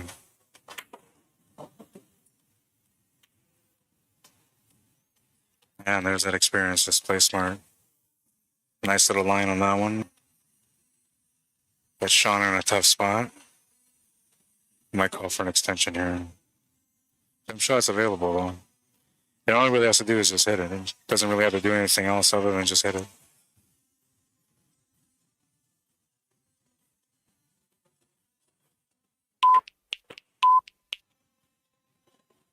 Made a nice contact on the 5. 6 ball's going to come into play in this one and bump the 5 ball over for a leave available for Eric Vargas.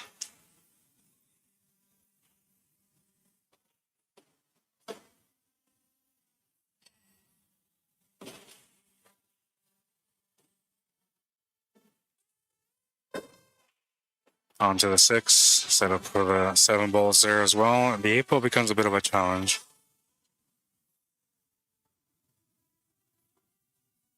Needs to work something out here with the 7 ball to get the 8 ball out. Or perhaps he's just doing something different there on the 8 ball, like a bank or a safety shot. Or maybe he's going to play a safety here.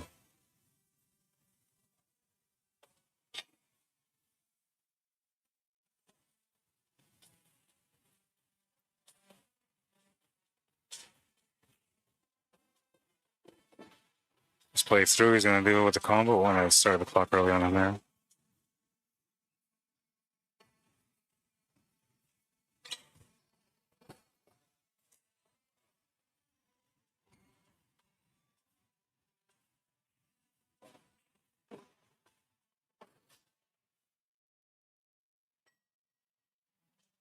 Interesting, because he could have maybe played the combo, but he knows that Sean's getting the 9 ball, so he doesn't want to give him a chance at that 9 ball. Played a safety instead.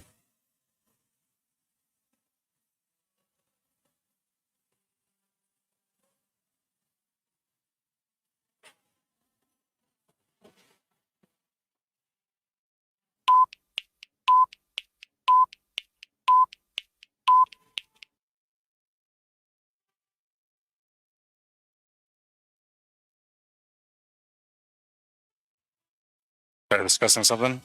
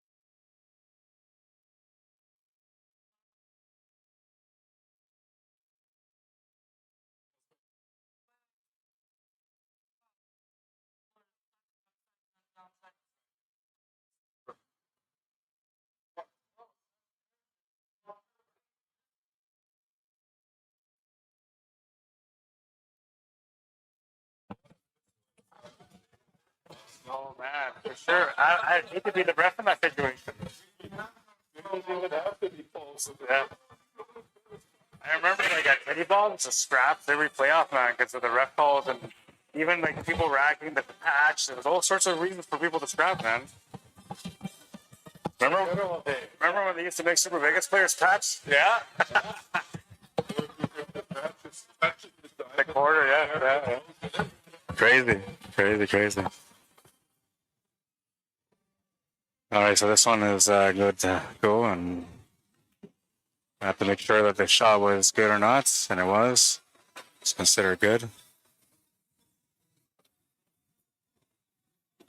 We did look at the replay on YouTube and zoomed in as close as we could, and from the angles, the tangent lines, everything adds up to a good shot.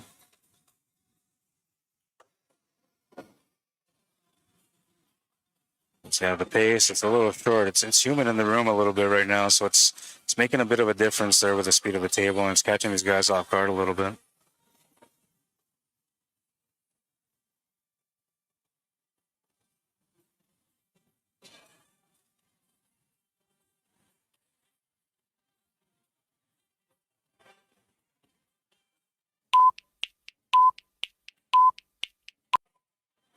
Makes the 10 ball and gets back into this match, down by 3 at the moment.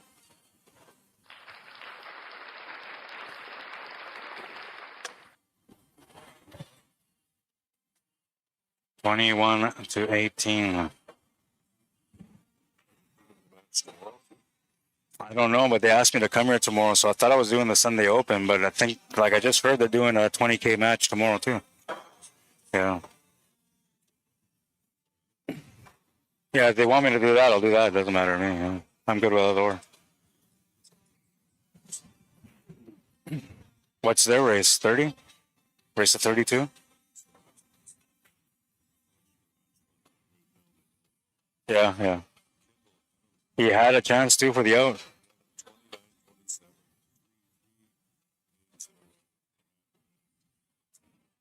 Crazy.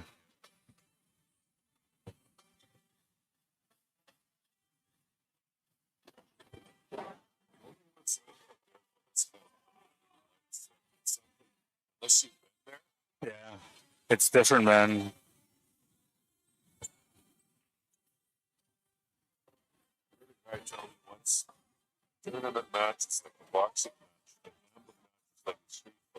Yeah.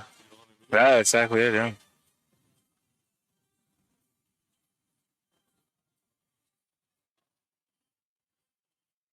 All right, and we keep moving in this battle.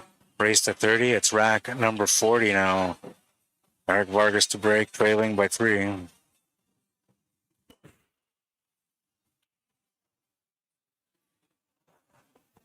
Clock will start once they take off the rack off the table, the magic rack. John calls the 1, bank corner.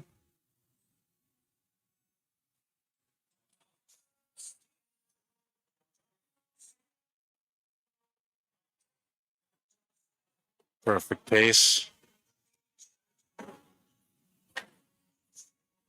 Oops, forgot to start the clock there.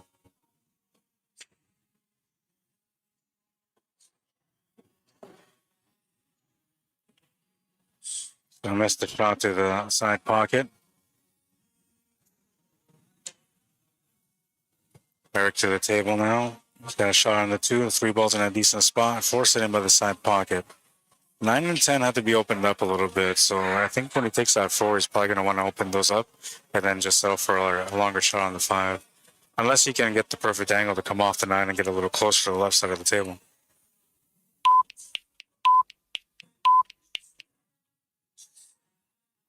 Oh, and that one went in barely. He almost got caught by that shot clock once again there.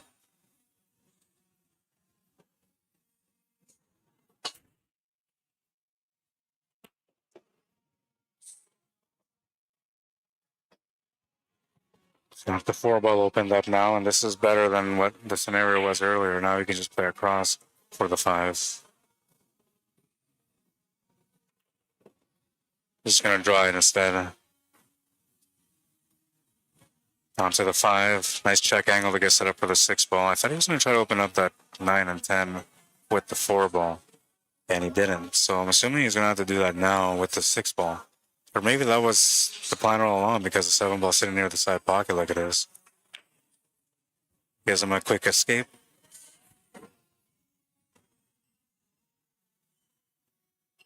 Yeah, so this is where he needs to bump out of the 9 or the 10.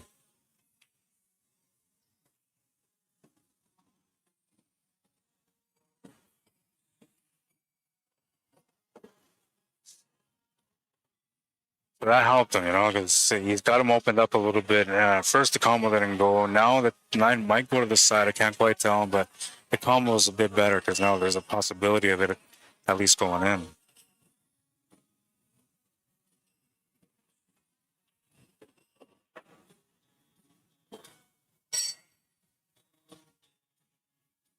I guess we'll find out if he's got that shot available to the side pocket or not, because I'm not sure.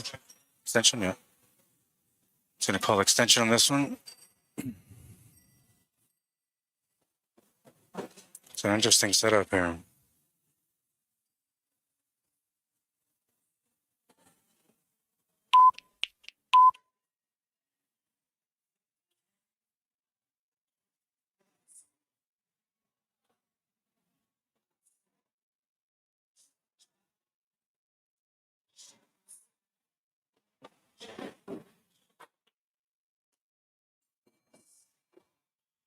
Very nice shot.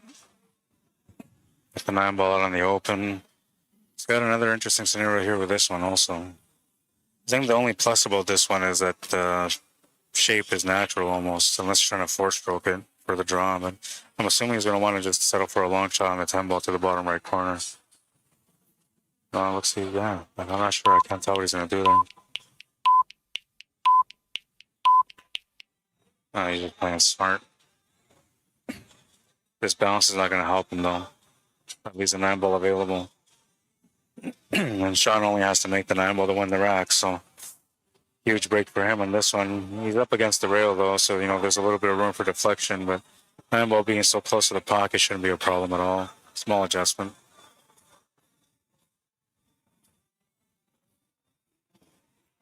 Yeah, that wasn't going to be a problem. And Sean will take another game. 22-18 is the score. He's up by 4, and he's looking for 8 more to win the match. 20K on the line. Can Eric Vargas keep up and make a difference in this matchup in the next few racks to tie up and maybe get a chance to go to the end? Or is Sean Monkman going to keep going here and get back onto his 5-game lead and maybe 6 or 7? So far, the biggest difference they've had was 5 racks. That was nullified when it was 15-15 in the middle of the match. Since then, Sean's been taking the lead, but he hasn't gotten his 5 yet. This is as close as he got. He's got a 4-game lead right now. Breaking next with a chance to make it a 5-game lead. Eric Vargas still knows there's lots of game left, so he's not worried about the scoreboard right now, but he does want to get on the board to stop the bleeding before things get out of hand.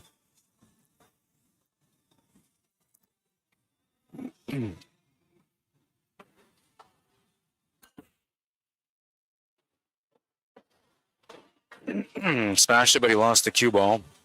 Eric will take the rack off the table. Once he grabs the cue ball, we'll start the clock.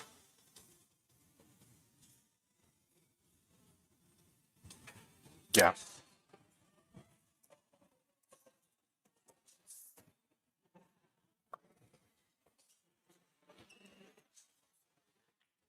Yep.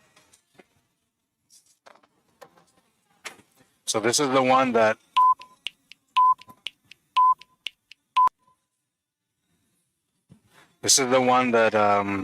if you flip this down, it's open. When you flip it up, it's muted.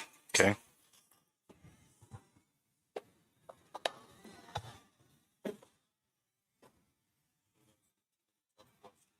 Yeah.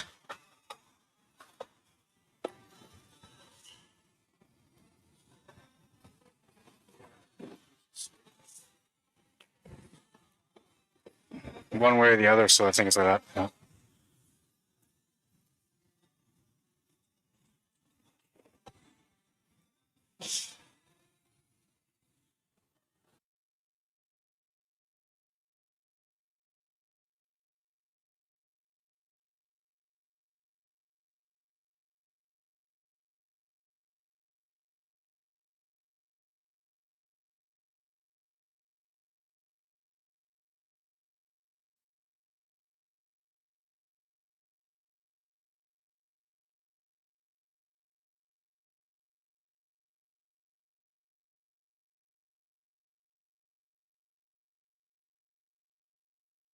Okay, so first, can you hear me? Okay.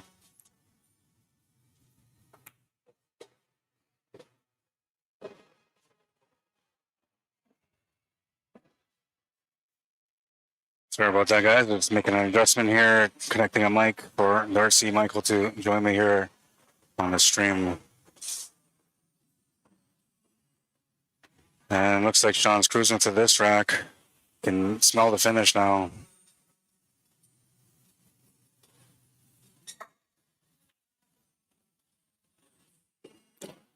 Nine ball's good.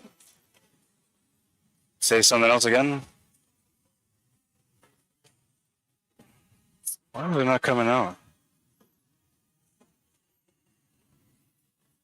Everything's set up there. This is good. The gain is good. It's not giving you sound at all, right? Can you pull the thing down all like this? That is all the way down, right? Weird, man. But you can hear.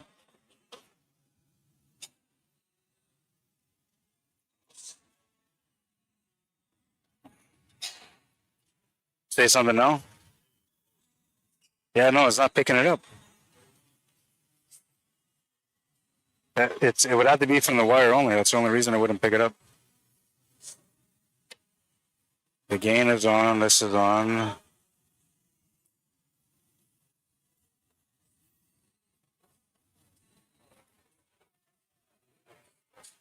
So what I'm going to have to do is I'll keep that on.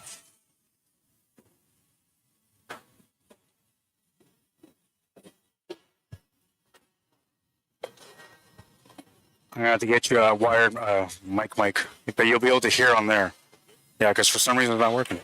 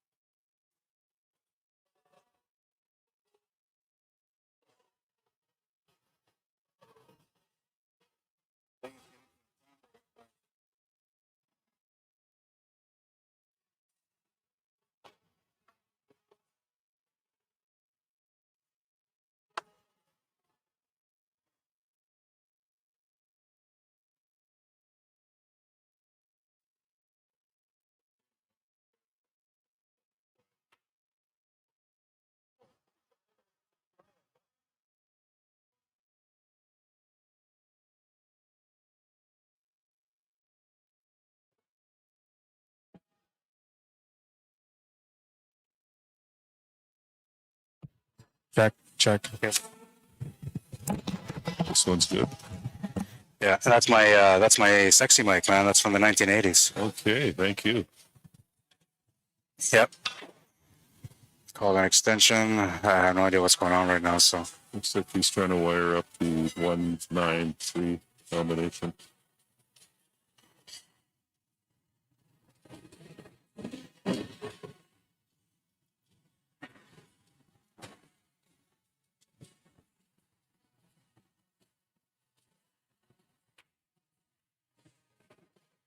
Nice little combo.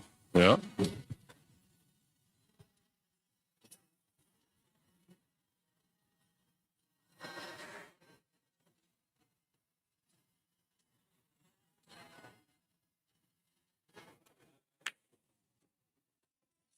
Starting to hit the ball really good now. Yeah.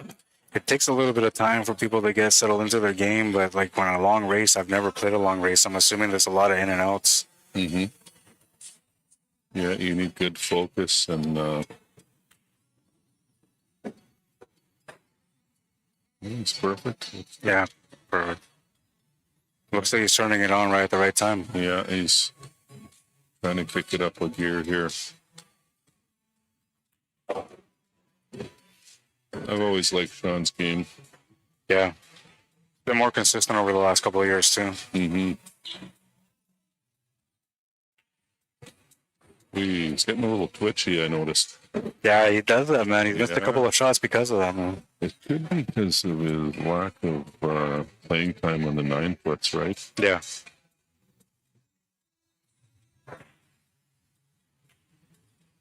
Good shot. I like to see these guys show down on a bar box, man. Yeah, that would be interesting.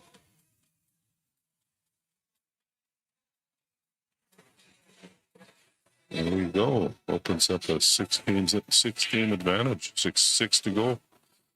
Yeah, 6 games. No, yeah. 5 games. Is it 5? Yeah, he's got 5-game advantage now. 23-18. Okay, sorry. Unless I missed something there. Because they have their scoreboard there too, so I'll keep up. If they change it, then I'll change it here. Okay, I think he's got one to mark, though. I'm pretty sure. So it should be 24-18? 24-18, yeah. Okay. And I haven't checked up on the comments either, so I'll take a look at that right now.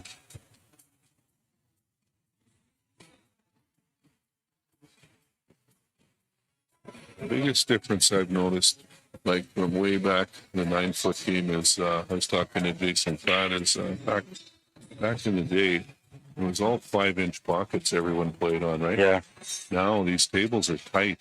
You know, it looks easy on camera, maybe, but it isn't. Yeah, there's a lot of like big records that were set with those big blankets. Yeah. Oh, nice break there from Sean. It's on the one ball too. Not taking this rack off, so we'll just run the clock now. Like I think Matchroom plays on 4-inch pockets. Yeah, they cut it down to 4. Mm-hmm. These might be 4 1/4 at the most. I'm not sure.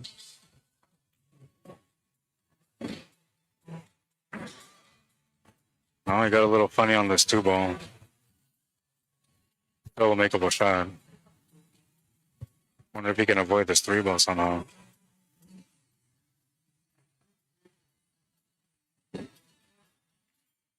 Well, Yeah, it was gonna be tough. He had to run into that 3-ball. mm-hmm. Oh, look at this, lucky. Yeah.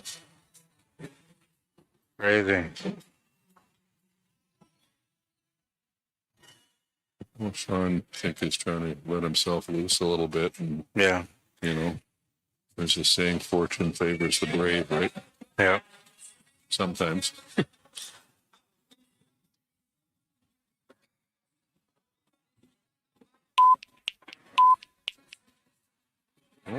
Got a good hit. Yeah. Got a good lead.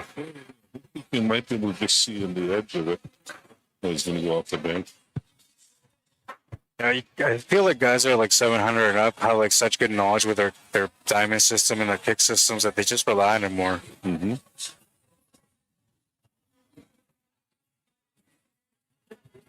Got a good hit and a good leave.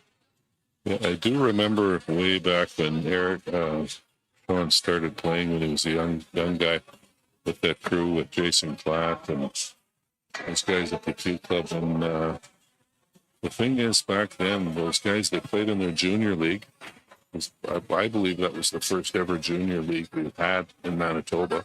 Yeah. There was never any junior leagues around when I was young, but they played a lot on the 9-foots, those guys, Eric and Jason, and, you know, they played in all the weekly tournaments on the 9-foots. You walk down to the Q Club, they'd always be on the table. It was so big back then, the 9-foot, that everybody's just good at it, man. Yeah. I mean, there's still 9-foot action here, but it's not the same as it used to be. I remember that's when I first started playing pool. Everybody played 9-foot, man. Oh, yeah. Like the league match, you know, your team was sort of a, you know, an addition, right? As you played your league night, but Yeah, it wasn't the focus. exactly, yeah. Like we had our provincial championships back then on the 9-foots and stuff.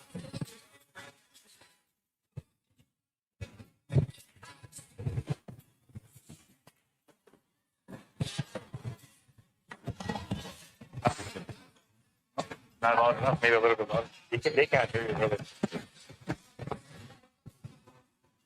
I don't know what happened there. I don't know if I started the clock right or not, so I'm just going to let him shoot this one. Oh, 10 ball gets spotted here. I guess we'll wait for this one because he's got to spot it.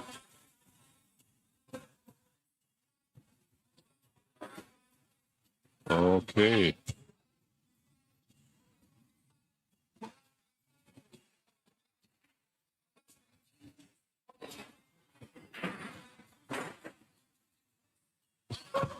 Back the clock now. That's interesting, that rule there. I wouldn't have been familiar with that. He comboed the 10 in, but I guess there's no early 10. No, there's no early 10s or 9s because he gets a 9-10. Okay, thank you. Yeah.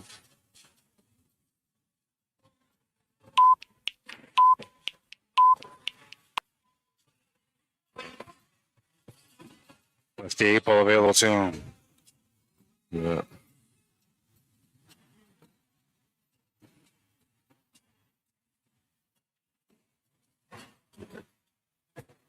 Sean should have no problem popping these two in. Okay. Yeah, and this is building up more confidence as he's getting closer to the close. Yeah. You just see it in his strut. His strut around the table. He's looking pretty confident. Nice stroke. Makes the 9 to the side, gets another game under his belt. 24-18. Oh, I didn't even see it to realize if it's still 24 or 25 because I didn't look over when they changed, if they changed it. I think it would be 25-18 now. I'm going to look now. I'm going to pay attention to it. I built this shot clock and all that last night. The scoreboard, everything, man. Everything was all last night. So I was up to like 5 in the morning. I had no idea what I'm going to walk into today. And now that I'm dealing with the operations, it's a lot, man. Yeah, oh yeah, a lot to pay attention to, right? Yeah, so it is 25, 25-18. I had the wrong score. We were talking about that earlier, and I wasn't sure, but now I know. 25-18 is the actual score. So Sean's only 5 games away from winning. Yeah, I checked out your stream earlier. Looks real good, Rob. Good work. Thanks, man.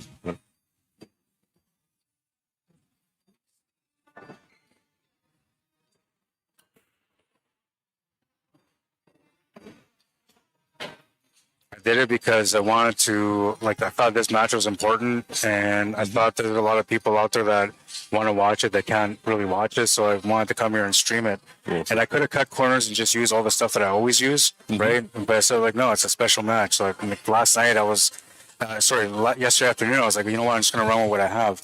Then when I got home, I was like, no, I'm going to build this. And so I started building it. Yeah.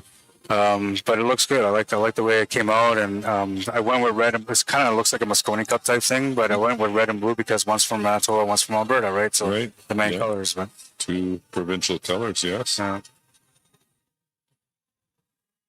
Although I will say that Eric originally was a Winnipegger. That's right. Yeah, I clearly remember those early days too when he hit the city here. I was backing him up quite a bit there in $100, $200 matches. Yeah. Yeah, I don't know. That must have been at least 12, maybe close to 15 years ago. I'm not even sure. He's always like playing for money. Oh, yeah.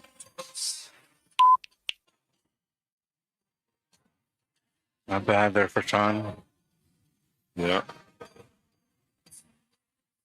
We did pretty well there, you know. Back then, I mean, there seems to be a lot of big money matches these days, which is cool. I love it. Yeah. Like old school pool for me. I love it.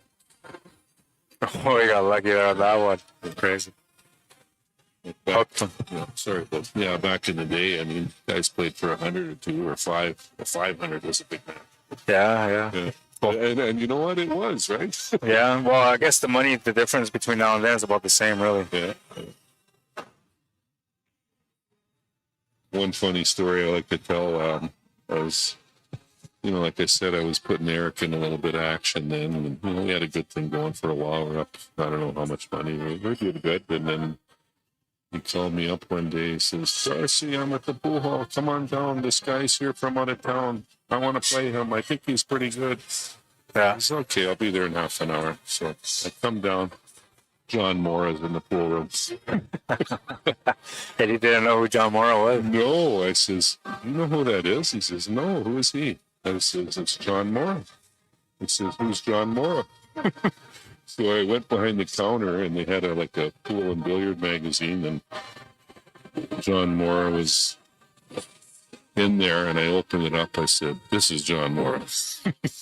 And so we managed, we played a game. We played a set for 500. Yeah. And it was race to 11, and Mora gave Eric 2 on the wire. So Eric went to 9, Mora went to 11. But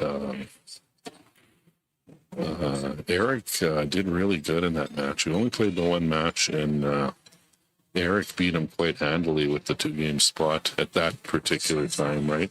Yeah. Yeah, so just the beginning of everything that came after. Well, yeah, and then I'm not quite sure how many years he spent in Winnipeg. It was a few, and then he moved to Calgary. I'm not even sure how long ago that was.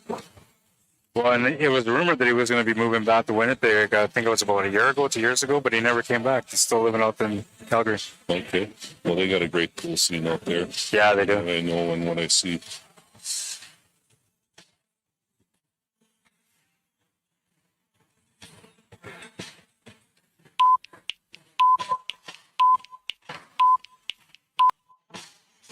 Shot clock comes into play on that one. I'm telling you, like, no matter how control you are at the table and how calm you're trying to be at the table, you hear those beeps and you're like, you start panicking because, like, you're not counting the beeps. You just hear beeps, so you have no idea how many are left. Right, right. Makes you want to shoot faster, right? Yeah. That looked good. Yeah, that was good. Just touched the rail. These next couple racks are huge. If Eric can pull it back and, you know, there's still 5 games that John needs to get across the finish line. Yeah, and, you know, technically, like, I think these next 2 games are the ones that matter the most because he's got to get to that 20 mark. Mm-hmm. Once he gets to that 20 mark, now he knows he's back in the battle again, right? Yeah.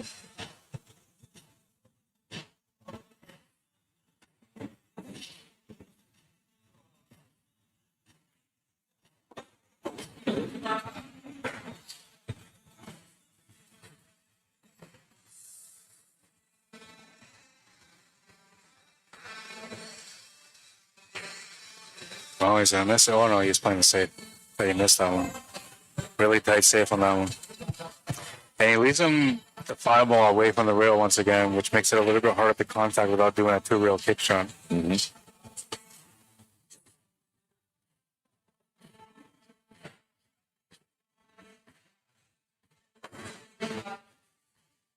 Oh, just missed it. Yeah. Well, here's a good chance for Eric. He can, you know, these balls are fairly wide open.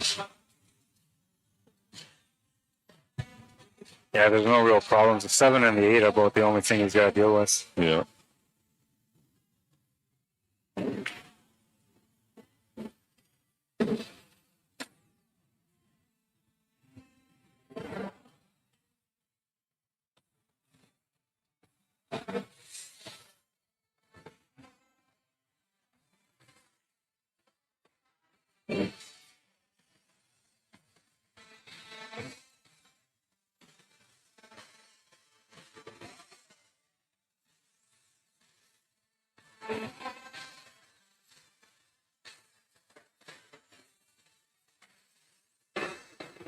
Okay. I was wondering what he was going to do there. Okay, well, he's got to hit this nice. Extension called. Extension is called.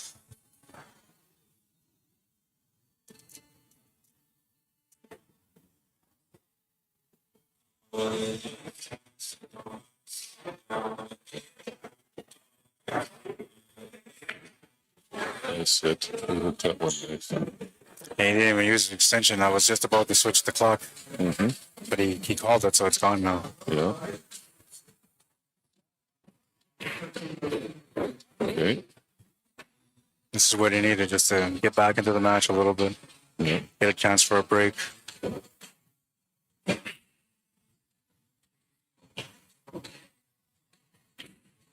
And the ball's good. He's on the board again. Yeah, that might give him a bit of confidence now. He looked pretty good on all those shots. Yeah. I like the way he plays, man. Like, his stroke is so clean, and it's like, I almost see like it's a different style of play that only the professional level players seem to have. That kind of stroke. It's like a pause stroke, but like faster than a pause stroke. You know what I mean? Like, Yeah. it's weird how they play it, but I see that different stroke that they have. Well, he's got good timing, eh? They talk about timing a lot in your stroke, right? Yeah. Yeah. You know, and it's, yeah, I know what you mean, because he just delivers the cue smoothly. Yeah. When he's, you know. And it sounds like a smack every time. Like I said, the way they hit it is just different, man. Hard to explain it, man. Yeah. That's how you know you got class in front of you when you hear those. Because John Moore had the same thing. Whenever he got to the table, boom. Stephen Holmes, same thing. Yeah. They all have that kind of stroke. Yeah, Man. it's consistent, and you know, they talk about pre-shot routine and stuff like that, and all the pros got it, eh? Yeah. All the top pros. Like, one guy that impresses me a lot is Carlo Beato. When you watch him play, he treats every shot the same. Doesn't matter if it's hanging over the hole or if it's a straight in or if it, you know, he just gets down and sizes the shot up and goes about it the same way. Yeah. You know? Yeah, I like watching him play. He's probably one of the more consistent players, and he's won consistently too. Because a lot of these players are like top players, but they don't win all the time, right? And then there's guys that are like considered top players because they actually win all the time. He's one of those guys. Yeah. Oh, for sure. He has been a top world-class player for a long time now. Yeah, and it's tough nowadays too, because like there's so many good pros, younger eyes, a lot of younger eyes now on the pro circuit, right? So it's just makes it tougher for those older guys that are playing. They have to draw on that experience, and then playing against the youngsters too. They're a little bit more skill in the sense of what they learned, the extra stuff, right? Like the systems that's just been developed over the last year or two, right? Like most of us didn't even know about those systems growing up, but now these systems are out there, and these youngsters are using these systems. It makes the game so much more simpler, right? Yes. They're not thinking so much. Well, see, years ago, I remember the sort of consensus was that the prime years of a pool player is like between 35 and 45, right? But now, there's a lot of these top players, under 25. Yeah. Yep. I thought it was going to be the beginning of something with Wu Ching when he was 16 and he won the world 9 ball and the world 8 ball back to back. I thought that was the beginning of youngsters coming out, but then he disappeared and you didn't really see anybody young and talented coming out. And then now there's just so many of them. Yeah, well, he came out of the woodwork. What was it last week? He won the biggest pool prize ever. Oh, really? Yeah, in Asia somewhere. He won I think it was like $1 million or over $1 million US. Crazy. Yeah. The pool is like that all around, everywhere. Like there wouldn't be that many people struggling in pool. Everybody would just be trying to be the best player. There'd be incentive,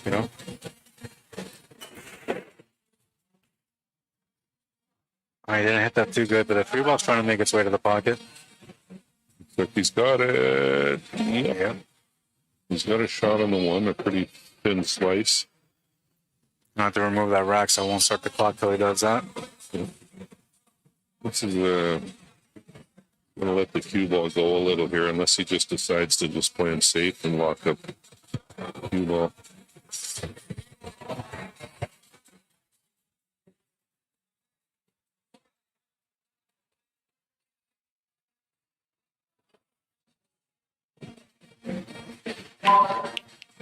Yeah. And that beep didn't come out till after he shot, so it wasn't the beep that interfered there. But like I'm saying, these guys, even if they're really good mentally, they're thinking about the clock, right? It's affecting their decision making. Well, sure. You hear it all the time, even in the pro ranks, right? They get down to the business end of the tournaments, and they've got the shot clock and the TV tables now. Yeah. It's a different game, right? And it really shouldn't be, because it doesn't. You don't need more than 40 seconds for a shot normally, right? Unless it's tied up and there's a bank or a kick or something involved like that. Yeah. But anything standard, make a pocket play, a couple of real shapes, that shouldn't be a problem. Shouldn't be more than 30 seconds. But you know what? It's just another thing to think about, right? Yeah. To add to the pressure. Yeah, that's what I was saying earlier too with Eric Vargas on the clock. This is a little bit of growth here for him too, because he usually doesn't play under the clock.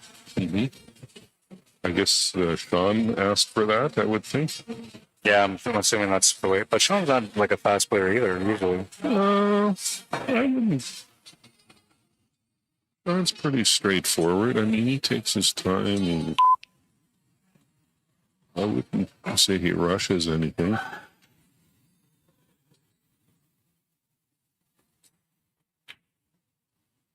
Yeah, I've never seen him to be a fast player, to be honest. No.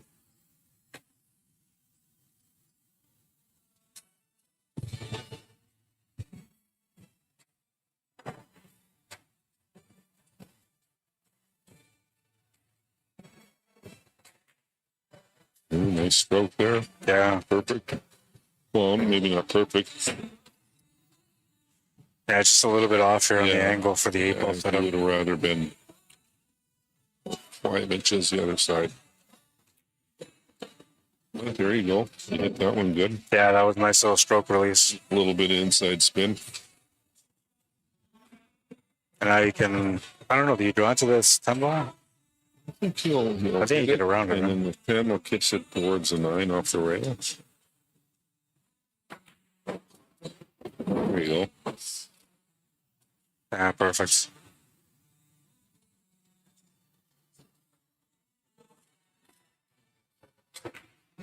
Okay, so Sean opens up a 7-game advantage, 4 to the finish line.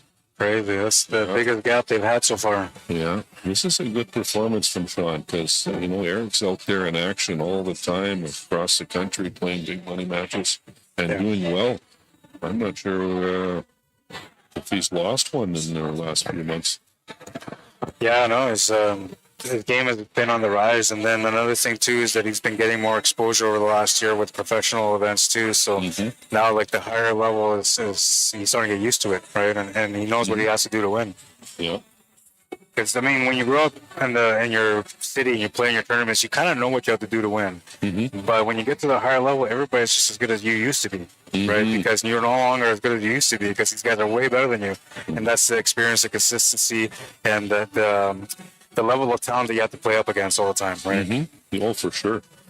Anytime you go to a new city, new town, and there's new players, and, you know, you're out of your comfort zone, right?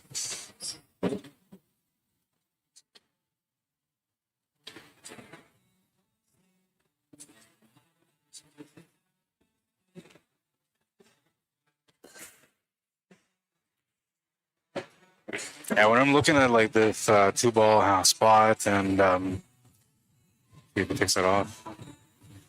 When I look at that two ball spot and I look at all the games that have happened so far, it hasn't really played too much of a part. But like he's won because of the 9 ball, but the 10 balls were so close that it didn't really matter, in my opinion. Yeah. Well, it's different if you get like a spot and then like say like the you only won because you had the easy 9, but the 10 was really tough and there's no way you're gonna get out. But it's like what I've seen so far is like almost every single rack, like he's had an out on the 10 ball too.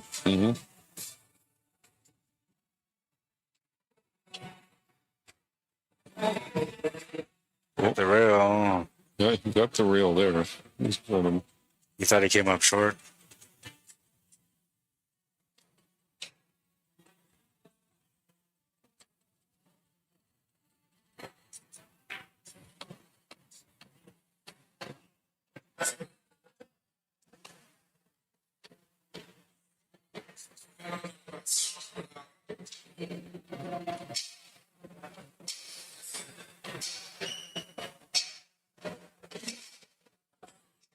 Down to see what kind of Grindel game he's got.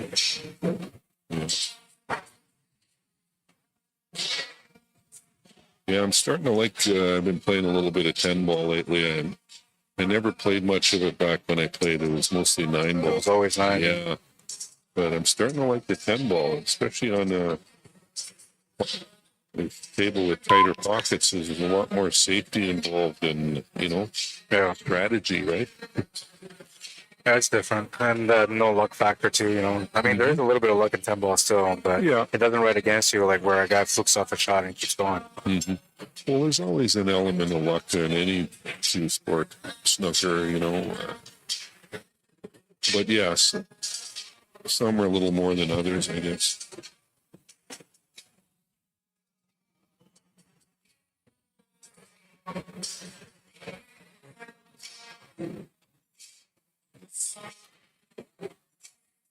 But Eric's going to keep fighting, I know that. Yeah.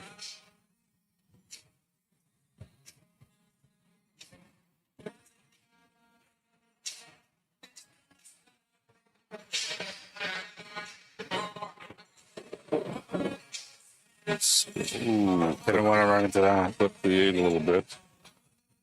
These is tough here because they... Thinking an English billiards shot where you just skim off the floor barely to make the 6 ball. Yeah, but again, that's... It's a touch shot. it looks easier than it is, right? On an extension. I'm going to give him a couple extra seconds because I held him back. He might just push the 9, bank it down by the 8, 10 in there. Okay. Yeah. Okay, I mean, I can... Hard to tell from this where I thought the 6 ball might have been a little closer to the rail. Yeah, it looks like it ran. I guess you see, if you just nick it a little bit, just touch it. It's going on.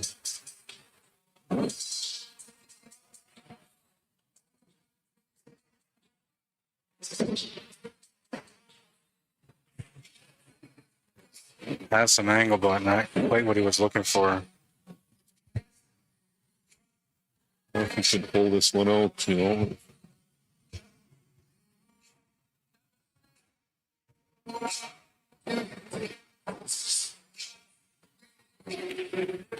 Nice stroke there. Very nice. Confident stun shot.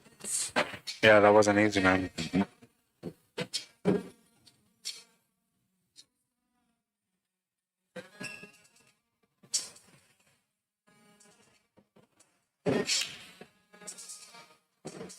Nice touch there.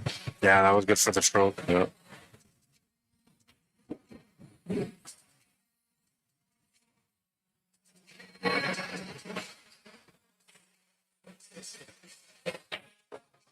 Okay, so it looks like Eric's going to get to 20 here.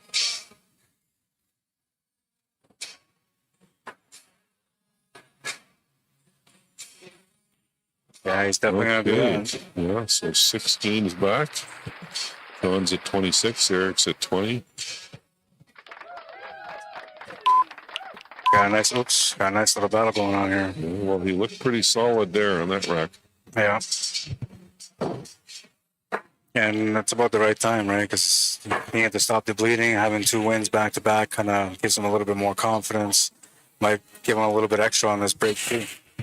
Sometimes confidence actually complements the break more than people think it does. Yeah. If you're feeling like you're winning, you feel like you're playing good, then your break just executes better, you know? Yes, yeah. Just like the flip side of the coin, when you're struggling, you're playing a match and it's just like not going good, and it seems like the whole day, like your break's just not there. You know what? I mean, I'm fully aware I've been my own worst enemy, at least for a lot of years, just with the negative thinking, you know, getting down and, you know, and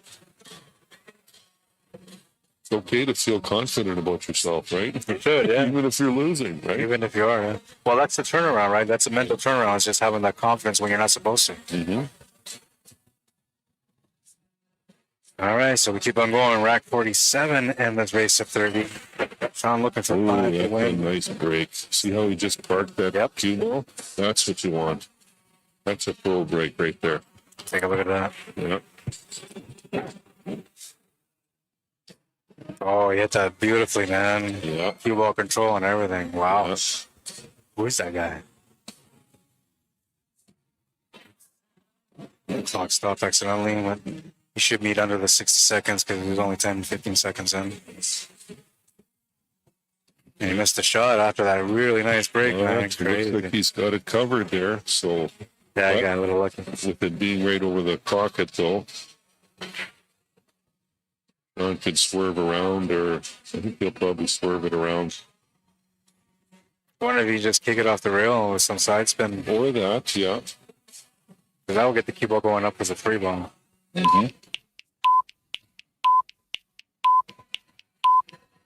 That's what he was trying. Yeah. And yeah, he did have a shot on the 3 ball. It looks like a standard bank safe. Or you can thin it and bring it back up table too. That's another thing you can do. Classic man-bull shot.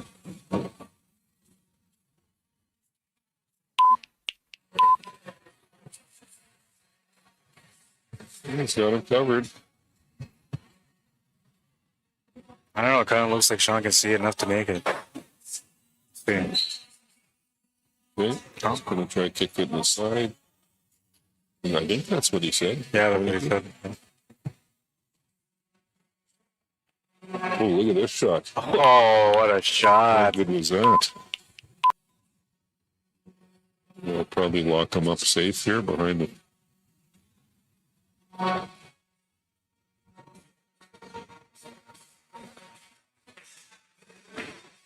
Yep, that's what he's doing. It's going to come out though. Oh, it spilled out.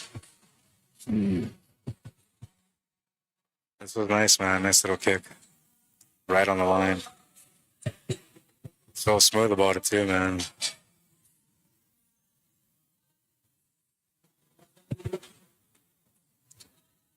Extension called. Suspension called. Just gonna float this one in.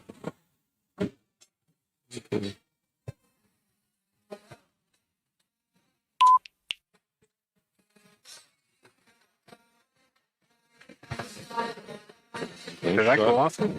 Nope. He played, It was just playing? played the natural angle, came around. Natural angle was there.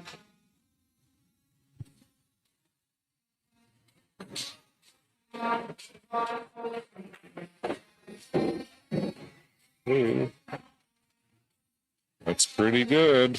Yeah, that's not bad. That's almost perfect.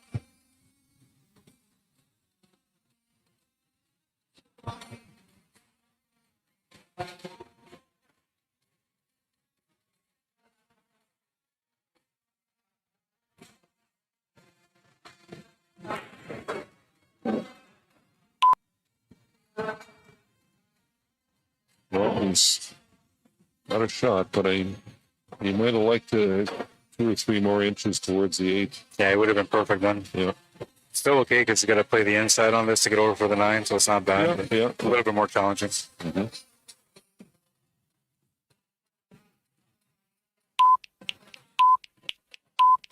He hit that one perfect. Yeah, beauty. Okay.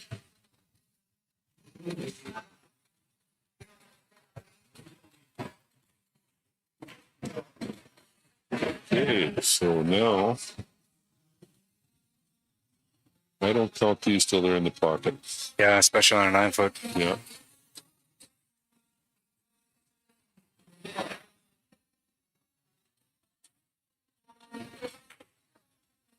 Very Thanks, nice. Nice, smooth. Okay, 26-21. Give a quick shout out to my old pal Jody Thornton. I see him on the screen here. How you doing, Jody? The Lloydminster kid. I'll go back a long way with him. Just chatting with him earlier today, actually, on the phone. Tim Nelson, they have to call the shots. It's 10 ball, so there's no flukes allowed in 10 ball.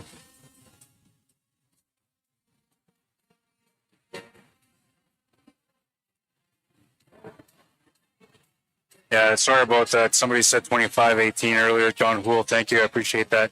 I wasn't sure, but and that's probably when I was trying to connect that microphone. I might have missed that rack then. But it's all good. They have the same score as me right now, 26-21.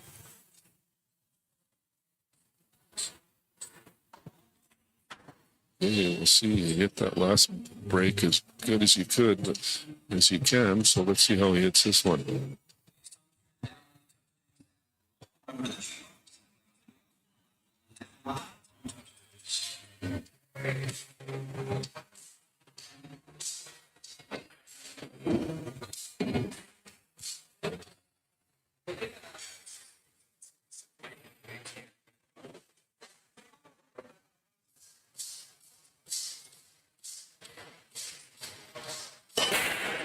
Another good break. Another. You can't hope to hit it better than that. No, yeah. Made a ball. You know, balls are open. Business sign for Yeah. Controlling the table.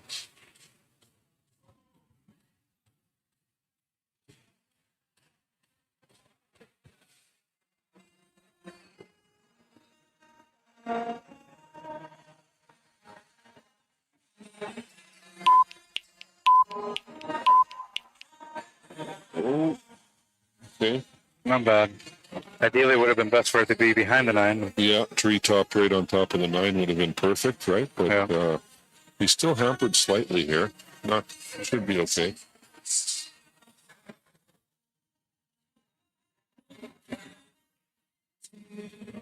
I think he hit this one pretty good. Yeah, that's not bad. Oh,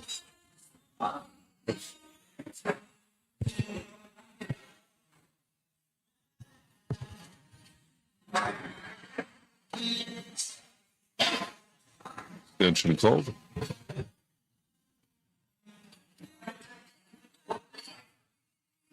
so the way the extensions have been running at the beginning, it was really loud, and everybody's complaining about how loud the beeps were. Now I'm just counting the seconds out. I let them have 1 or 2 beeps so they know that that's happening, and then I add the time after 10 seconds or whatever time is left. So they are getting the full 60 seconds like they're supposed to, and they are getting their extra extension when they're asking for it. Oh, yeah. I seen him motion his cue that way. I think he actually called that shot. Yeah, he was trying to make it. I was kind of wasn't looking, but Just too much force on the cue ball, Yeah. so it just kept Yeah. going. yeah.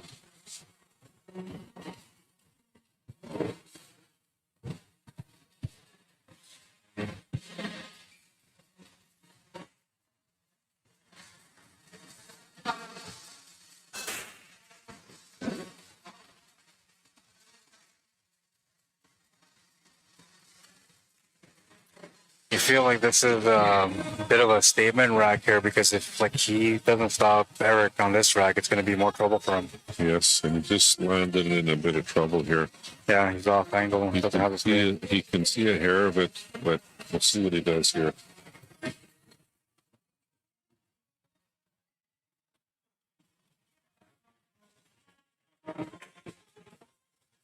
Okay. Not bad. Yeah, he's a containing shot, you know. Plus, he's got him more top of the 10, a little bit of Yeah. room for miscuing or something like that. Yeah.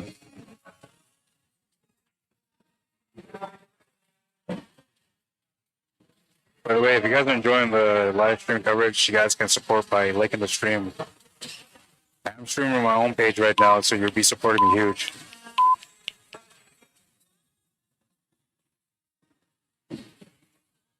Okay. I think you can see a slice of it on the side.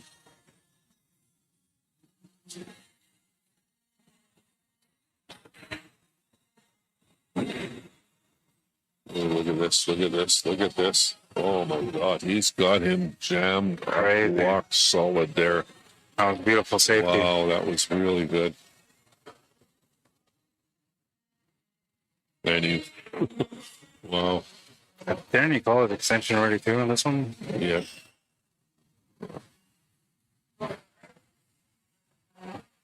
That was a really good shot by Sean. Yeah. I'll take a look at it again. Perfect little touch on this one. The right pace. And just caught the 9 ball perfectly, man.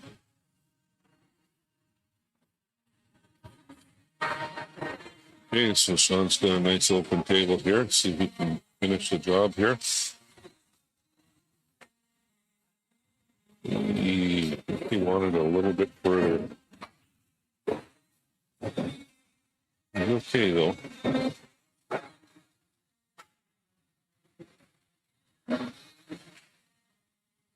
Oh, he's perfect. Yeah. All right, a nice little move over on that 7 ball too. Gets him set up for the 8 ball. Yeah.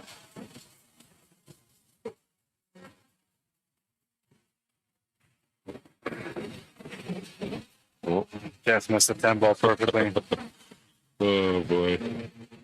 Oh, he bumps into that in any way. It's a Oh, totally he could different have been table. in trouble, yeah. Could have been, but he isn't. And boys here to take a 27-21 lead with 3 racks to the finish line. Yep. Call for an extension on this one.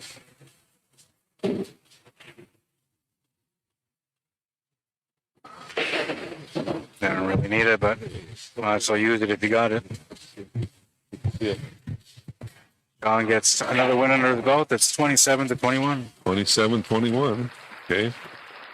Eric has his work cut out for him, but I'm not ruling him out just yet.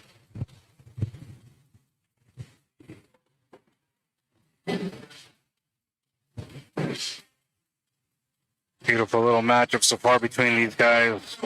I kind of expected it was going to be a great battle. That's why I said, you know, I got to go there and stream this match, man, because like I just knew like the spot didn't make sense to me. I felt like it was too big of a spot. You know, it's only 2 balls, but I felt like it was too big. Yeah.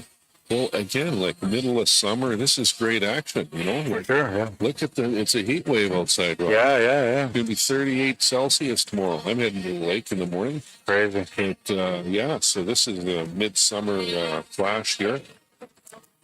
Yeah, nice to see. It's not common. It's great, yeah.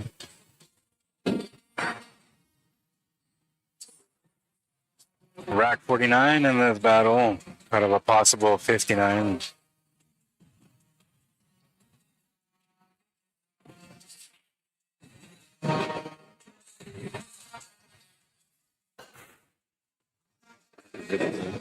He hit that one pretty good. Oh, yeah. Yes, sir.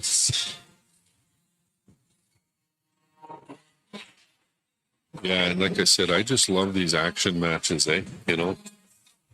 Yeah. Like, I'm old school. Like, you know, when I first went to the pool hall, you know, you always, if you ask someone to play, there always had to be something on the line. Remember the small money or whatever, you know what I mean?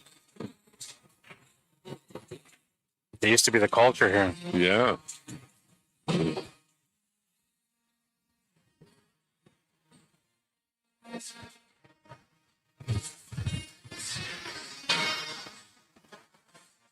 But again, these big money matches here were, I don't remember too many of them back in the day. No, because it used to be like $1,000 at the most. Yeah, like one year I remember Nicholson came to town here and played Randy Pruden. And Nicholson was like considered one of the top dogs in the country at that time for 9-ball. Yeah. And they played at the Crystal Palace, and Ron Brown backed Randy up, the owner, and Phil Kalniski. But, so they played for 2 days, and they were dead even. They were playing $1,000 a set, which was, you know, back then was a fair bet. Yeah. So then they decided, well, the third day, we're going to play the best 2 out of 3 sets races. I forget what it was. It might have been the 15. We'll play the best 2 out of 3 for 2,000. And Randy beat him. Randy was, I guess, considered the underdog in that one, but he did manage to pull through. I love the way Randy played, man. Yeah. Not many people play like him. No, he was an instinct player, you know. I remember seeing him getting out of like hooks with like 4 or 5, even 6 real kick shots, man. It was crazy. But he was a snooker player too, so he had that extra, right? Yeah, he was. That's, you know, like most players from that generation in Canada, they pretty much started out on the snooker table. I mean, so did Bernie. I missed what happened there. Did he call an extension? He must have called an extension, right? Well, that's a nice firm shot.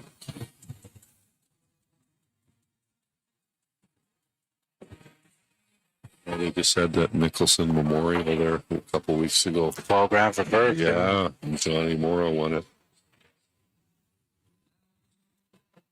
I got Bernie to do quite a bit of cue work for me in the last few years before he got sick. Yeah. He was a very good, good at his craft. I seen some of the pictures of the stuff that he made, and then him in the shop, and you can see like he was deeply connected to the game, and he loved what he did. Yeah, I had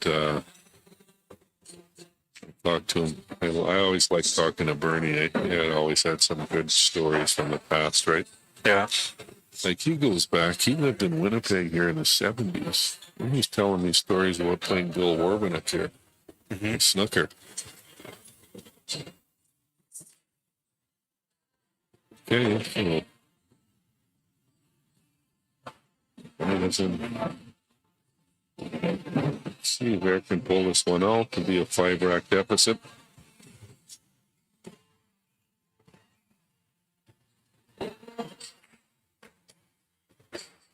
Okay, nice little bump on the 9. Yeah, that worked out nice.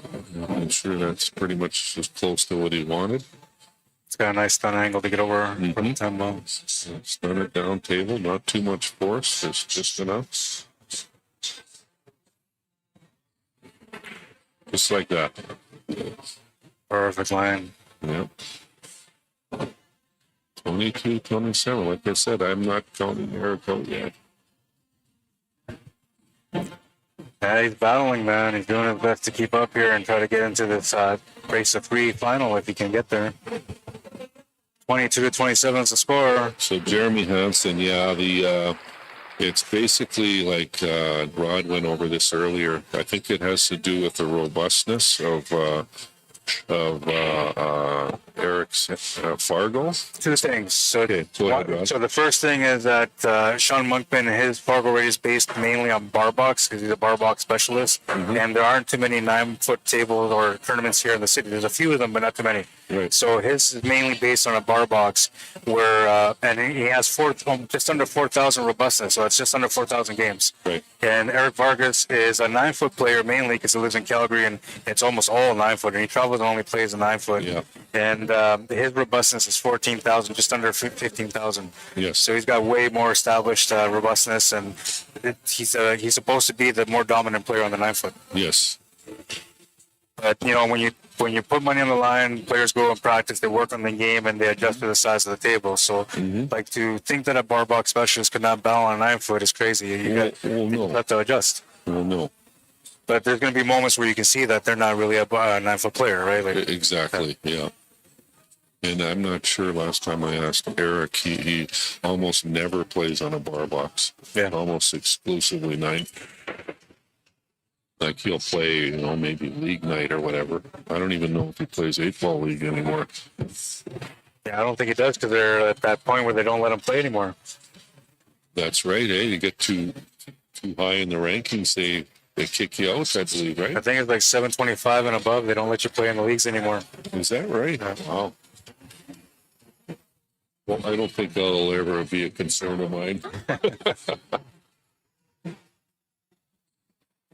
I'm just getting back into the league play again this fall. I'm going to give it a whirl. It's been a few years. Who are you playing with? I got a couple guys in mind. I got to figure out the rules and stuff because there's all kinds of stipulations about whether you won in the past or Super Vegas or whatever. And okay, see. He's gonna get lucky on the lead, maybe. So yeah, I pretty much got a team in. I just wait to hear 2 more guys need to commit. That's about it. Might need a spare, but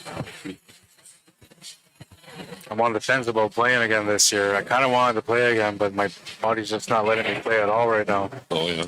But I'm thinking about playing at least league because it's only one rack every 30 minutes, right? Yeah, like if I play, it'll just be the one league night a week. But nice. Ooh. You got Okay, the contact. got the contact, but I'm not sure if that 4-8 there looks like it's wired in the side. Yeah, But there's some work to do here. Like you could get a balls,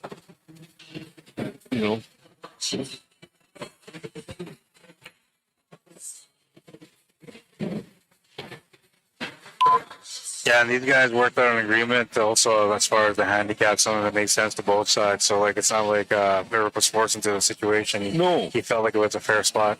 Yeah, and you know what? Give Eric all the credit in the world. Look, he's paying his way here. He's putting up the money. He's creating action. Yeah. He's putting his,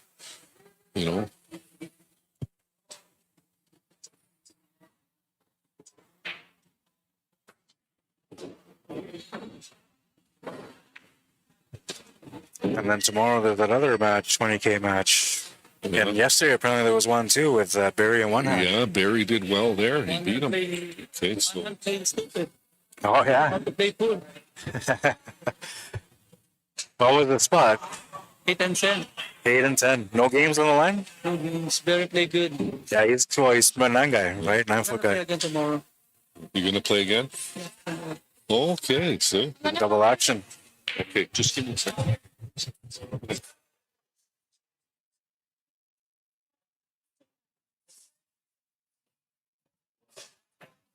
Nice hit. Looking for a good lead, and it looks like he's left the 4-ball available. Sean's 3 games away from winning this 20K. A chance to be able to make it a 2-game here if he can finish his rack.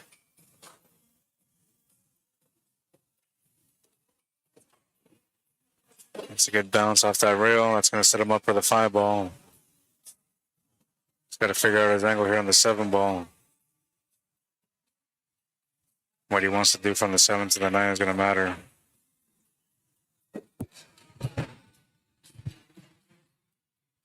Onto the 6. Couple of real angle here, available to get back onto that 7 ball. I don't think he's going to have any other option than making the 9 ball to the top right corner. Oh, Jeff okay. missed it. Wow. Oh,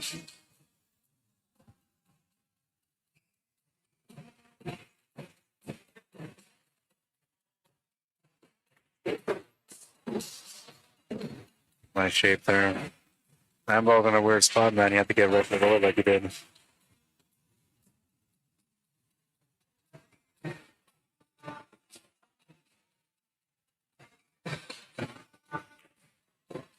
nice. You hit that nice with a lot of confidence. So Sean needs 2 more racks for the cash. 28 to 22. All right, let's take a look at this YouTube poll. I guess I'll close it. Forgot about it. What happened to my poll, man? Oh, it's down here. All right, so we had 25 votes. 24% said Eric the Eraser Vargas wins, and 76% believe that Sean Monkman will be the winner. Okay. I wonder if that was a local bias poll. Well, he's been the more consistent player so far in this battle. Like at the beginning, he started off with a 5-game lead, then he lost the lead for a little bit, then he never gave up a lead, and then the closest he got to giving up the lead was at 15-15. Right. I think that's when I threw a comment in there. Somehow I liked Eric and was willing to sweat $100, but luckily no one took me up on the offer. Well, you never know, man. There's still lots of game left here. Yeah. Rack 51 in action, and Sean hit that one sweet. Well, yeah, so sounds like there's more action here tomorrow with... yeah, these guys are throwing out 20K, like it's $10, man. I love it. Like I say, you know, this reminds me of like the old days pool, you know, a hustler and... I think most people went into the hall looking for action all the time. Like, yeah, it's so common. I mean, I love reading on the forums about all these old road players from the States and stuff who basically made their whole living, their whole life traveling around playing money games, you know? Yeah. Undercover, you know, like...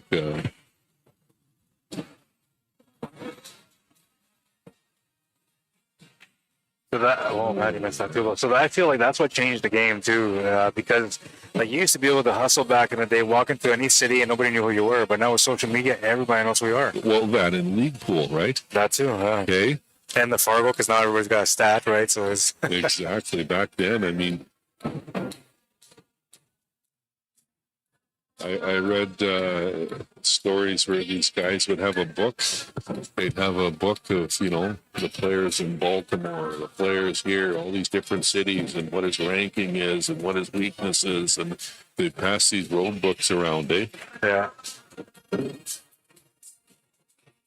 Well, and another thing too, like, so because of social media, like people can't hide their identity anymore. So back then you can be like, today you walk in, you're John Smith. Tomorrow you walk in, you're Gary Smith, and nobody knows who you are. Exactly. But now, like, they just look at your social and they know who you are. Exactly. It's hard to hide. Cesar Morales never would have existed in this time of day or in this time of life. Well, you know, I think I read something recently. That first tournament he played in, Cesar Morales. Yeah. Someone blew his cover right away. They had already heard of the great Efren Reyes. But he got away with it till he got to the finals or something. Yeah. Yeah, that guy's got a real story, man. Oh.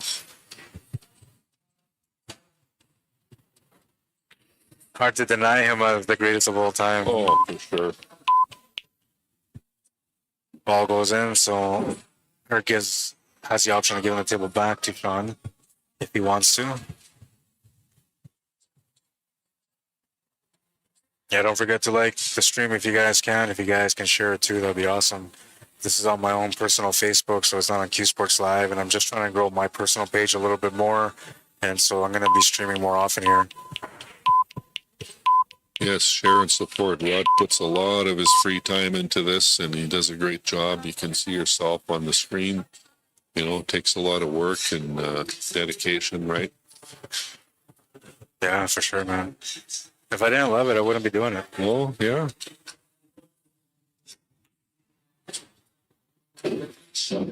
And really, I mean, if you weren't doing it, Rod, who else would be doing it? I don't know. Yeah, well, and yeah, I don't know. I see that stuff too. Yeah.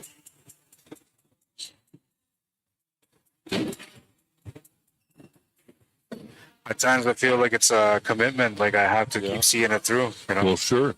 I notice a difference when I'm not doing things. I don't know. Yeah. It's just been physically hard, that's all. Yeah. But me, I've always been, as much as I've always loved to play, maybe not so much now, but back when I spent a lot more time in the game, I love to play, but I like to watch too, eh? Yeah. Especially when two good players are going at it, right? For sure, man. You know? To me, this is the best seat in the house every time. Yeah, for sure. So, Another thing too is like sometimes you watch and you kind of get a feel for things, but when you're streaming and you're watching it like this, you really get to engage with the emotional side of the game for these guys also. well, sure, you get to see the body language of the players and, you know, how they react to a bad break or, or a good run out, you know? Yeah. So you seen that a little bit earlier too with Eric when he got that 2-game on a string, then he started breaking with power again, right? Yeah, see?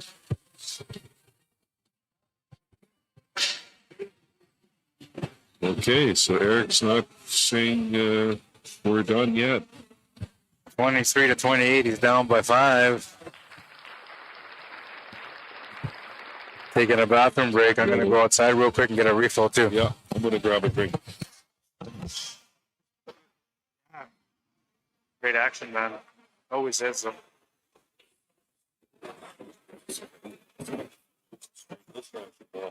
Probably do. I know.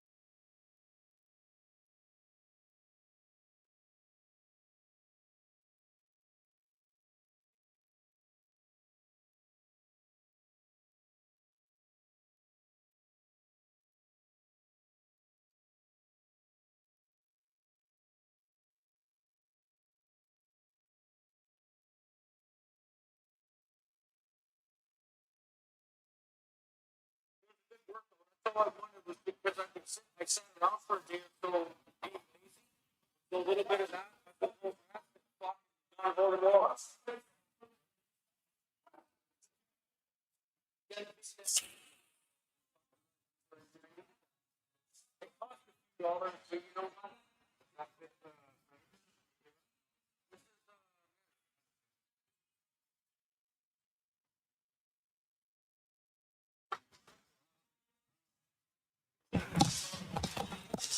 All right. It looks like everybody's back. Myself.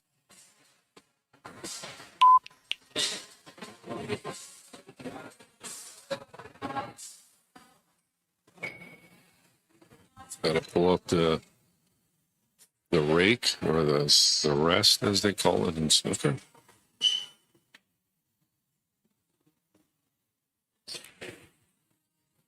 Okay. Oh, you hit that. I like it.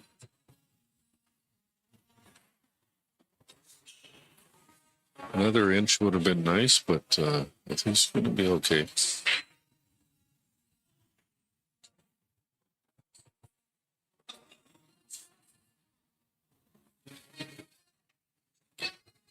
Nice stroke delivery on that one. Yeah. Oh, he's left himself a nice angle to get on the 9.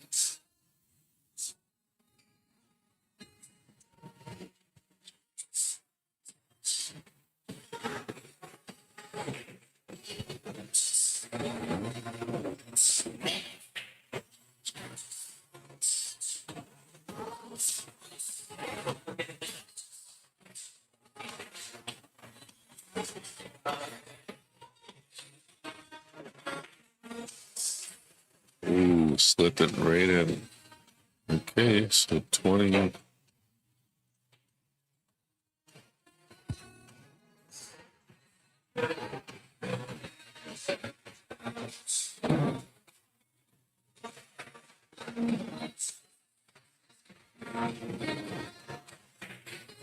Okay, so 28-24 now for Sean Monkman.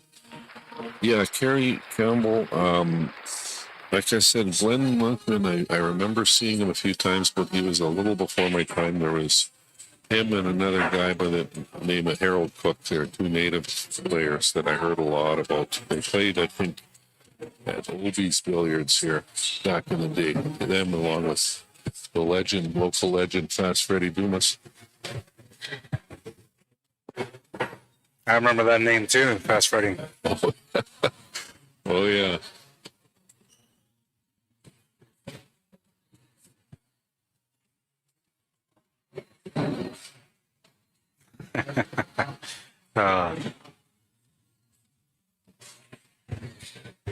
Never say die. That's the #1 recipe to success on the table, Yes. no matter what.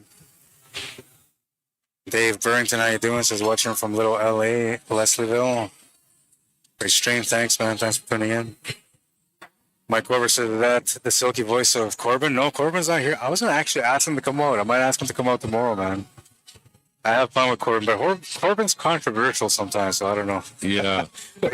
He knows how to get the action going. He'll get people gambling and betting online all the time. Oh yeah. Yeah. No, Corbin. I saw him at Bourbon last night. Yeah. We're getting together for a friend of ours is going away for an extended trip soon, so we're gonna go out for a dinner at Itchy Band next week. Cool. Yeah. I apologize about the signal drop, guys. Not much I can do about it, man. For tomorrow's matches, I'm gonna, well, I have to see if I can get that wire connection going. Maybe there. It depends. Winnipeg, even then, probably. Rack number 53. Vargas to break, and he's going to make a couple of balls off the break. He let his cue ball go there a little bit, but I'll tell you what, he's going to take this break all day long. Yeah. Get the 1, 2, 3.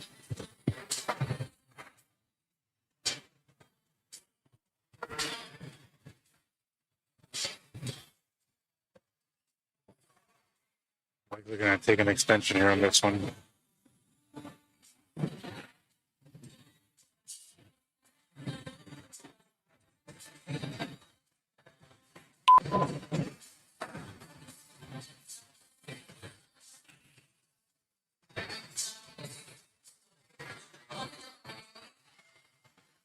I'm glad he took that shot when he did, because I actually started the clock too soon on him there. Robbed him a couple of seconds. He's going to end up pretty much perfect here. Short little stop shot here. Well, he's going to stretch a little.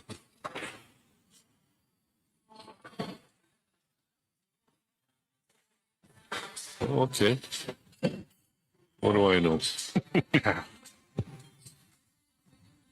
6, 7 is next, because the 5 and the 4 are off the table.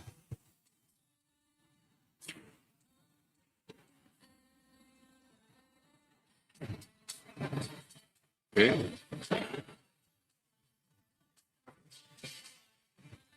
Okay.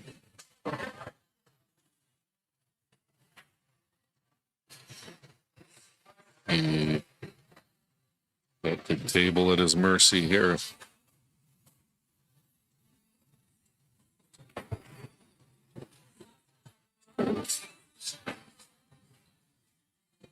Okay. So, interested to see how he plays this one. Is he going to come side rail to side rail, or is he going to draw it straight up table? I think he just touches the rail Yeah, slightly. yeah. I can't tell by the angle a little bit, eh? If it's deep or... Okay, yeah, of course. That's the way to go. The shortest way to the path to the ball. And he's got a little bit of angle here if he wants to push the 9 ball in the open too. Mm-hmm. Although I don't know, that's kind of risky though. Yeah. Maybe draw below it. Ideally, he'd like to be straight on the shot. And it's either pocket because it's not frozen to the rail. I like to draw it below the 9 here, I think. Just a little stun draw, a punch draw. Yeah, like that. Okay, he hit that one. Yeah. Shaking his head, but I don't know. Because he's straight. Yeah.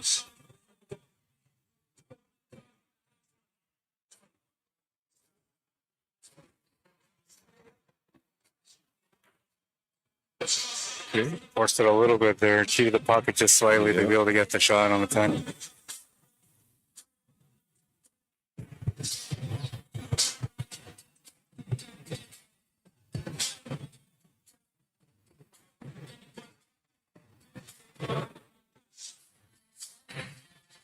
Okay, so it's 28-25 for Sean. This match is not over yet. No, and it's kind of what I expected, to be honest. Right from the beginning, they were just back and forth like this. Yeah, more drama to come. No, I was hoping Norway won. Oh, England. Okay, good. Thank you. You're amazing. That's my team. My grandfather is born in Hastings, England. I was rooting for Holland, man. He's just a wild beast, that guy. Oh, yeah? They did good, though, because Norway hasn't really been in the World Cup for quite some time. Yeah. Like this guy here on screen here? Yeah. Player. Holland, yeah. Yeah. And he's like, okay, so his story is like similar to Michael Jordan's because they said he was never going to be good enough for pro football. They said he was too small, his size wasn't there, and he wasn't fast enough, and they rejected him. And he developed his game in England or whatever, and now like he's playing and nobody can stop him almost, right? Like, wow. He's one of the most talked about players out there at the moment. And he kept up with Messi and with Mbappe throughout the tournament. And he's just a little guy, man. He's only like 19 or something like that. Yeah. You know, young. Well, that's great. I like those underdog stories. Yeah, like I remember listening about the Michael Jordan one, and like for him not to make the basketball team in school, like that just changed his entire life. That's what made him become Michael Jordan, right? It's Yeah. sometimes being rejected is what pushes you to become who you're supposed to be. Yeah. Yeah, of course. Like not the biggest player, you know, but he just had that something that all the great best players have. You know, Wayne Gretzky, Jordan. You know. Vision and hunger. Yeah. Hunger is the most important part because as long as they stay hungry, they keep winning, right? Jordan won 5 NBAs in a row or something like that, and then he switched to baseball and he just stopped playing. Yeah. Well, he went back to play, I think. He did. Did he win another one after that? I can't remember. And then he coached the Wizards for a while. I think he bought him or something. I'm not sure. Yeah. Well, I remember those basketball years of I first started watching when the Pistons were the team, the Bad Boys. Yeah. They were pretty dominant, too. Oh, yeah. They were a rough team, but then the Bulls couldn't beat them, and then finally they did, and that's when they went on a roll.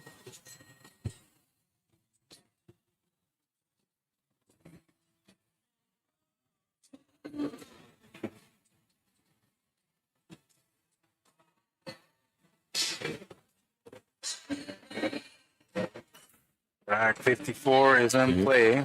Let his cue ball fly a little bit there. So, but it might have. Oh, it almost did. Didn't work out too bad for him, though. Yeah, it's not that bad.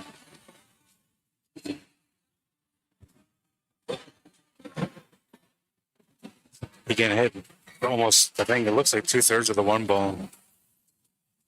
What's up, Chris Hook? Welcome to the stream. Peter Justice, come on, Eric. Let's go, Sean, says Jeremy Hansen.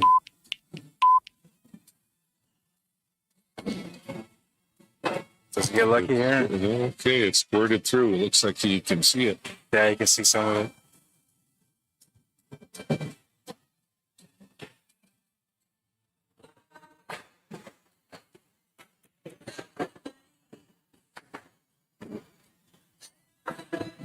Hey. It's got the strike on the 2. Yeah. tough to control the pace here on this table. Yeah, he would have liked to have been a little lower, but this is what he's got, so make it work. Good. Yeah, you have to give up a little bit on the stroke there to control the pace. Nice finesse shot there. A little bit aside.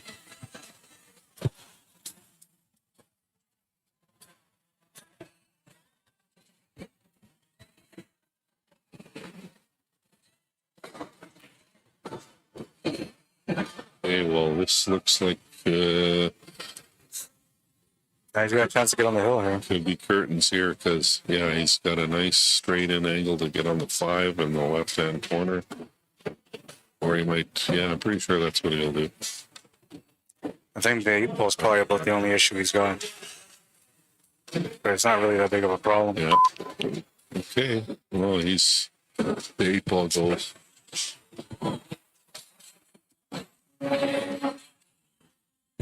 It should put Sean on the hill.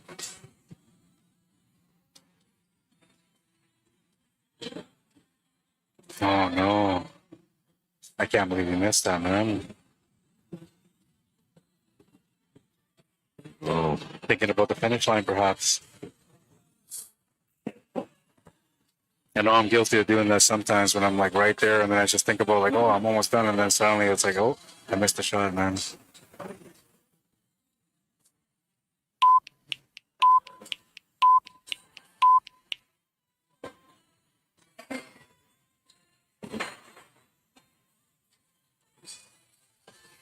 I don't know if that 8 ball goes past the 9 to the corner. If it does, then he's good. But yeah, it does. it does, yeah. Yeah. That's what I was worried about earlier. I thought that maybe that didn't go.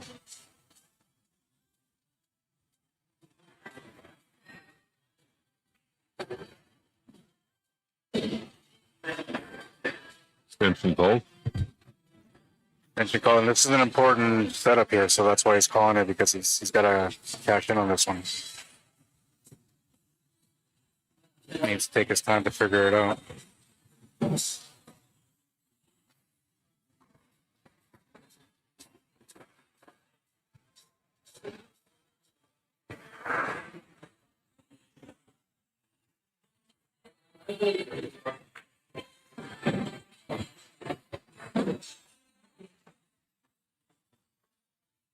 The 9 and 10 remaining.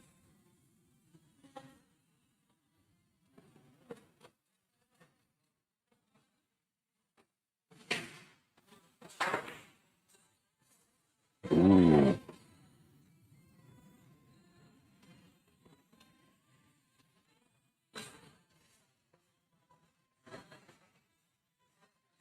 Eight is good. Okay, wow.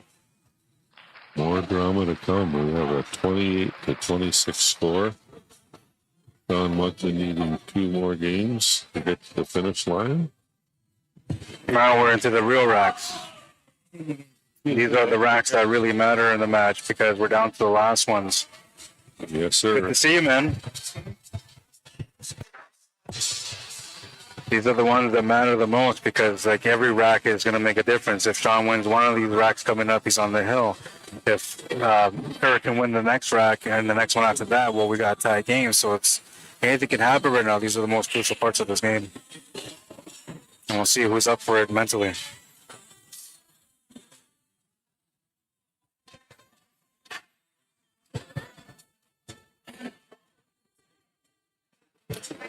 Don't forget that we have the Finney Ridge Classic 2026 and Pan Am Cup coming into Winnipeg, Manitoba. It's an English billiards event, world class. We got some of the best players in the world coming here, traveling across the seas to perform and to try to win some of that $15,000 prize pool. I'm going to be there to cover that event. It's running from August 24th to the 31st. So if you are not familiar with English billiards, it's probably a really good time to tune in and learn a little bit more about a game that a lot of people don't understand about and probably never play. But once you start playing it, man, it's a lot of fun. Yeah, it should be interesting. I talked to Gary Marshall, one of the organizers of that yesterday, and yeah, they got about 12 world-class billiards players coming in this year. Yeah. So that'll be interesting. They usually get like, well, the last time I was doing one of these, they had, I think it was 4 out of the top 10 in the world were playing, Yeah. including the #1 guy, Peter Gilchrist. Yeah. when you see those top level English billiards guys play, I mean, their skill level's incredible. The way the touch and the way they can control those little shots at moving the cue ball an inch and stuff like that, and getting on the right angle to get another cannon. It's such a different game, but like when you play it and you start understanding what it's all about, it's a really fascinating game. It is. Yeah, I played in it a couple years ago. I played one season. At the very worst, like, or at the very least, it's going to help you with like your scratch angles, like understanding what scratch angles are, right? Yes. Yeah. And I mean, the caroms, the cannons, all that's beautiful too, man. Yeah. You get to work on that all the time. Mm-hmm. And like a lot of times there's little soft touches, right? But if you learn the soft touch contact, you can increase that when you need it for 8-ball and 9-ball. So it's really good learning skill asset or whatever you call it for a pool player. Yes. Same with snooker. Like I always say, like if you don't try all the games, like snooker will teach you how to clean your stroke up, how to stay down, how to increase your focus. There's so many things you can learn from snooker. Mm-hmm. Oh, there's a nice break. Park that one ball. That's perfect. 7-ball's trying to play the bad guy right now.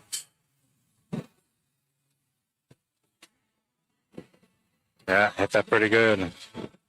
Yeah, I like all the billiard games, you know. Snooker, pool, 9-ball, 10-ball. Yeah, and they all teach you something, right? Like, well, they're all got their own little differences, right? You know. Yeah.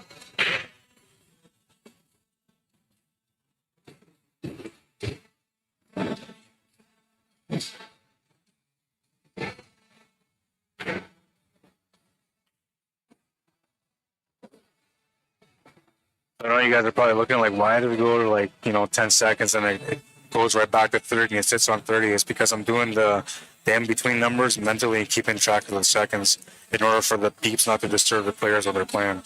And that's only because I don't have a 60-second shot clock set up for the break yet. I will have that set up for the future, so there won't be an issue like that anymore.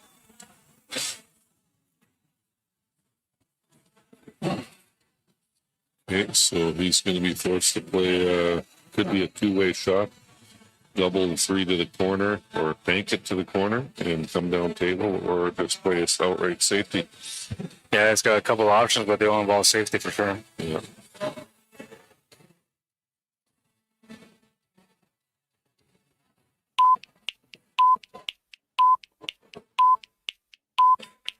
Yeah, he just chose to play the... It's a good one. Got him good, yeah. John's got a natural kicking angle here off one rail, so he'll hit this, I'm sure.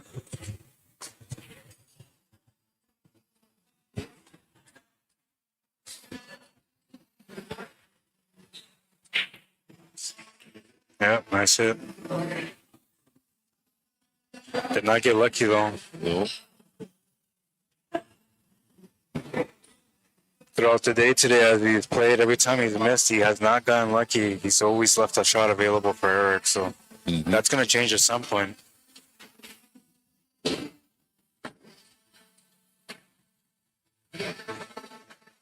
2, 3, and 4 off the table, so he's on the 5, and then the 6, 7 is sitting on the left side cushion.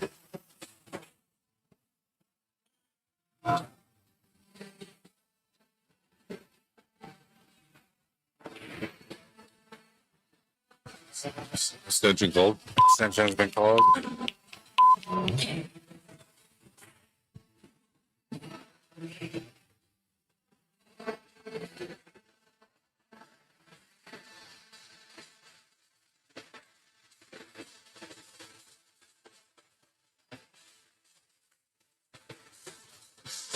Eric's just resetting himself here. Yeah, I like that extension because he didn't really need it, but it was more about like making sure. Right? Yeah, relaxing himself, making sure he wants to set himself up on each shot properly.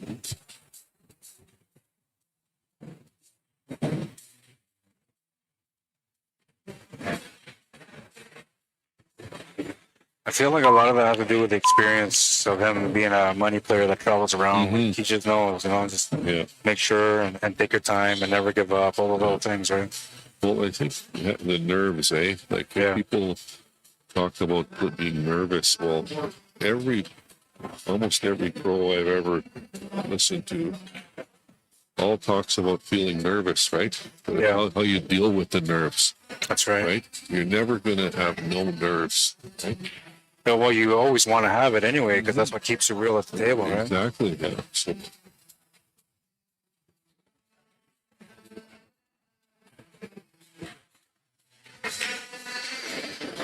okay, nice angle there.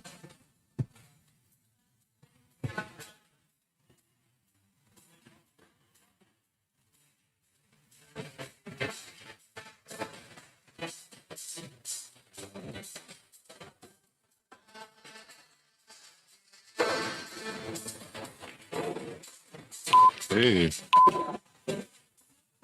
Wow, we have a ball game, folks. Yeah, man.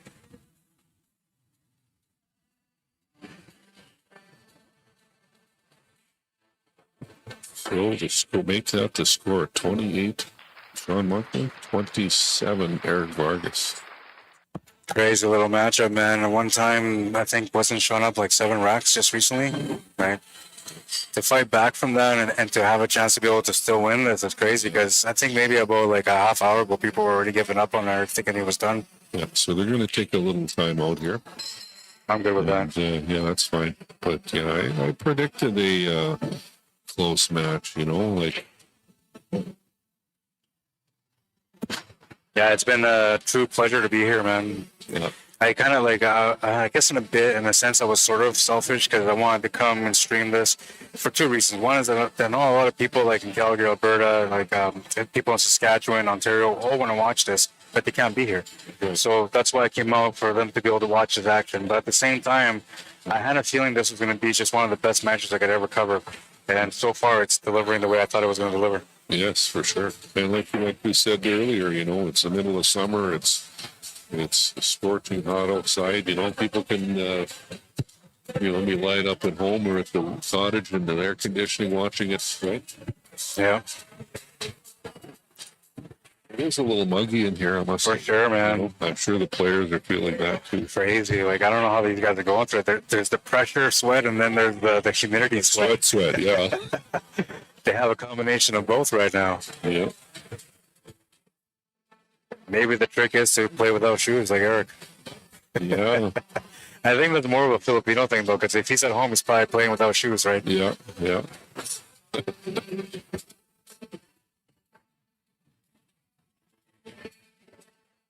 27 to 28, a 1-game difference in a race to 30, man.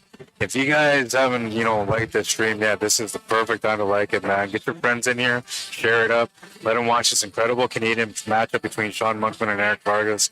One player from Manitoba, one player from Alberta, formerly from Winnipeg, Manitoba, and they're having a crazy showdown, man. 743 Fargo for Sean, a 739 Fargo for Eric. 2 balls spotted to Sean, and everybody's like, why?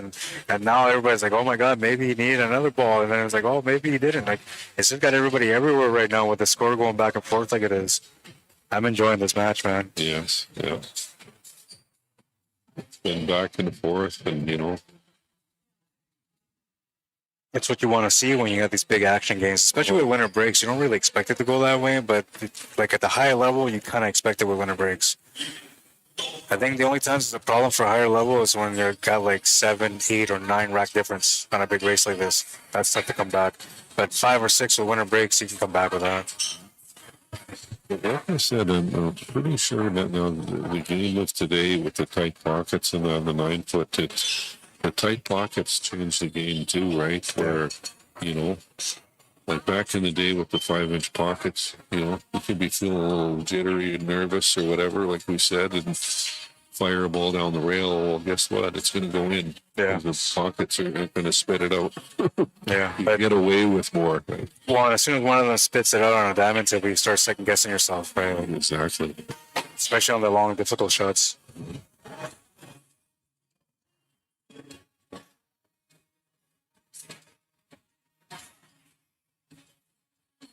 Tim Nelson says, I would love to see this game come down to the wire. Again, he absolutely parked that one. Okay, so he's got a reasonable shot on the one, and see what he does here. I think he's going to play a safety here. No wonder why these 10-ball break and runs are never getting anywhere when these guys come around, because they make the break off or the ball off the break almost every time. In Calgary, they had a couple of those, and every time somebody came up to the table, they made a ball, and they almost ran it out. Okay, here's a good shot by Eric, but again, he's leaving them an angle here, but this would be like call it containing safety, not a hard safety, more of a containing safety. Yeah, just to get the table back. Yeah. Oh, he's on a scratch. Oh, no. Didn't want Definitely not. Well, this is exactly... Oh, I got to wait till he picks up the ball. Very nice. Got the ball, cleaning it. Got some wax on there. wax on, wax off.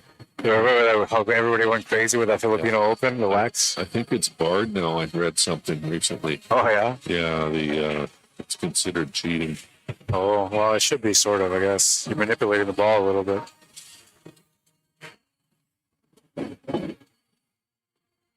That's the ideal. But you know what? If it wasn't in the rules before, it wasn't cheating, right? Yeah. Technically, it wasn't, no. Right? But that's like saying certain tips were disallowed because they performed too good. Right?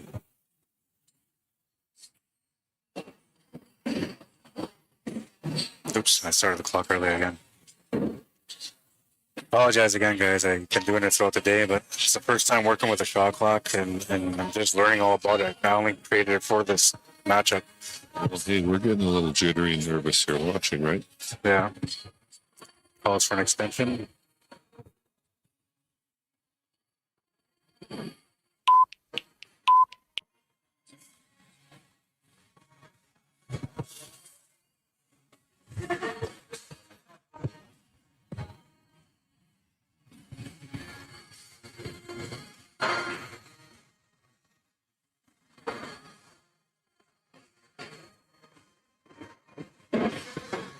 Okay, I think he's all right here.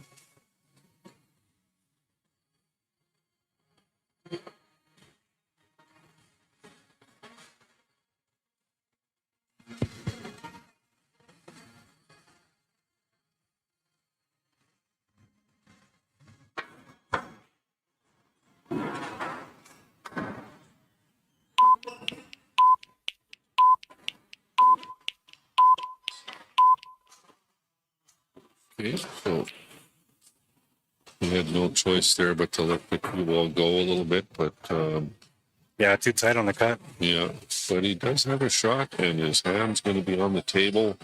He's not tight to a rail, so he's got to take this one and go for it. Yeah, kind of like a quarter dual draw shot here off the cushion back to the middle.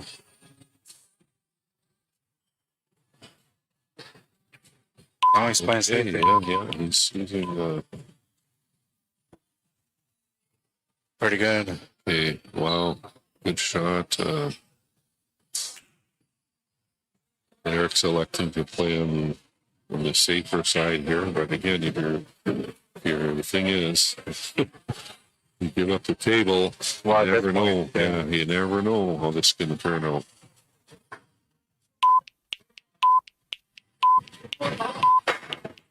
Oh, nice try, man. Oh no, look at that. Watch out for the cue ball. It's going to bounce. Maddie's left Eric the shot on the 7. A makeable shot. Yeah, he's a little bit off the rail with the cue ball, so that's good. The angle is what kind of kills it a little bit, because it's kind of try to control it for the 8 ball, but all you got to do is just slow down the pace a little bit. Yeah, this one is just, he's got a natural angle to get on. Okay, so he's jacking up a little bit. Might be trying to draw for the side pocket.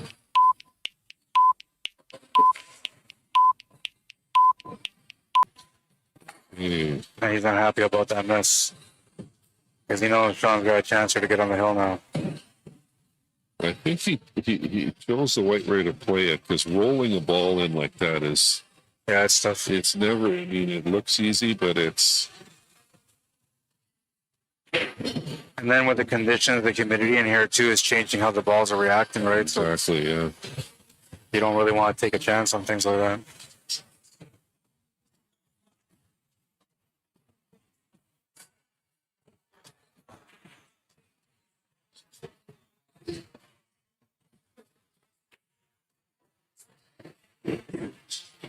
Just the 9 to get on the hill. Extension call. Extension call.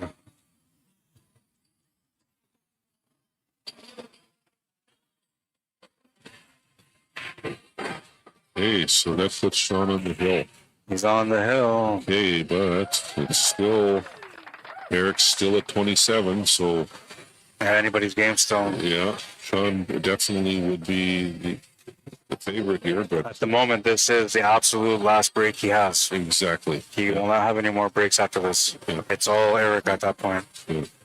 So in a sense, like it's almost like he has to make this one work for him. He's got to make a ball and get on that one. And especially because, you know, they had a 6-7 game gap and that got taken up right away through a few racks. So he knows like it's dangerous territory here. You got to make sure you close out or give yourself the best opportunity to close out on your break. Yes. Look out for that extra power here, though. See, like that shot there, like I was saying earlier, back in the day, that one's in all day long. You know, but with the tighter pockets, no.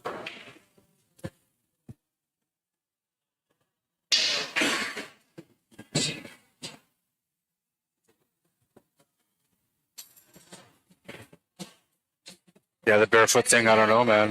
They didn't put no stipulations on whether you have to wear shoes or not. So Yeah. they're saying about the health inspector, but yeah, I guess chances of them coming around are pretty slim.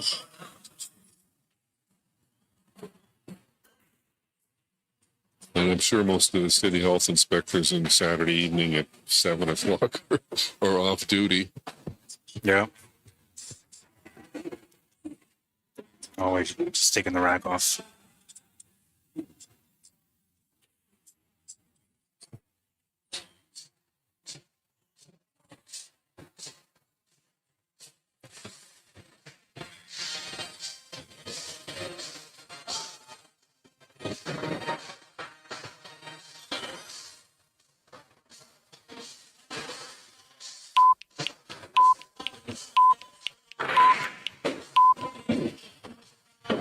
Gonna bump that 5 ball in too. Okay, so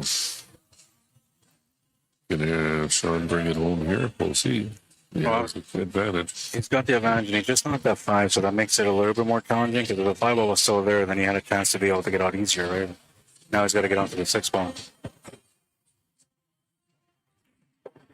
Nice little fork stroke on that one to get back down. It's on the 6. Imagine how Eric's feeling right now. Yeah. Feeling there's nothing he can do here. Just sit and wait. See if he can get another shot. Oh, no way. Crazy. And he gave him the shape for the 6 ball, too. That's a huge break, man.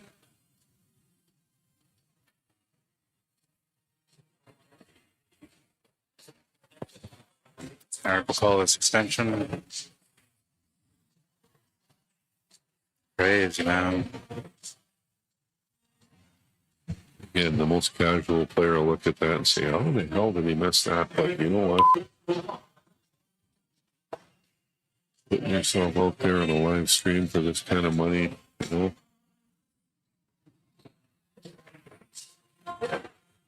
Until you've actually experienced that. Yeah, it's totally different beast, man. You could be a great practicer, but you put money on the line, none of that matters, man. It all comes down to survival and how much you trust yourself with your knowledge. And another thing, too, I mean, playing a money match is a bit different than playing a tournament match. Oh, for sure. That's a nice shot. Yeah, it was. I heard, what was it, CJ Wiley, I follow quite a bit. He talked about his road spurs. He says, one of the things he said was playing a tournament match is like a boxing match. Playing a money match is like a street fight. Yeah.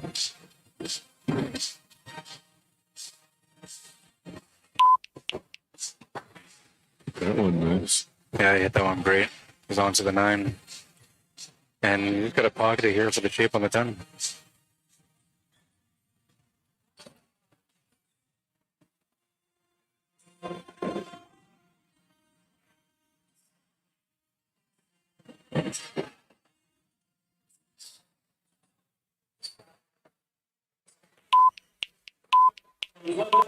Oh no, he missed it, and he's left him the 9 ball. Jeez. Oh no, just a 9 for Sean to win this match.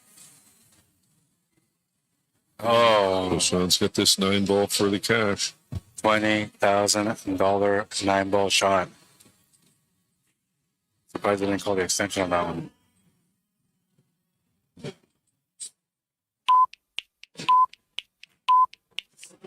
Oh, it almost didn't go in. It wiped its feet going in, and that's it. Crazy. What a match, man. What a Wow. match. Incredible.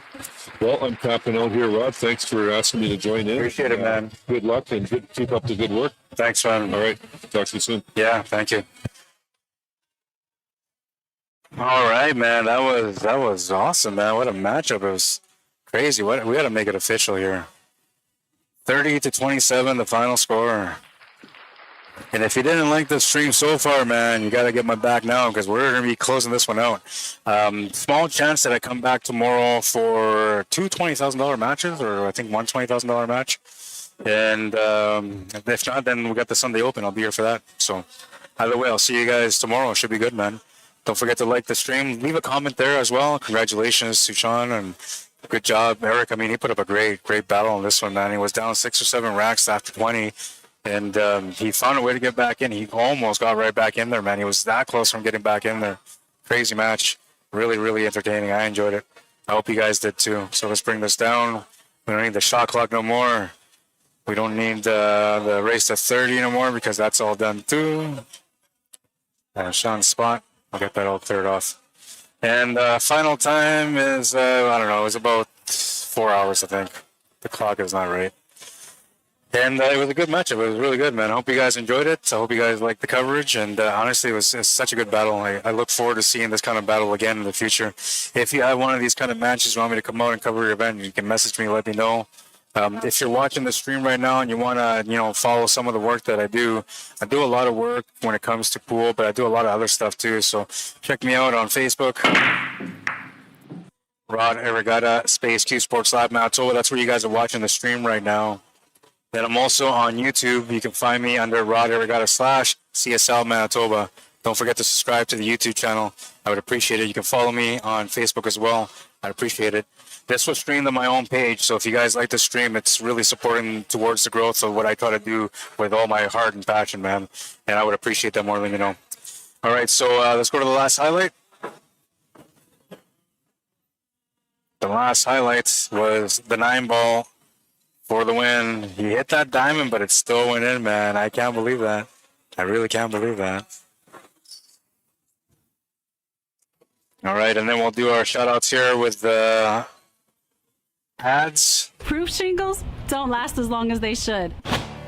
After 10 to 15 years, they start to lose their If flexibility. you ever have a and company that you want to advertise That's your expensive. passion Thanks for, to let me know. Rejuvenate, you can Here, man. extend your roof life expectancy Some of these up to 15 ads I've done myself. years. Some of For a these are fraction of created the by other cost. people. If you have something that's yours, Join the I'm okay with that. thousands If of you want something homeowners made that by made me, the right I'm okay with that too. Save money, save Let me your know how I roof. can help Call you Roof promote your Rejuvenate passion today. and what you love in life. The Vimy Ridge Classic 2026 in the Pan Am Cup coming up in August 24th to the 31st in Winnipeg, Manitoba. Some of the best players in the world coming into battle for $15,000, man. I will be there to stream it. You're going to be there to watch it and learn. Hopefully you guys get to understand a little bit more about this game. The last time I came around and I covered their event, it was incredible watching all these world-class players. The way they just string the cue ball, man, it's so finesse, so much control. It's incredible the stuff they do, man. You probably never watched English Billiards because you probably never even heard of it, but you'll get a chance in August, and you'll get a chance to learn a brand new game that might teach you how to avoid scratching.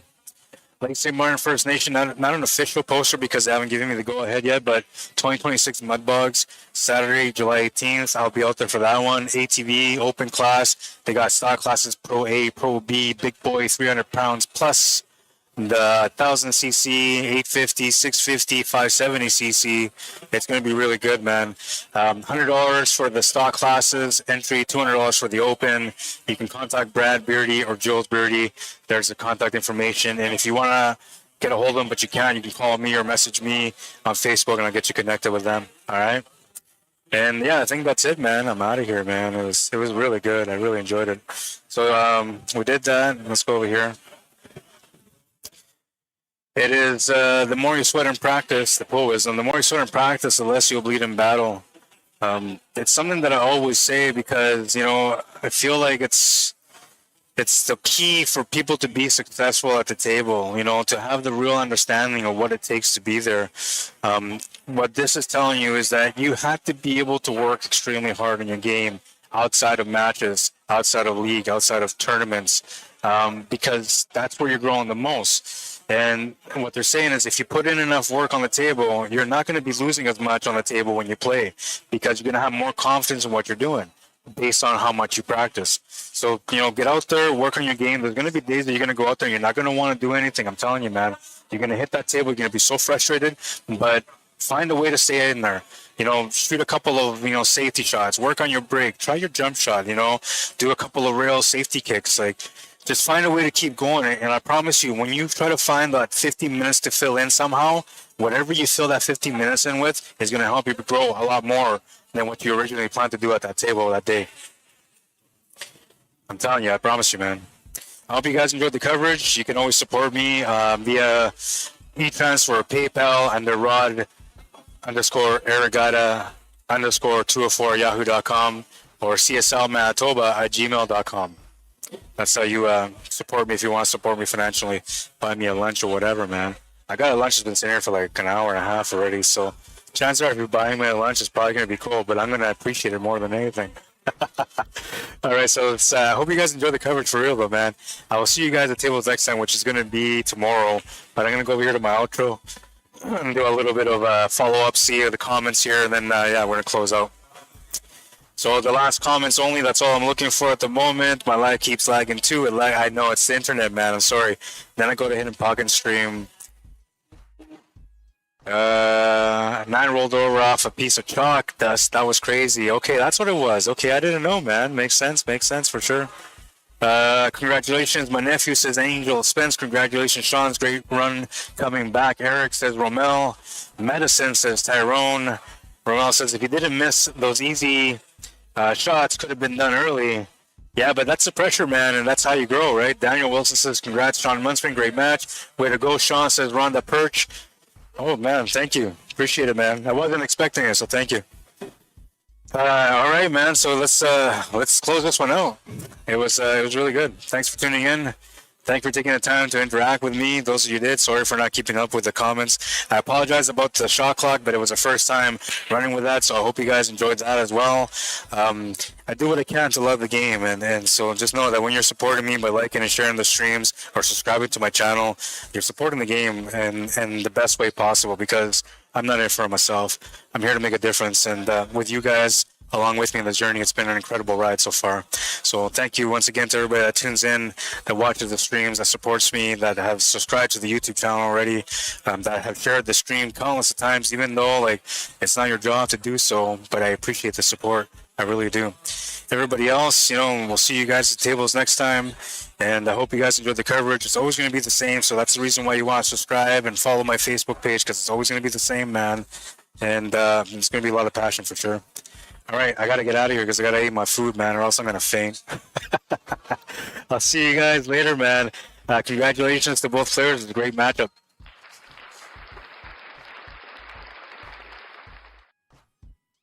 I love it. You guys are so great. They were so great for sure. All right, guys, we'll see you guys on the tables tomorrow. Have a good night, everyone. Cheers.